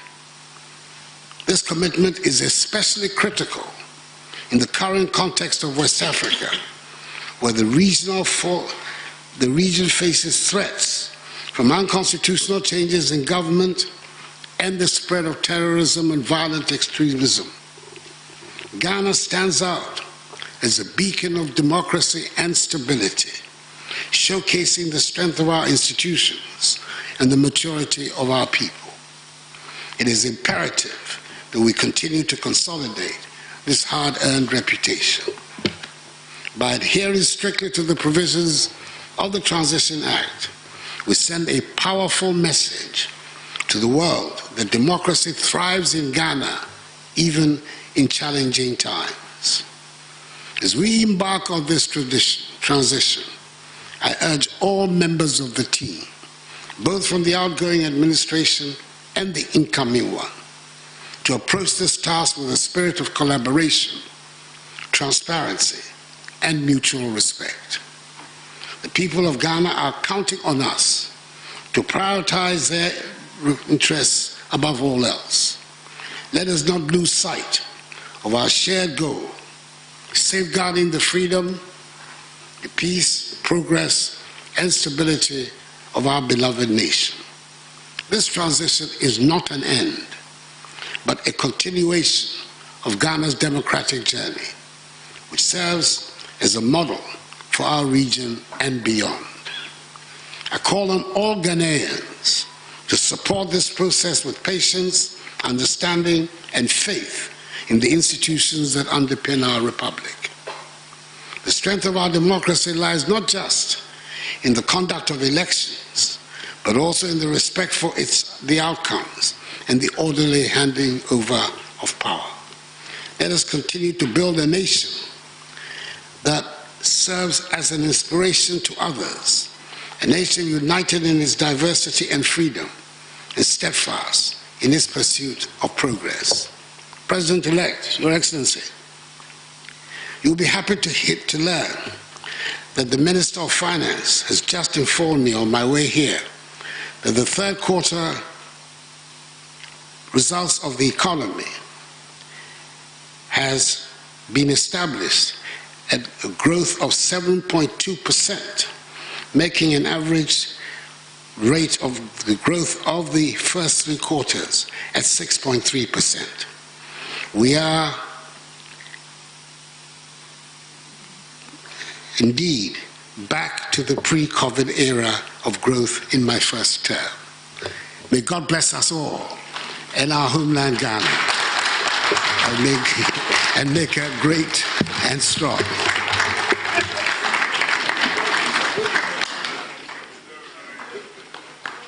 We thank you, Mr. President. A round of applause, a more louder round of applause for Mr. President.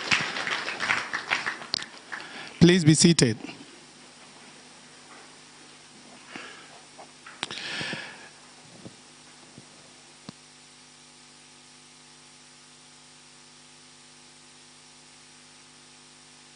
The President of the Republic .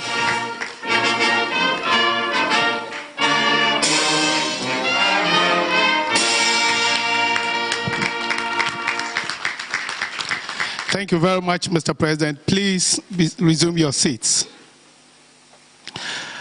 Excellencies, distinguished ladies and gentlemen, before I respectfully invite the President-elect to respond to the President's statement, may I duly recognize and acknowledge the presence of Honorable Do Ajaho, former Speaker of Parliament of Ghana. Please give him a round of applause. It is now my distinct honor and privilege to invite the President-elect, His Excellency John Dramani Mahama, to the podium for his response statement. Please, a louder round of applause. Let's welcome the President-elect.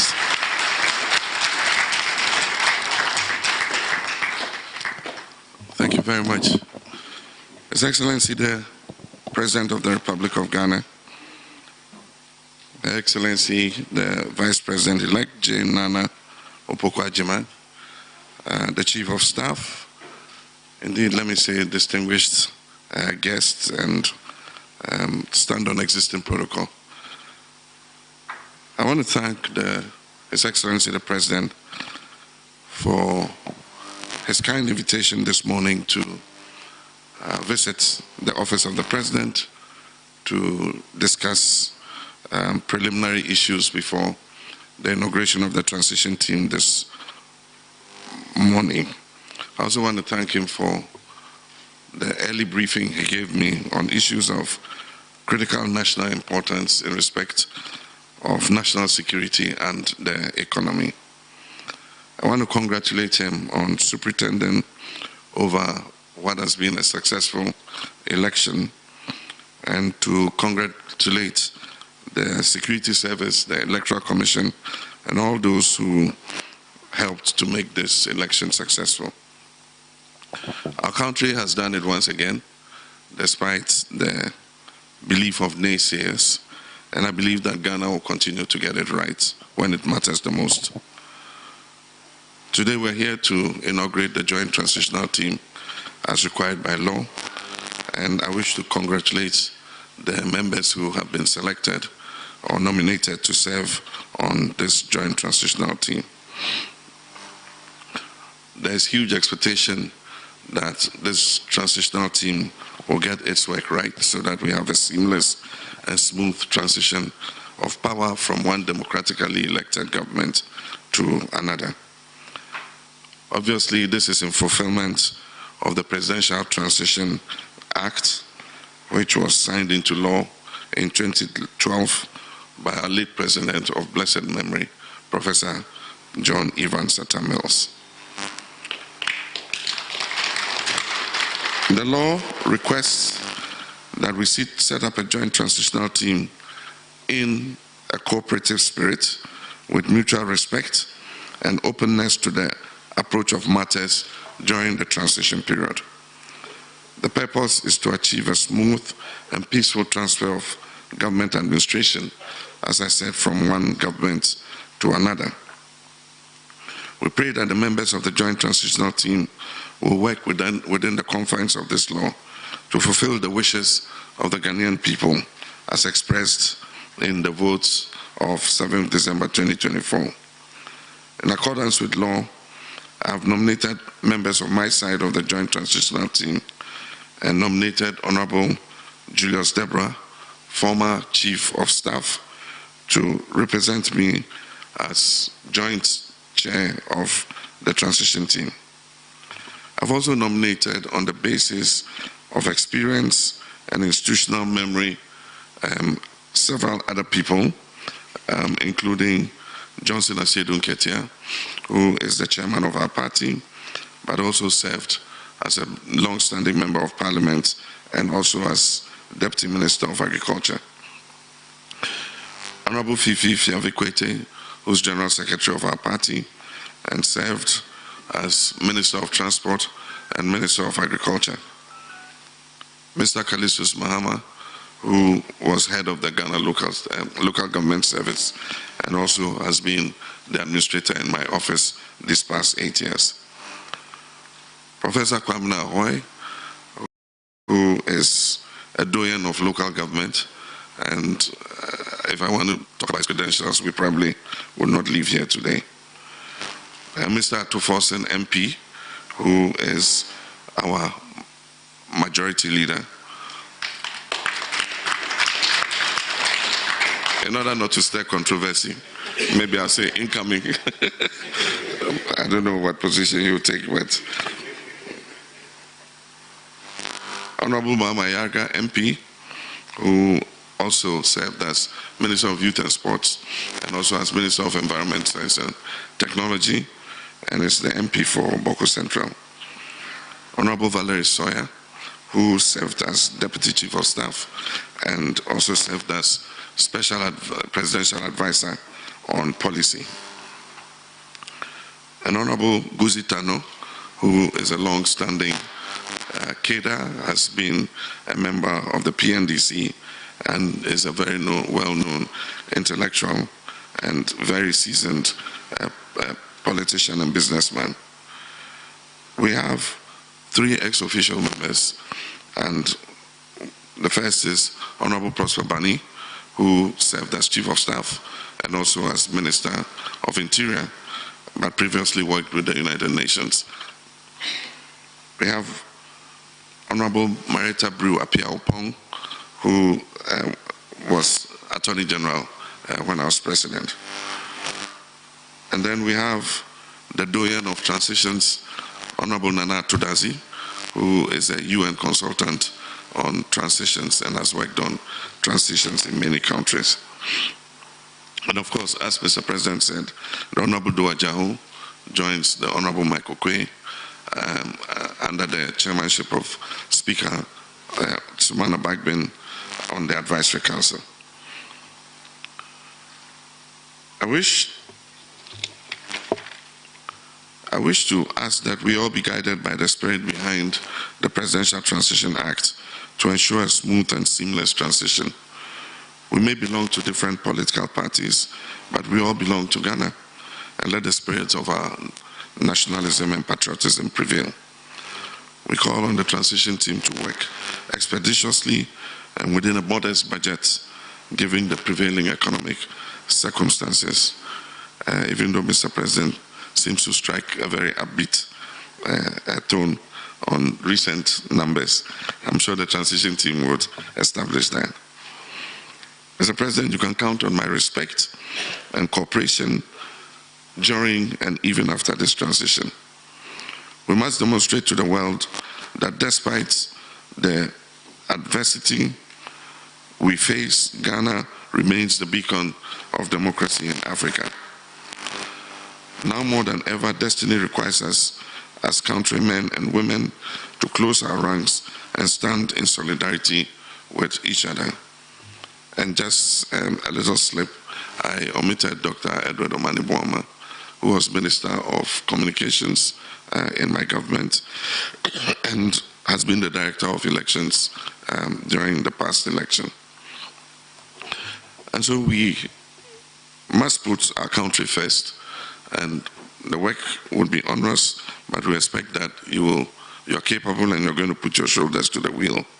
Myself and Mr. President will be available in case you need to consult us on anything. Let the spirit of cooperation that has marked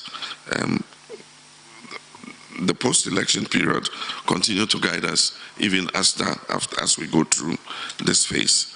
And so I want to thank you all, and may God bless our homeland, Ghana. Thank you very much. Thank you very much, the President-elect.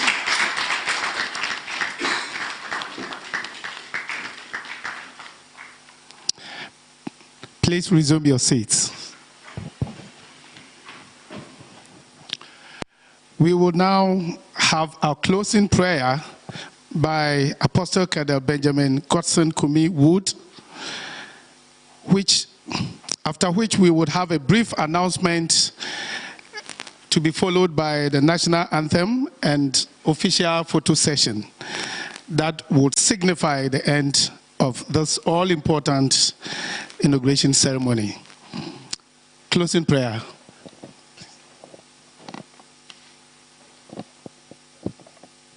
Shall we pray? As one nation, one people with a common destiny, we stand grateful to you for what you've done for us and how far you've brought us, O Sovereign Lord. And we pray, O God, as the scripture says, chariots are prepared for battle, but victory is of the Lord. May you grant us victory and success in all our endeavors, ensuring that our nation will continue to march forward in the power of your spirit and grace, and in all things have a reason to give you glory and honor. We are confident that you'll be with the joint transition team in their work, so the result will be a blessing to us all. To you be the glory, praise and adoration, even now and forevermore. Now to God's gracious mercy and peace do I commit you. The Lord bless you and keep you. The Lord make his face shine upon you and be gracious unto you. The Lord lift up the light of his countenance upon you and give you peace. God bless our homeland Ghana. Amen.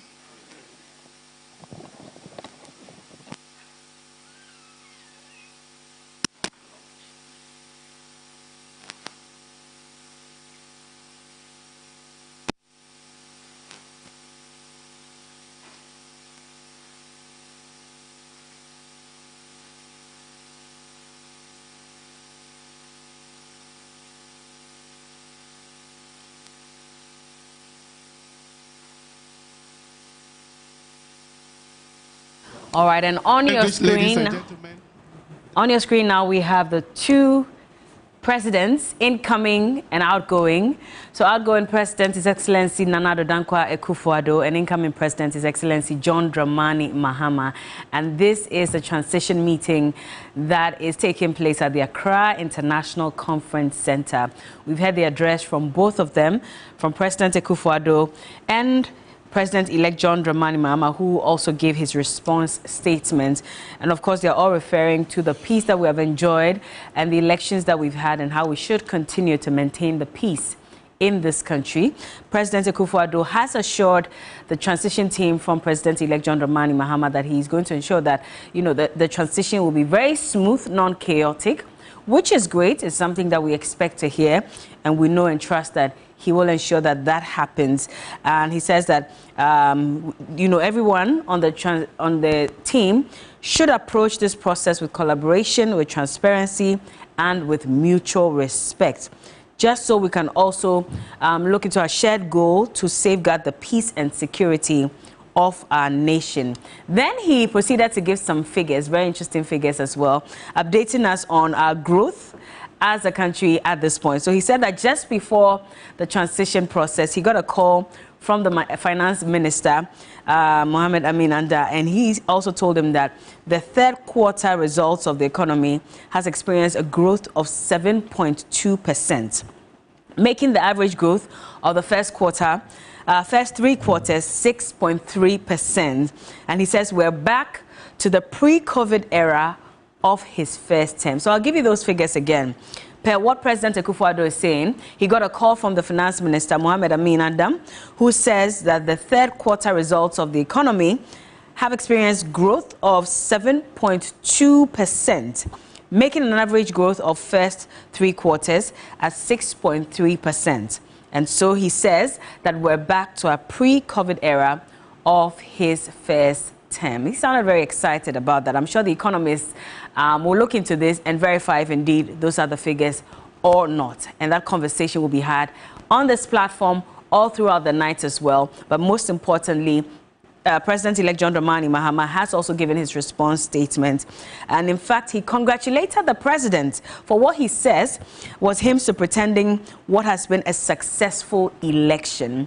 And then he went on to congratulate the security agencies as well, who ensured that the election was peaceful to a large extent and was successful. So those are John Dramani Mahama, His Excellency's comments on the elections so far. And we'll be waiting to get some more details with regards to what exactly will be happening after we've had our two presidents speak. The pictures are still on your screen.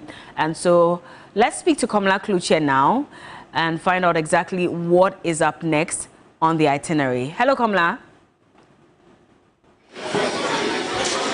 Komla, we're trying to get you to understand what is next on the itinerary for today. So we've had the two of them speak. We've seen some signing of documents as well as handing over of documents from outgoing President, His Excellency Nana Addo Dankwa Akufo-Addo, to President-elect John Dramani Mahama. If you can explain to us exactly what those details are and what documents they were signing as well. And so we'll be speaking to Komla Kluche very shortly so he can give us the updates on that. But both transition teams are at the Accra International Conference Center. We've heard from the president, we've heard from the president-elect, and we'll be delving into this deeper to understand exactly what to expect in the coming days as this transition meeting has started and process has also started. And like I did mention, President Akufo-Addo has assured President-elect John Dramani Mahama that he's going to make this transition process very smooth and very peaceful. Komla Kluche is on the line now. Hello, Komla. Hello, Komla. Can you hear me? I can hear you. Awesome. So run us through what to expect next. I can hear you very well.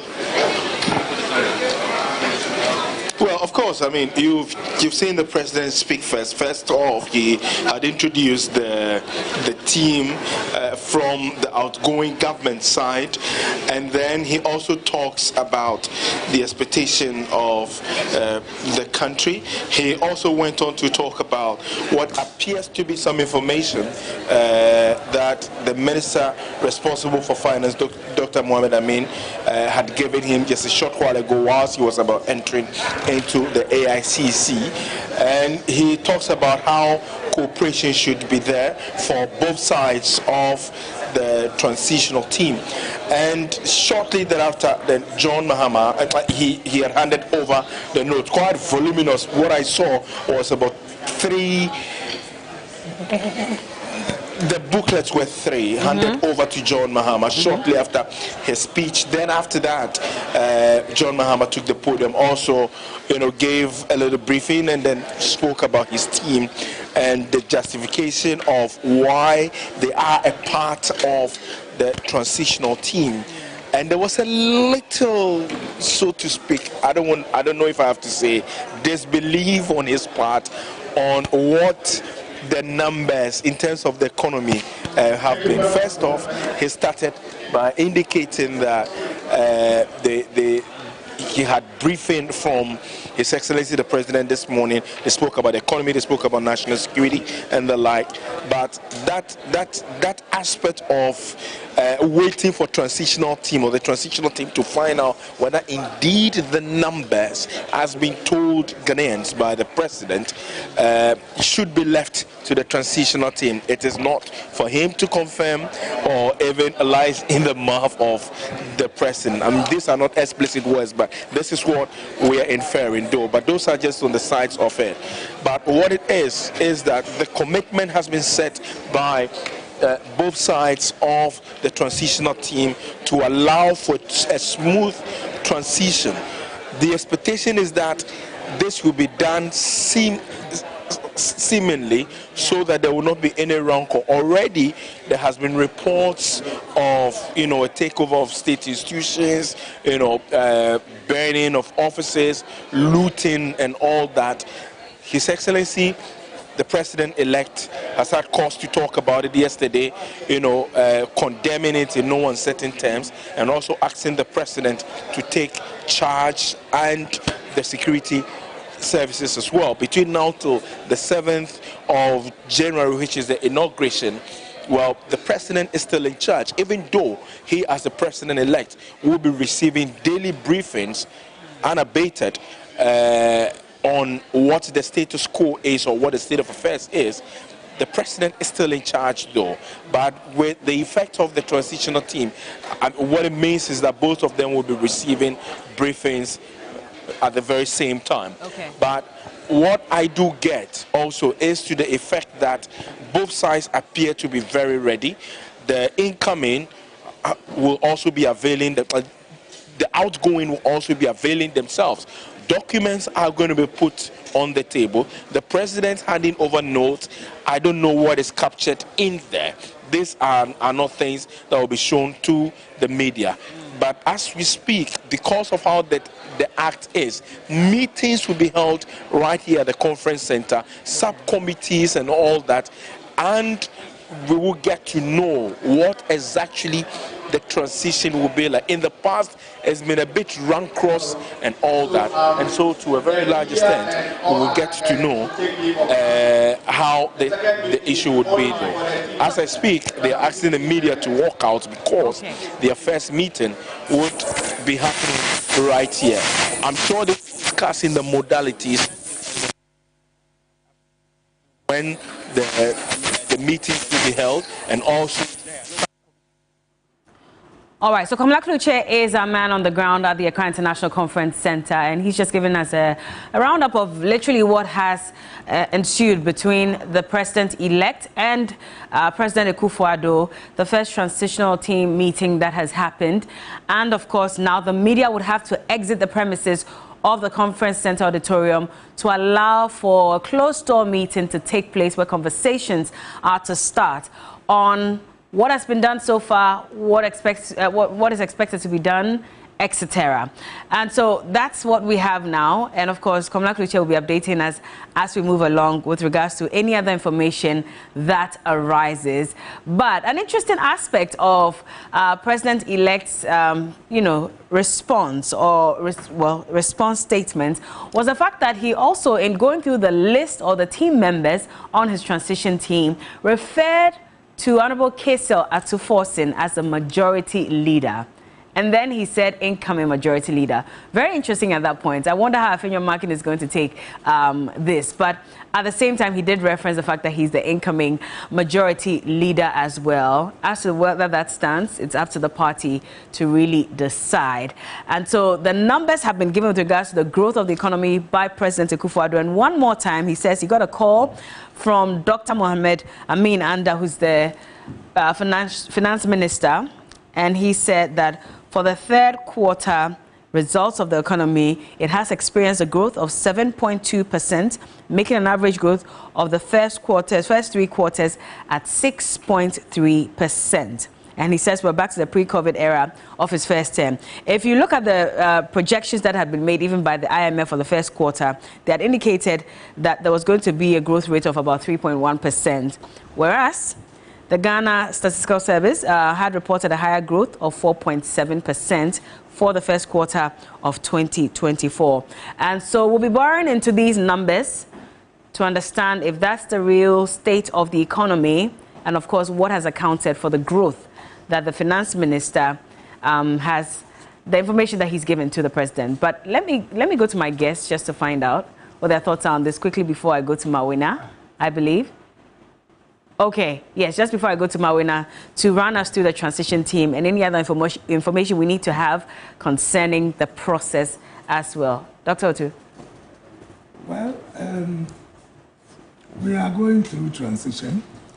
And so if you put up numbers, the notes would verify or say otherwise. So since we are in the transitional mood already, let us see what the finance minister's and over notes will tell us. You know, so I don't think it should take us long to find out whether or not what he has just put out is true or not. Apart from that, as for the figures, they may be showing. But what some of us know is that Ghanaians are not on top of this economy. Why do you say that? Most of the things you find are Chinese, Indian, you know, Syrians, Lebanese. And sometimes I ask myself, can't Ghanaians muster that courage to do business in that big way? Only a few people you can mention, like those in the pharmaceutical industries, Dan, McDan and the rest. But you go anywhere, all the big supermarkets, all the vehicle assembling plants, whatever, are not in the hands of Ghanaians. It's something that we may have to look at. And again, when you talk of growth, are we talking about growth in the area of, you know, mining and natural resources and the rest? Because sometimes that is what happens. We are not in charge, but because they are making so much, they create the impression that there is a growth. Now you go, and it's not in the hands of any Ghanaians. You see the point. So those are things that we may have to look at critically going forward. Okay. Let me just quickly, Kofi, please hold on. Let me just go to Mawina so that he can again run us through the transition team and some processes before we continue the conversation. Hi, Mawina. Hello there again, Bella. And so, like we've been talking through, I'm sure the matters on the economy will feature strongly in all of the conversations. But this is the side of the government transitional team. It's headed, or it's chaired by Madame Frema Opare. She's the Chief of Staff. Then there's Godfred Yeboah-Dami, who's the Attorney General. There's Osechi Mensah Bunsu, former Majority Leader, Minister for Parliamentary Affairs. I think that's what we have here. And he also is a member of that team. Then, most importantly, I think a man who will become very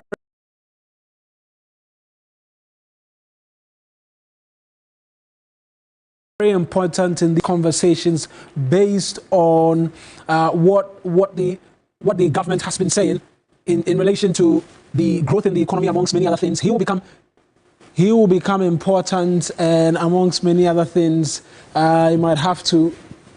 We'll see how all of that will go in terms of relatively what it becomes like, particularly as we're being told that the economy has grown by some 7%, and already there's a conversation in relation to whether or not those numbers will be reflective. It's important to note why the president as well will be making a comment like that, because the economy has been one of the major things in the lead up to this particular election. And so if the president is mentioning that, there's a reason why he'll be mentioning the economy as well. Then there's Henry Quartey, is the minister in charge of the interior. There's the defense minister, Dominic Nitiwul. Then there's Shelley Ayokoboche, foreign affairs minister. She's got a top job as well at the Commonwealth, and so we'll be expecting to take that up a lot later. Martin J. Mensah, minister for local government. Then there's Albert Kandapar, who's a national security minister as well. But per the Presidential Transitions Act as well, there are key state heads of state agencies who must be a part in briefing the incoming government as with regards to the status of a number of things. And so they also are a part. You have Dr. E. Agridak, who is the head of the civil service. Then there's Dr. Nana Atuatha is the head of local government service. There's a secretary to the cabinet as well, who is expected to be a part of the transitions team. And then lastly, the national security coordinator, Mr. Edward Asumeni. On the part of the NDC, and the list Mr. Mahama put together, who will be meeting that from the government. Julius Deborah is co-chair. There's Johnson Asiedun Ketia. There's Fifi Fiavikwete, Dr. Callistus Mahama, Dr. Valerie Sawyer, Dr. Kesa Latoforsen, who you heard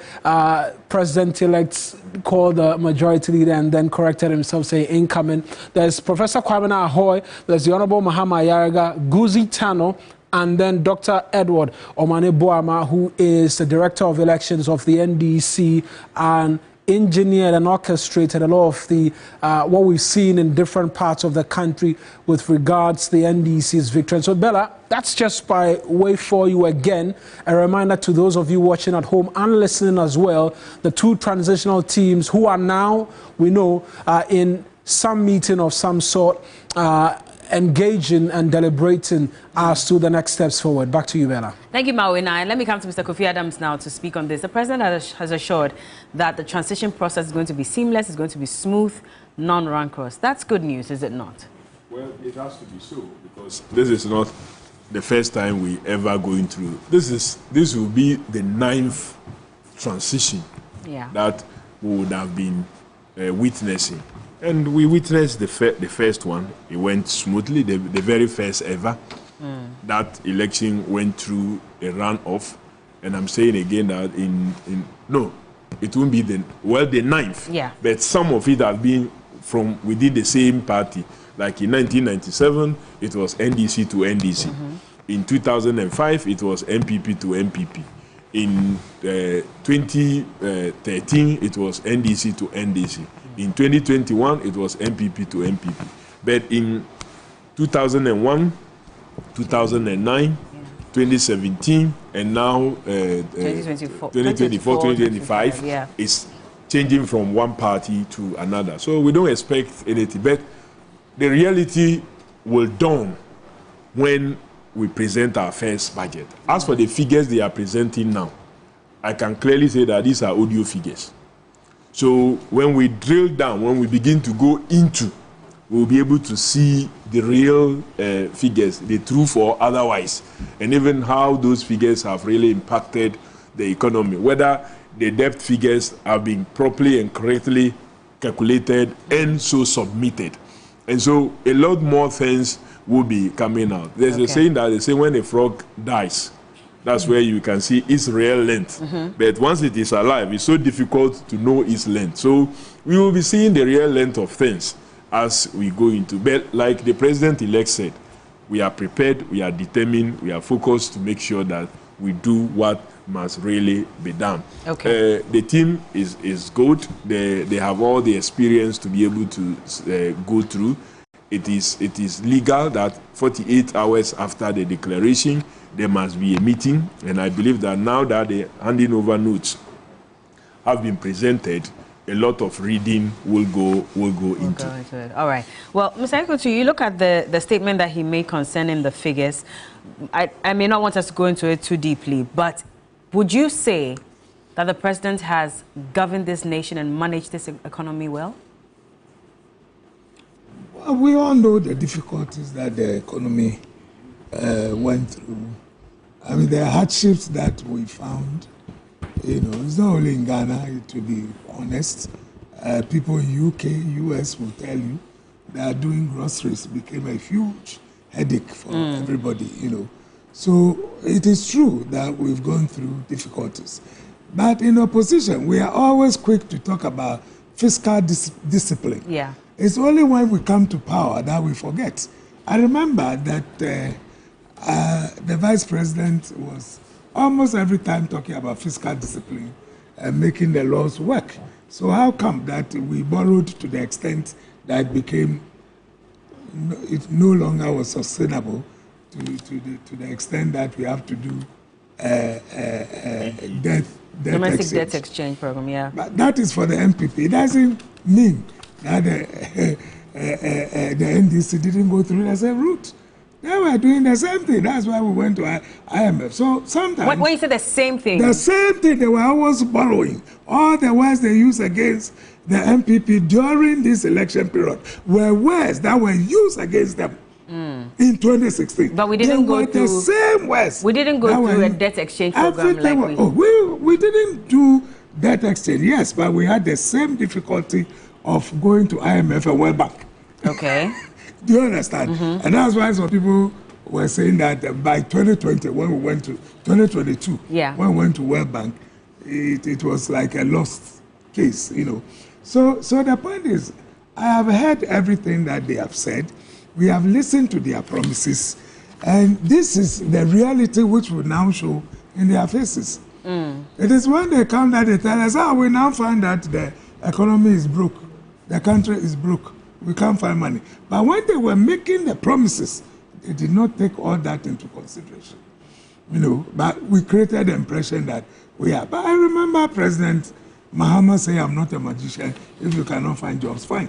No, he didn't say so. Well, I remember something of the sort. He didn't say so. It was the media that... you allow him to land and then you come in. This, has been repeated. I know, but let him make his point and then we'll come into it. So I thought that you would tell me that the president didn't say so, that he wasn't the magician to put jobs. Don't worry, you hold on, allow him. We all found those difficulties that after we went to IMF, there was freeze in recruitment. Clearly, people could not find jobs. And that was why we came in. We were talking about our manifesto, talking about jobs. And going into the first term, we realized it was not going to be easy. Then we had to go in for what we call this, the brigade thing that they did? NAPCO. Okay. You know, just to bring in about 100,000 people. And even there, they were all temporary. After some time, you couldn't... They still haven't paid about 67,000 of them. That the same thing will happen very soon. It will happen under the NDC. It will happen very soon.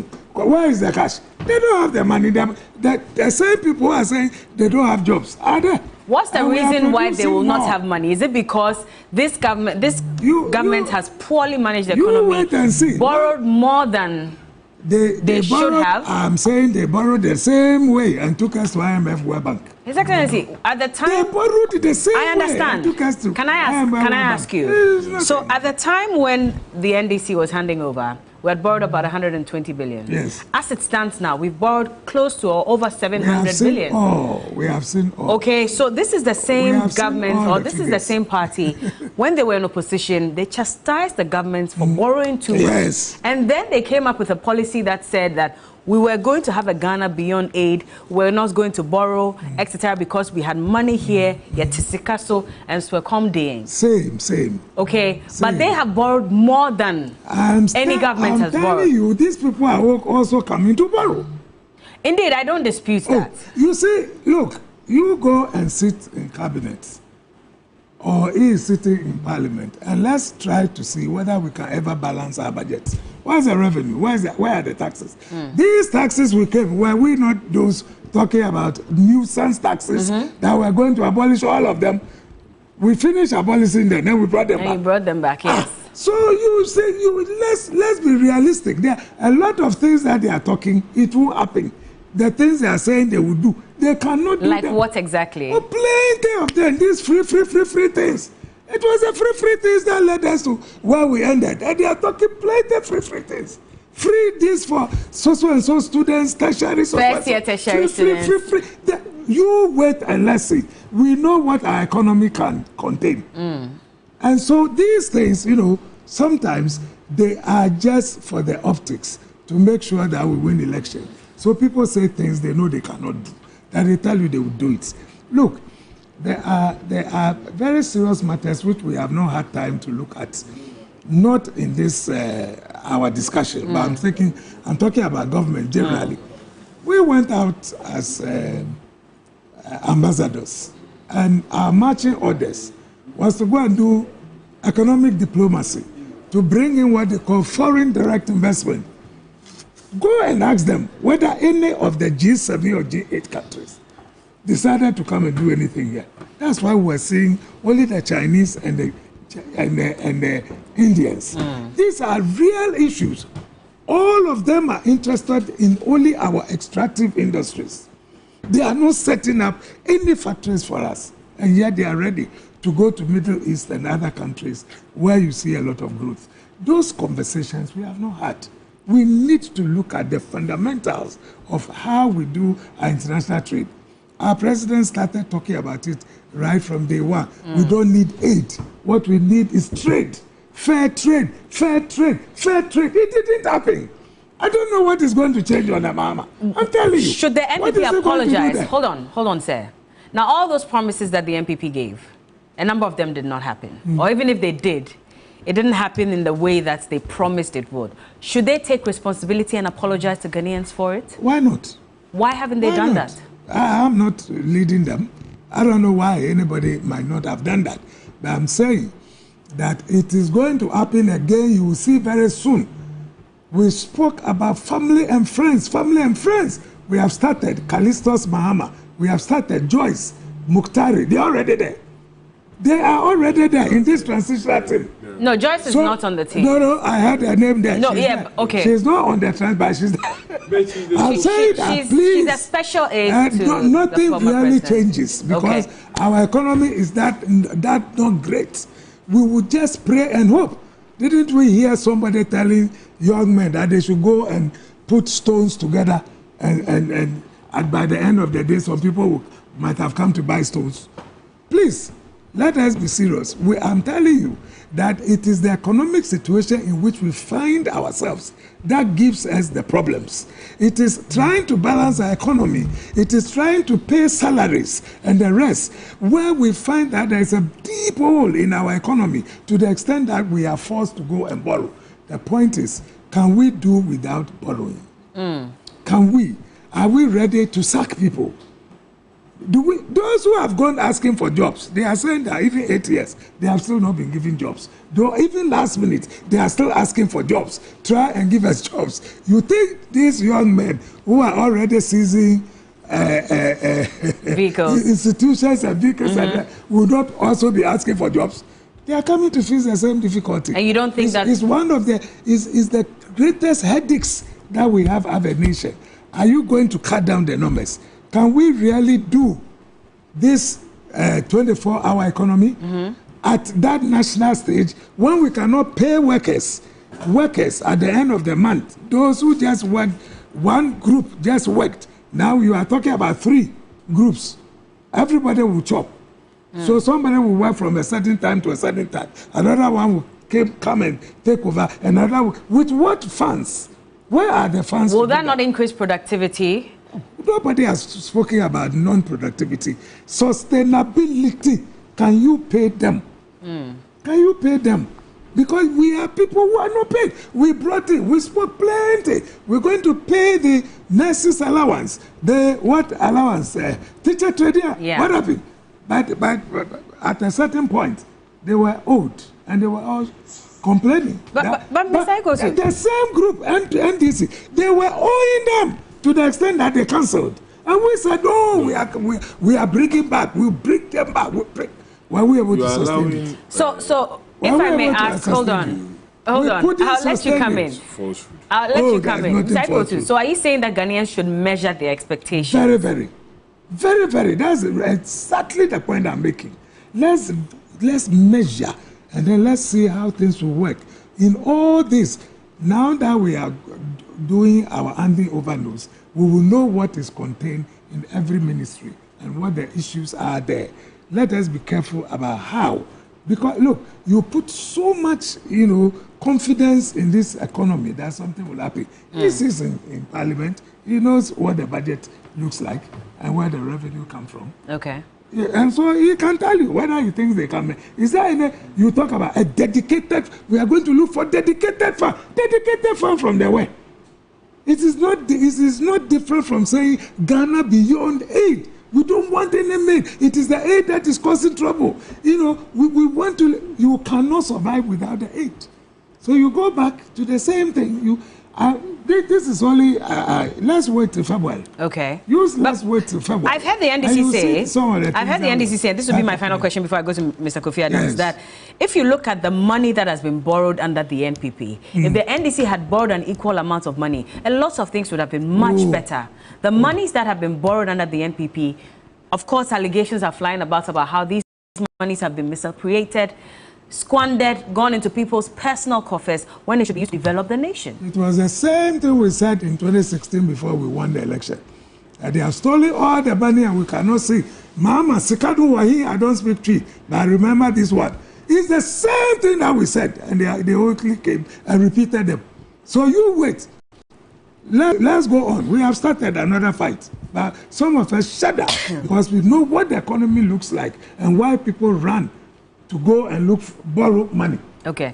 What is that dedicated fund that they are going to look for?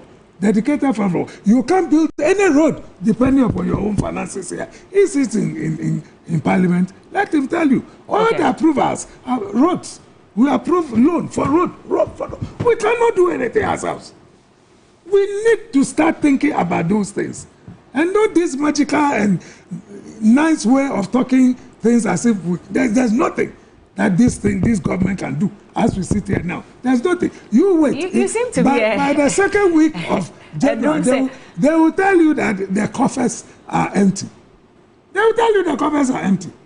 You let Mr. Kofi Adams come in. Mr. Kofi Adams, please. Because it's like a bleak picture has been painted clearly over your government and their ability to perform. Clearly, we didn't say anything in the course of this campaign that we never meant to keep.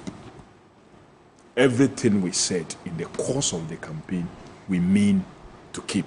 And it's going to be work that will be in progress. And Ghanaians will see it and feel it. That I can assure. We are completely different from NPP. We are going to be completely different from them. In what them. way? One, we are going to deal with corruption. Corruption will be the number one thing that we will deal with. Look, like it happened under John Mahama, where an appointee just dreamt that her desire is to make $1 million and she will quit politics. She didn't even say whether she was going to use her office to make that or through her own business initiative she will make that. President Mahama acted and said, no, I gave you opportunity to serve the people. If you have plans of making that money, then it's better you leave that position so you can focus on making that money. Compare that to what has happened under Nana Adanko Akufo-Addo, where people under whose bed more than $1 million is taken and they didn't even know. You will issue love letters to them indicating that they will be cleared. They will be cleared of what? You keep just clearing people left, right, center. That will not happen under John Dramani Mahama. That explains why you were struggling as High Commissioner in Canada and nobody was responding. You were spending all your energy, all your talents, meeting people, wanting to bring them. But the government at home was so corrupt. So all your toils in Canada was not yielding any results. That will not happen under the administration of John Dramani Mahama. They will see signs that he means well. So the tax that people he will put out there will be engaging in will yield some very good results. Again, he mentioned Callistus Mahama. It is not every Mahama that relates John Dramani Mahama. The fact that the president-elect has a Mahama doesn't mean that any Mahama that you see or hear means that. But you know him doesn't mean that he's a relative. So he's not a relative of the president. know that. And I'm saying that you know him. This is strange. Anyway, you know him. Doesn't. No, hold on, let me find out. Mr. Ikotu, so you say he's related to the president-elect. In what way? What is he? A brother? That's what we do. So if you say since when did he become a brother? That is what I do. No, who are the other people? I'm telling you. So you have been. Look, it is not. Listen. Listen. Hold on. You said that's his brother. It is not true? It's not true. It's not every. Yeah. Let's go. It's not even every Akufu that will relate Adanko Akufo-Addo, because at least Akufo Dampare, we have Akufo Dampare. Okay. I'm saying that we have. They were all not related. Okay, you hold on, please. You let him make that point. I'm trying to read on his bio and see if there's any relation. And so one is so worried about. Look, taxation. You need to make collection of tax and payment of tax very simple. Very good. This government has made tax payment a bit more complex, and that explains why we promise to rationalize taxation to make it easier for the payer and the collector. And by so doing, you rein in more. And through the 24-hour economy, where government is going to encourage even both the private sector and also government agencies that must run 24 hours to run, you will be seeing the economy turning around. So we will fight corruption, we will invest right, we will take good decisions, we will have a slimmer government as compared to what they did. They came in and went for 126 ministers, and when you were telling them, they said they were in a hurry. You were in a hurry to where? To increase our debt. All kinds of huge presidential staffers. All these things will not be happening under the John Dramani Mahame's administration. So we will be having right investment. He also said that we cancelled the nurses' allowance. That's not true. And you know it not to be true. Why? But you keep repeating it. What we did was that. Why did we say we're coming to stop? No, well, the fact that you said. Let him. The fact that you said you were coming to put it back doesn't mean that we cancelled it. What had happened was that for the case of colleges of education that have become tertiary and degree awarding, we said treat all equal. Because someone who attends University of Education, Winneba, and was given a degree for education, or someone who attended University of Cape Coast and had a degree in education, was not benefiting from the allowances, was also taking loans. So we said, let's rationalize that sector, and which was a very good policy in order to open up space and opportunity for more persons to go in. You said no. That was not a good one. Of course, the government never really implemented that again. We continued to pay the allowances until you came in, albeit that there were some arrears to be paid. When you came in, what you have done was to stop the payment in the manner we were even paying. So you cannot say that you came in to introduce what it is that was scrapped when it was never scrapped anyway. But that is just by the way. Again, our government commenced the process of building a lot more community day schools. And when you do that, Honorable Equity, you know that the burden of education will be drastically reduced. We are going to pursue that agenda to build more schools closer to the people. So the cost of running education would reduce automatically because many more persons will be living closer to where they have to attend school. So once you do that, a lot more savings will be made for other levels like the tertiary and what have you. So our party and our government is very focused. We are not going to be running after and people will be putting money under their beds and doing all kinds of things. You are very sure about that? We are very sure about that. No, but it has happened. There's not going to be any corrupt cases, or would you rather be measured in what you said? Say that if there is a corrupt case, if there is, it will be dealt with. Exactly. It will be dealt with. It will not be covered. Because if you say nobody will have money under, I am saying that the only reason why Cecilia Dapaya is in the news is because it was discovered. Only God knows how many more people went undiscovered. And I'm telling you that the kind of leadership that John Dramani Mahama offered in the past and how he dealt with situations, not limited, including even the national service. And I'm so disappointed that after the former president opened up and allowed for investigations and prosecutions to commence with the national service related issue, today we are talking about over 40,000 ghost names being put there and monies being paid and received by persons for no work done. That is what has happened under this government over the period. Can you imagine? 40,000 service persons, 715 Ghana cedi every month, times this number of years. The amount of money that has been creeped off this state. These are things that will be stopped so that proper investment will be done. Look, you went into a fund established by John Dramani Mahama, Ghana Investment and Infrastructure Fund. Took $2 million, gave to a company that you are going to construct SkyTrain when that company had no license to do so. If you waste money this way, you took money from fund, pay for Alugu multipurpose dam, $11.9 million. Today, there's not even a single block there. You took money, $2.57 million, and paid Muta Angel for Temamoto Way extension project when no work was actually done. All kinds of monies wasted. This Ejapa thing that you guys did, spending so much, or almost about $14 million without parliamentary approval. So they were just wasting money and borrowing, and now launching us into all these situations that we found ourselves in. At the time we handed over at least a very healthy economy to you. We handed over an economy that we had solved energy situations. We handed over an economy that was just about, debt to GDP was about 56%. Okay. You guys took it to 104% as a result of unnecessary borrowing, because some people benefited from every loan that you went to.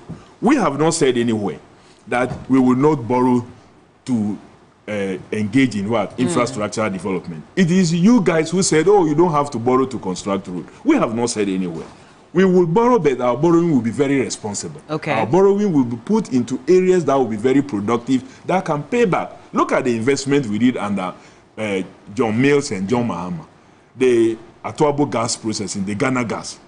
Today, the kind of stability we've had in our energy sector, that investment was a key one. It has been able to pay for itself, and Ghana is benefiting that we no longer are spending almost about $300 million having to import gas because of such an intervention. Mr. Kofi, these are the type of investment that this government will be doing. Now, the thing is, should Ghanaians measure their expectation? Because if you look at the way the voting went, you can tell that Ghanaians are very, very much disappointed in the NPP. Sure. Which is why they have thrown their support behind the NDC, because they believe, if you wanted some messages, they say the Messiah has come, A, B, C, D. Should Ghanaians be careful what to expect, so that you don't come back later and tell us, we promised this, but we realized there was a problem. The arrival of a Messiah doesn't mean that manna will drop tomorrow. Even God no longer drops manna.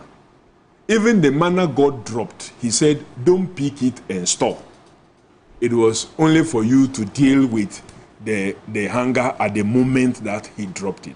So a lot of work would have to go into achieving. What I can assure Ghanaians is that this is a government that will be prudent. Okay. This is a government that will be accountable. This is a government that will make sure that if it is one loaf that is available, that loaf is properly utilized. You will not have a situation where few appointees will be packing everything and ignoring every sensible suggestion. That will not happen. Okay. That I can assure you. And so Ghanaians, yes, measure expectation, but I can assure you that this is a government that will be prudent, that will be truthful, that will make sure that they apply resources in such a way that will benefit all of us. All right. Unemployment is a huge challenge, but we're going to confront it. How do you intend to do that? Well, of course, you want me to keep repeating the things that we've talked about. The 24-hour economy is one thing. Well, that's what Aiko said. That how are you going to pay the people? And I remember that, hold on. I remember that when the BBC had an interview with His Excellency John Dramani Mahama, they asked him that, does he have a figure to 24-hour economy? He said no, it is an event. And I'm saying so he cannot put a figure to it. Of course, because it's not just ending with just one thing. It is something that you want to continue to implement it and take it to every sector, including private sector. Ask the question, so how are you going to pay these people? If we go into agro-processing and we are processing more of our products, is that no value addition? That value addition, wouldn't it pay for people who are working?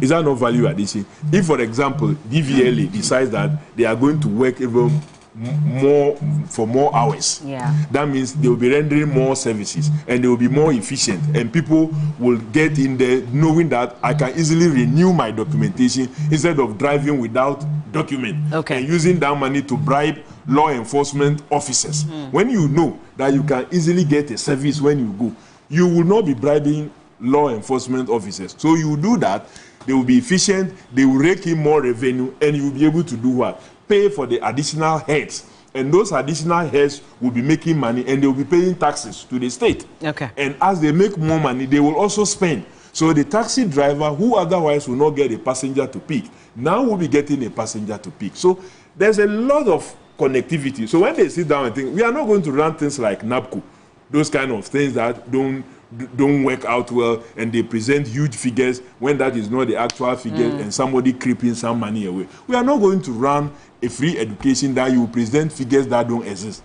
This government was advertising that more than 5 million persons are benefiting from free SHS. Okay. When, if you add the total number of persons who have sat for BEC and therefore qualified to go into secondary education over that period, didn't even reach 4 million. Was it the case that they were paying money for 5 million, but for people less than that, or they were just deceiving us with the numbers that did not exist? These are the areas that this government, the incoming administration, is going to be very truthful with Ghanaians. And so Ghanaians should rest assured that the government that will be truthful to them, that will rally them around, that all of us, our energies, will be put into the productive sector, have come. Okay. We need the support of everybody. All right. We will need the support of, we need the support of persons like... He doesn't seem to believe in your government. He says that it's the same mistake that we repeated. Please hold on. Let me just say, a reminder again that there are about 67,000 NABCO trainees who have not received their monies. Heal Ghana module, a number of them were owed 9 months, even before the whole process ended. There are some who called us a few months ago. They said they are owed about 12 months, 15 months. They still have not received their monies. And so that's also of grave concern to many people. Mr. Kofi, I may ask you that just in case these NABCO trainees come to the NDC government when you take over and ask that you sort them out, those monies, would you do it as a government? Well, if government owes them, if they have worked for government and government owes them, they are part of the things that we must consider, investigate appropriately, and see what can be done. Okay. And together, we must all help government to retrieve the loot, the aura that we talked about, operation, recover all loot that we talked about. It's not something for joke. All of us must participate. Okay. I expect His Excellency Aikwe to help recover all the loot. To help in the recovery. Okay. He knows some of the persons that must be visited and must be invited. So he must make that information available. A few messages are coming in, by the way. Now we have a willing government that will want to fight corruption. So, I've just gotten a message and I wanted to read it to you. Okay. So one of our viewers also works in here. She said this morning she listened to the conversation that President-elect Mahama had with President Akufo-Addo, and he was very emphatic about the fact that Callistus Mahama is not his brother or relative. I didn't watch that one. Okay, she watched it, so she just sent this. I'll also check and be sure. I didn't watch. Let me make. No, I'm saying that he has never been. Let me make my reaction. This family and friends were things used against them in 2016 before they turned it against us. Let me make the point. Well, we never turned it against you. You actually applied it. We started. It was family and friends. You did it really. Kofi, don't break your gadgets though because of this. But Mr. Nkosu, would you admit that the NPP exceeded that whole family and friends thing? Because again, the concern was not about whether you are appointing your family, if they are delivering. But in his case, with the many people that were appointed, they really weren't delivering. I am saying that this is not a government we have not seen before. He left office nearly lost by 1 million votes. People rejected him and said all sorts of things about him. That he was not even going to come back again. He has come. So I am saying that let's give them the first quarter and you will begin to see the things that will happen. Okay. In this country. Okay. There's nothing new that I say, one district, one factory. Look, we said, let's go in for one district, one dam, because we want water to do our irrigation, to help our animals. So where are the dams? We need one district, one factory. Dams. So then we need, again, one constituency, $1 million. Planting for food and jobs. Okay. To make sure that we get our raw materials. Okay. Then we'll use the raw materials to feed the one district, one factory. Okay. So this, he has forgotten about eco juice. and things that we started doing. I'm saying that these adding value those things to all those things. But Mr. apart from Kofi juice, which one again? I am saying that we started all and had all those ideas. What 4 years, 8 years. Somewhere along the line, did it work for us? But the fact that your government failed does not mean that the same thing will happen to them. They were rejected almost with 1 million votes. And you have been rejected with 1.6 million. Yes, so the fact that your government failed. So what is new? Hold on. What is new? The fact that your government failed maybe Ghanaians. By the time he leaves, after all the promises, 3 point something. Let's wait and get there and see. Yes, so that's why I'm saying let us be measured. Yeah, but they have not even started, and you're already painting a big picture. But we know them. There's nothing new that they will talk about. The employment is going to find jobs for who? Where is he going to find those jobs? Has he got money to pay them? He hasn't got the money to pay. So give them the chance to at least. I said it's not going to happen. I like the way you keep reminding him, let us be measured. Let us be measured. These are what we call campaign talk. You can talk. You are not writing, you have won, and you tell us you are the best, you know everything. It's like our campaign. Mr. Ikotu. Those who ran the campaign were sure we're going to win. Now we party promised. In the same way, he has come to sit here and is telling us stories as if we have not seen. Hold on, sir. As if we have not seen NDC in office before. The NPP promised. We saw them. Sir, please hold on. Went on. The NPP promised and overpromised. One constituency, $1 million. One district, one factory. We did that. Which one? We did some. Which one? We gave money. The $1 million every year. So where did the ambulances come from? But that alone cannot account for the $1 million. So in each constituency, give you 1 million, I'm unable to give you 1 million. That's why I'm warning him. And you give, that is taking, sitting here talking plenty, as if they can do the things they are talking. It is not going to happen. But Mr. You put it on the wall, mark it on the wall. Your party overpromised. They overpromised. You did not deliver. How many ambulances did they leave for us? And what have we left for them? What have you left for the NDC? But they know. What exactly? You don't know the figures? Which figures, sir? In terms of the ambulances, for example. So, is the ambulances you're referring to? I thought you were talking generally. I'm talking about ambulances. So there are a lot of same ambulance that you have to book a bed before you can get.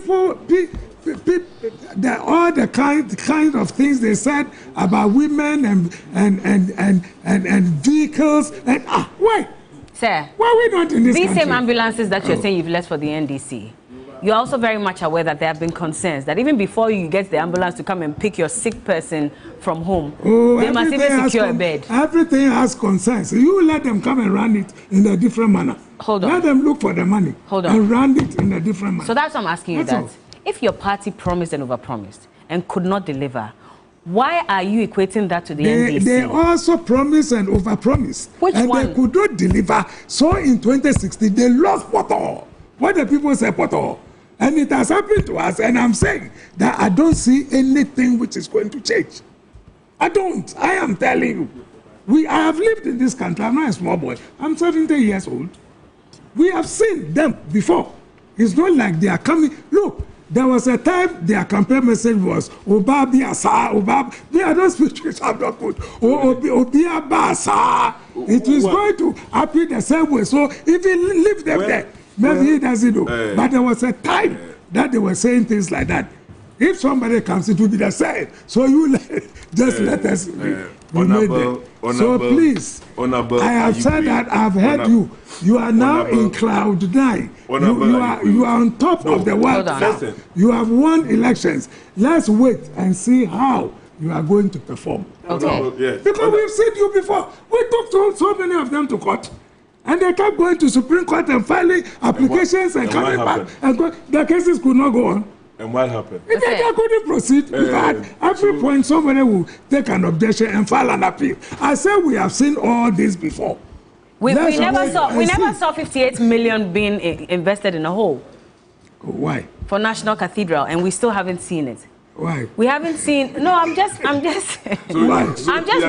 in for you to understand. I cannot remember everything you did in 2016. No. Why you lost? Ghanaians voted.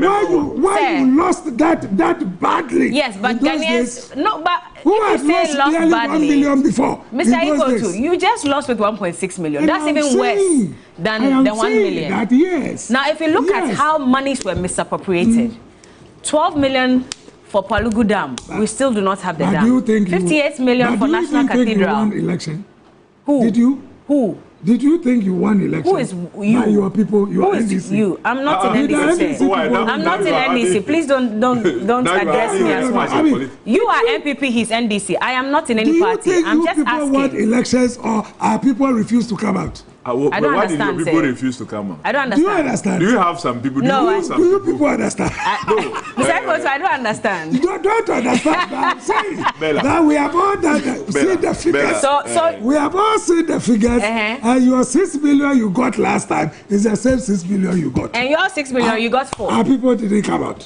Why didn't they come out? You are telling me. I'm asking you. You wait. I said 4 years after you will come. We will come and see. Mr. Ikotu. Let's pray to God that you will be alive. Why didn't they come out? 4 years after, and you will see what will happen. Mr. Otu, why didn't your people come out? What do you think is the reason why your people didn't come out? I wouldn't know. But they didn't come out. But the numbers clearly show that there was voter apathy. And I saw that there was voter. Exactly. I even called some of the students and said, what are you people discussing? I'm going around, and at 3 o'clock, 4 o'clock, we still haven't got half. So I'm seeing something happening which can affect us seriously. Exactly. And it has just affected So the economy. So what? The economy. People didn't go to vote for you to say that people voted. Hold on. You call your same number. The economy, jobs. Hold on. The economy. Jobs and education were the top issues. First quarter, after the first quarter, pray that we'll be alive. Next 4 years, make sure you pay the 2 of us again. And you'll see the stories that you'll be hearing. Please hold on. I'm just getting a message from social media. Yes. And they are saying that even as you are losing, as a party, you are still not learning to be humble. What is that? Arrogance is one of the reasons why many Ghanaians also voted against the NPP. And they feel like... And I'm saying that it happened in 2016. We had not seen it before. In those days, we were saying 1 million, 1 million. It was later on we saw that the figure actually didn't get to 1 million. It was below 1 million. But it was almost 1 million. And it was like that was the end. And this in your power money, your power war, your power down. They came back. By 2020, it was 137, 137. Be careful. Was that not rather that is the point I'm making. a mark of your leadership in Parliament as well, the fact that Ghanaians were disappointed even in your MPs at that time, which is why they moved from 169 seats to 137? I'm making the point to you that the people who said by 2020, they were making 137, 137. Okay. What happened? Bella. What happened? And today, they are on top. They are happy. They are one. And so they are creating the impression that they have all the means of governance, as if we have not seen them before. And I'm saying we have seen them before. They were unable to perform, and they lost with I'm letting you come in. 1 million votes. I won't let Ayuku sit closer to you. I won't let him sit closer to you because he will not give me the chance. Oh my word! No. Now it's your turn to speak. Please come in. You see clearly. Feel free. Clearly, it's not because I have just stated some of the basic things that the NPP did wrong that the NDC will never do that. I have talked about size of government. Okay. I have talked about prudence, and I'm happy you even mentioned some of them. That how on earth you put $58 million of your money in a hole that we have in the name of cathedral. How that would happen under this government, only God knows. Again. Oh. Is it Mr. Please allow Kofi Adam to talk, please. We know that. And computers which we could not find. There was Please hold on. Thank you. Clearly, we will not have corruption that happened under this government ever happening under, because the examples of fight against corruption that we talked about are not things that we are just saying that we will do. We are referring to what had been done in the past by our leader, the president-elect, and that he is even going to do even much more now, with eagerly observing every appointee. And what happened now would not happen. I know Honorable Ayikwetu is embarrassed by some of the things that have happened. Look, the dams today that are benefiting this country, like the Tami Dam and what have you, these were dams that were constructed by John Dramani Mahama. None of their one village, one dam is working. The dams dry up even before the rain stops. The dams that they claim to have constructed. Hawa Kumsin said she constructed meaningless dams. That's why she said that if you give her 250, she can't construct any meaningful dam. And that she constructed meaningless dams. As for the ambulances, the inflation that they did, including the spare part issues, we haven't even finished dealing with that. People will answer for the things. Look, recently, the drip equipment. Through the questions that Honorable Mahama Yariga and then Honorable Samuel Okujeto Ablakwa asked, we have been able to know the total cost that was involved. About $178 million was spent in those equipment. When they did the follow-up, as if they were trying to buy those equipment from the same persons, just a few, not to the numbers that even government bought, we realized that the total cost will be less than what? $68 million. So the government has inflated the cost of drip equipment by about $102 million. And you think that will just come and sit and allow all these things to go waste? That's what I'm saying. Our government is going to be very, very prudent. Again, let me help Honorable Ayikwetu so he doesn't repeat this anywhere. Callistus Mahama, I've been reliably informed that, comes from Pembe in the Salaga area, nowhere near Bole, where President Mahama hails from or comes from. So don't repeat. So don't repeat. And I'm saying that don't repeat. All of them were related. Don't repeat. But they were related. But they were related. But these are people I know No. They were related. Please, I'm saying you are just largely informed. But in my case, I know them personally. And they are not related to the president.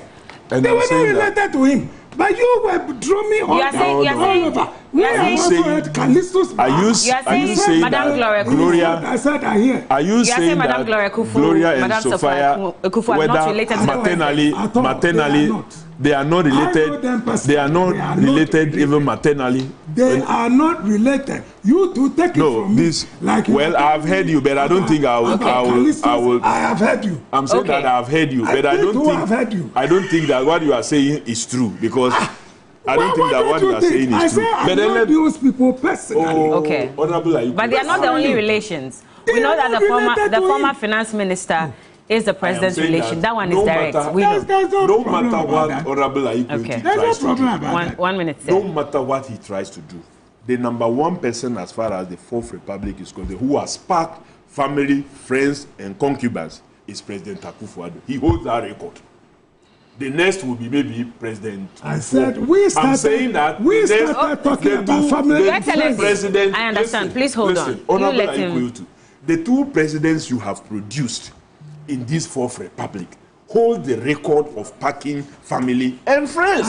That's a fact. I am not aware. I am saying that that is a fact. Please. I'm saying that the two presidents you have produced in this Fourth Republic holds the record of packing family and friends and concubines in their government. You hold that record. Nobody can compete with you as far as that record is concerned. Two, I am also saying that you don't want we are going to... Please hold on. Please hold on. You were speaking and I listened. So me to finish, and then you can come in. Let me ask this question, by the way. We have to go on a break, but let me ask this question, Mr. Ayikwetu. So there's a whole list. Are you asking Ayikwetu again? No. It's just finished. I know you haven't. So I'm coming to you, but I'm just going through a list. In fact, the list has 51 people who have all been detailed as either related to the president and some of his appointees. Oh. You hold on. There's Hold on. See, these are the propaganda things that we do. They say they want to. Oh, Jan Nkrumah Akufo-Addo is his daughter. Those people, Jan Nkrumah is his daughter. who are giving you this information. I'm saying that nobody is giving me information. I'm doing my own research. It's my own research. Just listen to the names and the position they occupy. You googled. Look, don't let you are here, so I'm asking you. Don't let him intimidate you. Mention the names. That's what. Okay, so we have Nana Santi-Bediato. He's a cousin to the president. Yes. Is he not? He's a relative. As to that cousin, okay, so he's a relative. I don't know. So he's a relative because of the they all president. come from Achim. So that's why I was telling. Okay. I can mention. Hold on. If he wants me to help him, I can mention some of them. Like the finance There's Jan Nkrumah Akufo-Addo, the daughter. The rest. We know them. Okay. We know them. There's so Edward Akufo-Addo. Those ones we all know. As for the rest, where they are bringing them from, I don't know. I'm just mentioning Gabi Asare Ochredakun, related to the president. These are the three people that we all know. No, the rest that's why I said I have a list of 51. Nana Fredwa. Mention all of so them. don't ask me. You don't know them. If you ask me, Ghanaians know. I wouldn't know. Ghanaians know. Because those I know are what I told him I was even going to help him with. And I'm saying that Ghanaians know. Okay. There's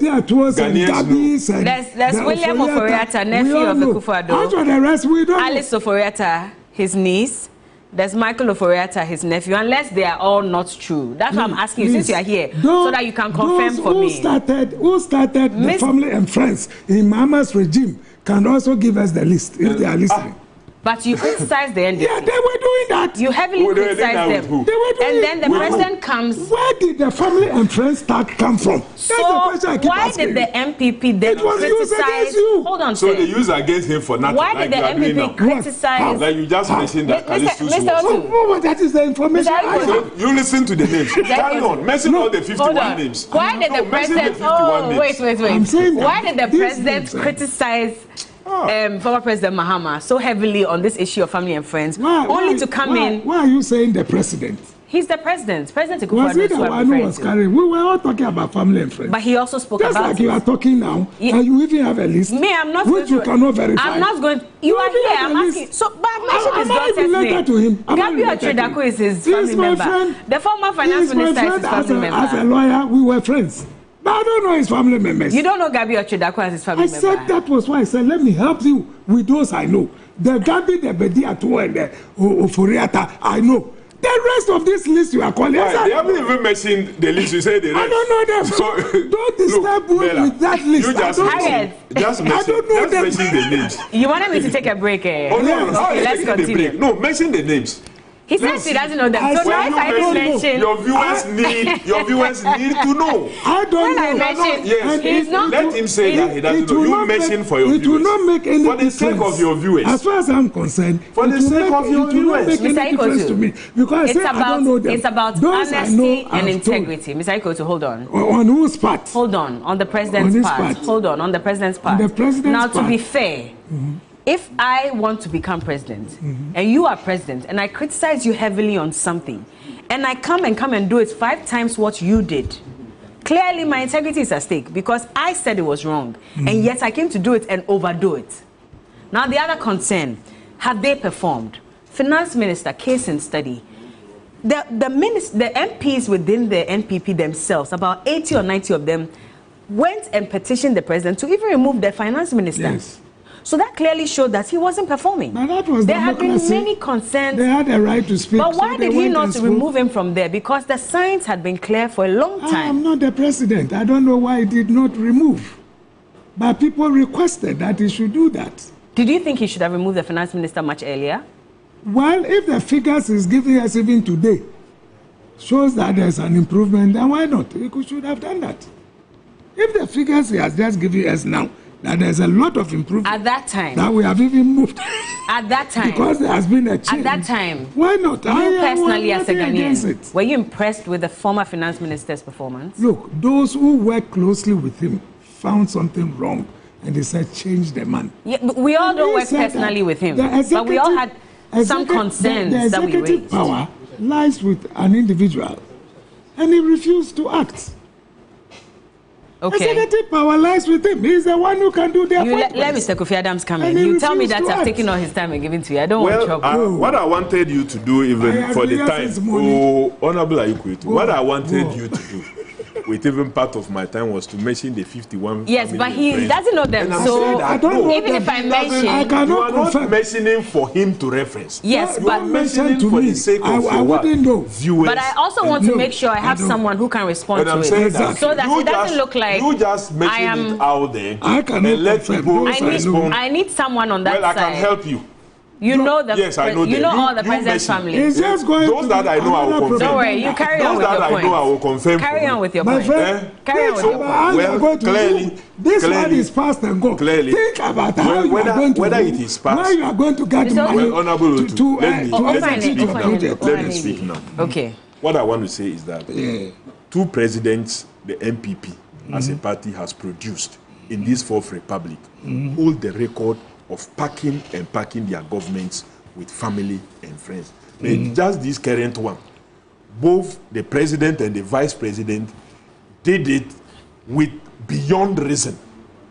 The president and the vice president did it beyond reason. At a point, even the vice president's relatives were even offered scholarship that they claimed didn't even take, meanwhile monies were paid to them. That's how bad it got to. And that is why President Mahama is saying his appointees will come nowhere near taking those scholarships and what have you.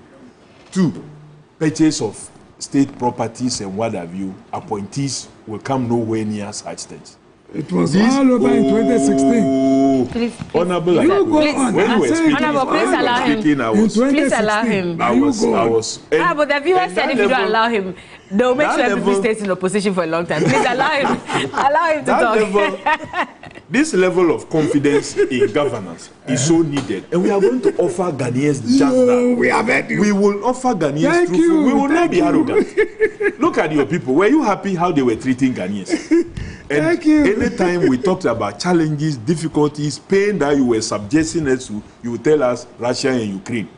You would tell us this. You would tell us COVID. Even when the COVID came, the monies that were made available, look at how you spend those monies.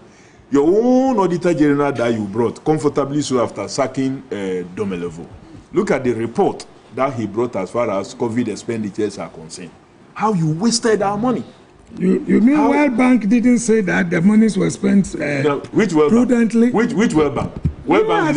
I'm saying that the Auditor General's report, I sit on the Public Accounts Committee and I have a copy of that report. We are even yet to go into that special report. We haven't done that yet. The Auditor General's report that he's brought clearly show how you wasted COVID funds. And that is so clear. And the evidence is contrary. Which evidence is contrary? The evidence from the Auditor General. Which other evidence? People who are looking at the figure said the monies were spent. Which evidence? Are you not the news house? Which evidence? Don't do this. Which evidence? Don't do this to yourself. No. I'm saying that they said the monies were spent prudently. Don't do this to yourself. No, I'm not doing anything to myself. Don't do this to yourself. They said so, that the monies were spent prudently. So even your own candidate, Felicia of Sanerogu, who said she was even given 150,000 to share. That was also prudent. I'm saying that in 2016, your own health minister, who said he wasn't thinking right, who went for COVID vaccines that cost 10 times the actual price that they were selling to every other person. There was so much corruption in 2016. Oh, Honorable Ayukwetu. In this country, there was so much corruption. This is what in this country, and you find yourself where you find yourself today. That the president who said he will not hand over to John Mahama, who he defeated, now is there going through handing over processes for John Mahama to take with a gap of more than 1.6 million. With a gap of 1.6 million. And then now your parliamentary side, cannot be described as minority, but we have to look for another word to describe them. Now people say we should call them the mini side, because they can't have. Those times we used to have at least majority take up to a certain side of the house. Now you will be left with just some quota quarter of the one part of the house. So you are a minister because of this behavior. The point moving forward. Let me just give you some details on even the COVID-19 Auditor General. Let me land on this one. Hold on. Land on the where? point I'm making is this. Land on where? You are here, you have won elections, so you are talking plenty. I am saying that be measured in the things you are saying. I agree. Because I'm telling you that there were things the president said that if you want to make money, don't come to my office, go to the private sector. Mean it. He didn't have it. He didn't mean it. So because he didn't mean it. These plenty things you are talking about. I'm saying be measured. We will come and sit here again and you will see the very things that you are talking plenty here. We are old people. We have seen it before. We have seen this Mahama before. We have seen NDC office before. Nothing new is going to happen. Yes, we have heard you. Let's stop there. Let's stop there. Let him talk. Honorable Ayukwetu, I accept the fact that you are old enough. I accept the fact that you have seen governments before. You must also accept. I'm saying that yes, you've seen him before. Yes. But then you must also accept the fact that persons from NPP say things they don't mean. Persons from NPP say things, including Akufo-Addo, Bawumia, and the rest that you've had, say things they don't mean. Doesn't mean that the NDC does same. You have seen Mahama before. Ghanaians saw him before, and you thought that Ghanaians would not give him any opportunity. Ghanaians weighed him and weighed what is available and realized that he was so good and must be given the opportunity to return. I just wanted to read a part of the report on COVID-19. Out of the, hold on, I don't want to out listen of the 21 billion Ghana cedis that we got. Hold on. Are you aware, I want to end on this note. The Information Ministry was paying itself. Did people come and tell us that there will be one-time premium in this country? Were you able to do it? There will be one-time premium in this country. President Mahama, let me ask you something. You didn't say so. President Mahama says so. Please, I'm saying President Mahama says so. I have said my say. President Mahama said so. Okay. These sort of things you are doing, you are free to do them now because you are won election. But we'll give you the first quarter. We'll come here to do an analysis, and you will see that nothing has changed. Okay. Who told a lot will change. Who told us? One-time premium. That's all. At least we will no longer have a mother serpent for corruption. Mr. Ikotu, should members of this government be jailed for corruption? In charge of affairs. We will no longer have a mother serpent. Special Mr. Ikotu, that you chase out. The special prosecutor that you didn't allow to do his work. We brought a special prosecutor that he didn't allow He described the president as the mother serpent of corruption. How did we end with him? And so let us see you. He says he's the mother serpent for corruption. I keep saying that. Let us see where I keep saying that. The fact that this government failed in a number of the promises that it made to Ghanaians doesn't mean that the next government will fail.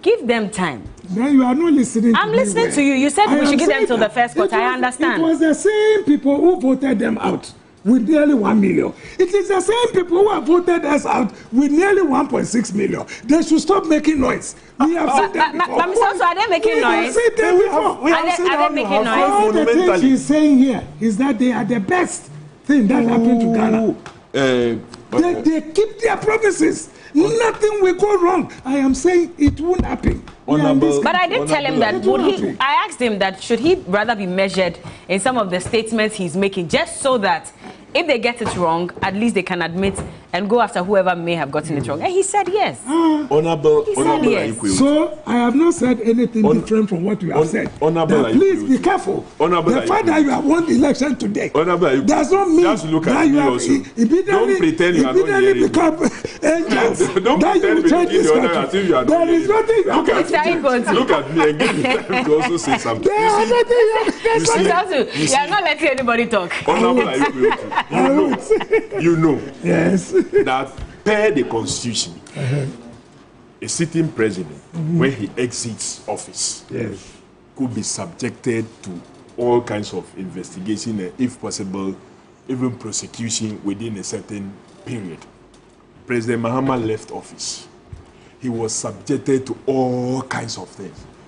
You talked about the special prosecutor and office of special prosecutor that you introduced.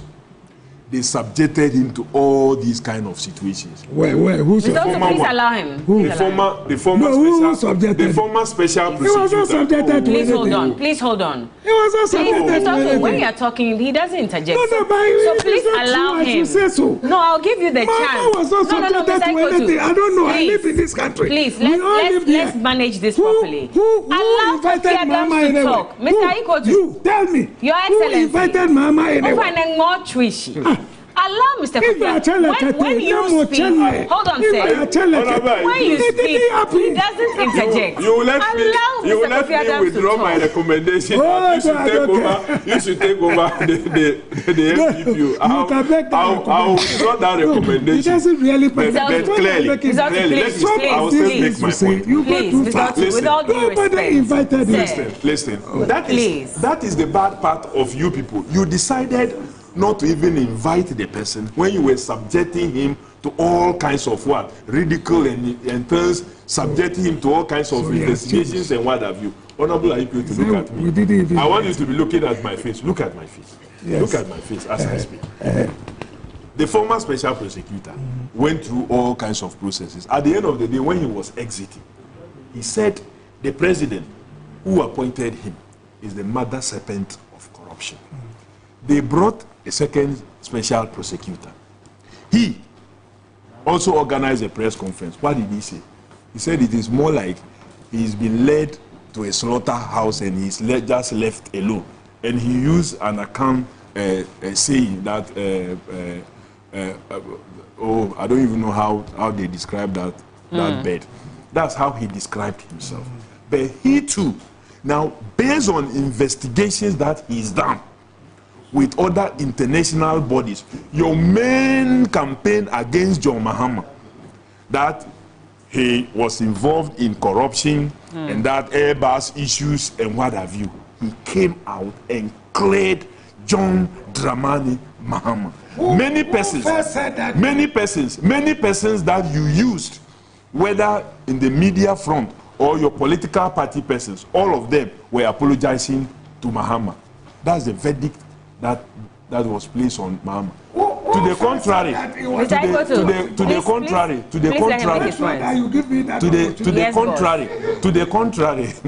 the contrary, your government and government members, including your president, didn't they challenge Al Jazeera when this whole gold thing came out? Have they been able to initiate any process? Look, when you guys leave office, because of corruption, America took our $180 million that would have come in to support our electrification project. They took it away because PDS and the rest. And you know all these things. So clearly, the NPP never meant to fight corruption. They were creating institutions to help them cover up. Unfortunately for them, people they put in there were not prepared to do so. That was why they declared your government and your leader as the mother serpent of corruption. All right, Mr. Ikotu, we have 30 seconds to go. Yes, was it not the same man when investigating this Airbus something? We described Mahama as something. What did he say? What did he say? How did he describe him? This same person which same we are talking about. Martin Amidu? Yes. How did he describe? What did he discuss? The government what? Number one. But if you name somebody for your investigation, does that mean that the person has done any wrong? Now you are I'm listening. No. We have to go. Our time is up. No. I am saying lawyer, the same person who made that description of your president. Okay. No. And then he took another man naming somebody. All right. Naming somebody So as government. Thank you, gentlemen. And thank you, Mr. Ikotu. Number one. All right. And so does that mean thank you very much. Government official means that Thank you. did anything. And Mr. Ikotu. Oh, so please, gentlemen, we're done. Please, we have to go. Thank you so much. Thank you very much. But there was a question that this will be a rhetorical question. I'm sure you answered it. I have withdrawn. Good evening, Johnny. And Johnny says that, do you think the mess that has been done in 8 years can be undone in 3 months? Because you're saying that by first quarter, NDC will see the true colors of the NDC. Well, but the mess has been done in 8 years. No, we will see the true mess. So can that be undone in 3 months? You are asking me. Then you have heard him all through. Okay. Wrong question. He has told you that is wrong question. We have to go. Thank you so much, Mr. Aikwe Otu, lawyer Aikwe Otu, by the way, and yes, he's a senior member of the NPP. At a point, there were even recommendations for him to be the vice presidential candidate for Nana Addo Dankwa Akufo-Addo. Do you think he would have done a great job as vice president? He would have been the economic messiah that would have been fighting at this point. But thank you so much, sir, for joining us. It's been a pleasure. Mr. Kofi Adams, Honorable Kofi Adams, he's just retained his seat in the Boem constituency, and so he's going back to Parliament. This will be your what? Second term? Yeah. Second term in Parliament. All the best to you, sir. Safe seats. Safe seat, eh? Well, there's no safe seat. You lost your safe seats too. I wish we had time, Mr. Ikotu. But guys, very interesting evening. Literally everything. No Left is always My name is Bella Muni. Guys, please take over. Oh, please, I've handed over to my people. Michael. With his push train and all of that. Yes. Anyway, it's been an exciting one, Bella, and great conversations over there. It's very interesting to see his push train. I think the next parliament will be very interesting. It looks like they're already prepping on how to begin to address issues. The big question is, in the scheme of things, really, based on what we've been bringing to you here on your election command center, would it matter in terms of decision making and the possibilities of the way forward? I'm sure there are a lot of conversations we can have in relation to what this 9th parliament will look like, and then what it could mean for Ghanaians in terms of policy making, constitutional reforms and the likes. A lot of conversation in relation to that. I'm just looking forward to how they are going to be describing the NPP in Parliament. Already there are so many names that are coming up. I think super minority in the lines. It's going to be an interesting Parliament. Really. Yeah, but anyway, Alfred is in. The team is here. Rightly so. It has been great watching you, and hopefully the next 6 hours as well would continue the conversation at the point that you left it. But it's important as we get into the matters of Parliament and how the composition of the 9th Parliament will look like. The NDC is gradually inching towards that 188 seats target that they had. And it appears that if things go this way, all things being equal, they may even surpass that 188 seat target and even go beyond 189. In fact, the 189 seats, the first time they had that number was in the 1992 elections that the NPP boycotted the parliamentary. It appears that that record is also on its way to be broken. It's not a Guinness World Record, but anyway, it's Ghana's record. But we'll see how things play out. The transition team has been inaugurated. We understand they're having a first meeting. It's one that we're keeping tabs on. Kamala Koche is there for us here on your election command center. We'll continue the conversation as well, and we would do the disaggregation of the parliamentary seats data as we're getting to the Galamsey-prone constituencies. If you recall, prior to the 2020 elections, one of the issues that came up strongly was that, in fact, the NPP waged a campaign against Galamsey. That cost them some seats in the 2020 elections. And so prior to this election, there was that lackadaisical approach on the part of government to deal with this Galamsey matter. We'll find out whether indeed they won those Galamsey areas.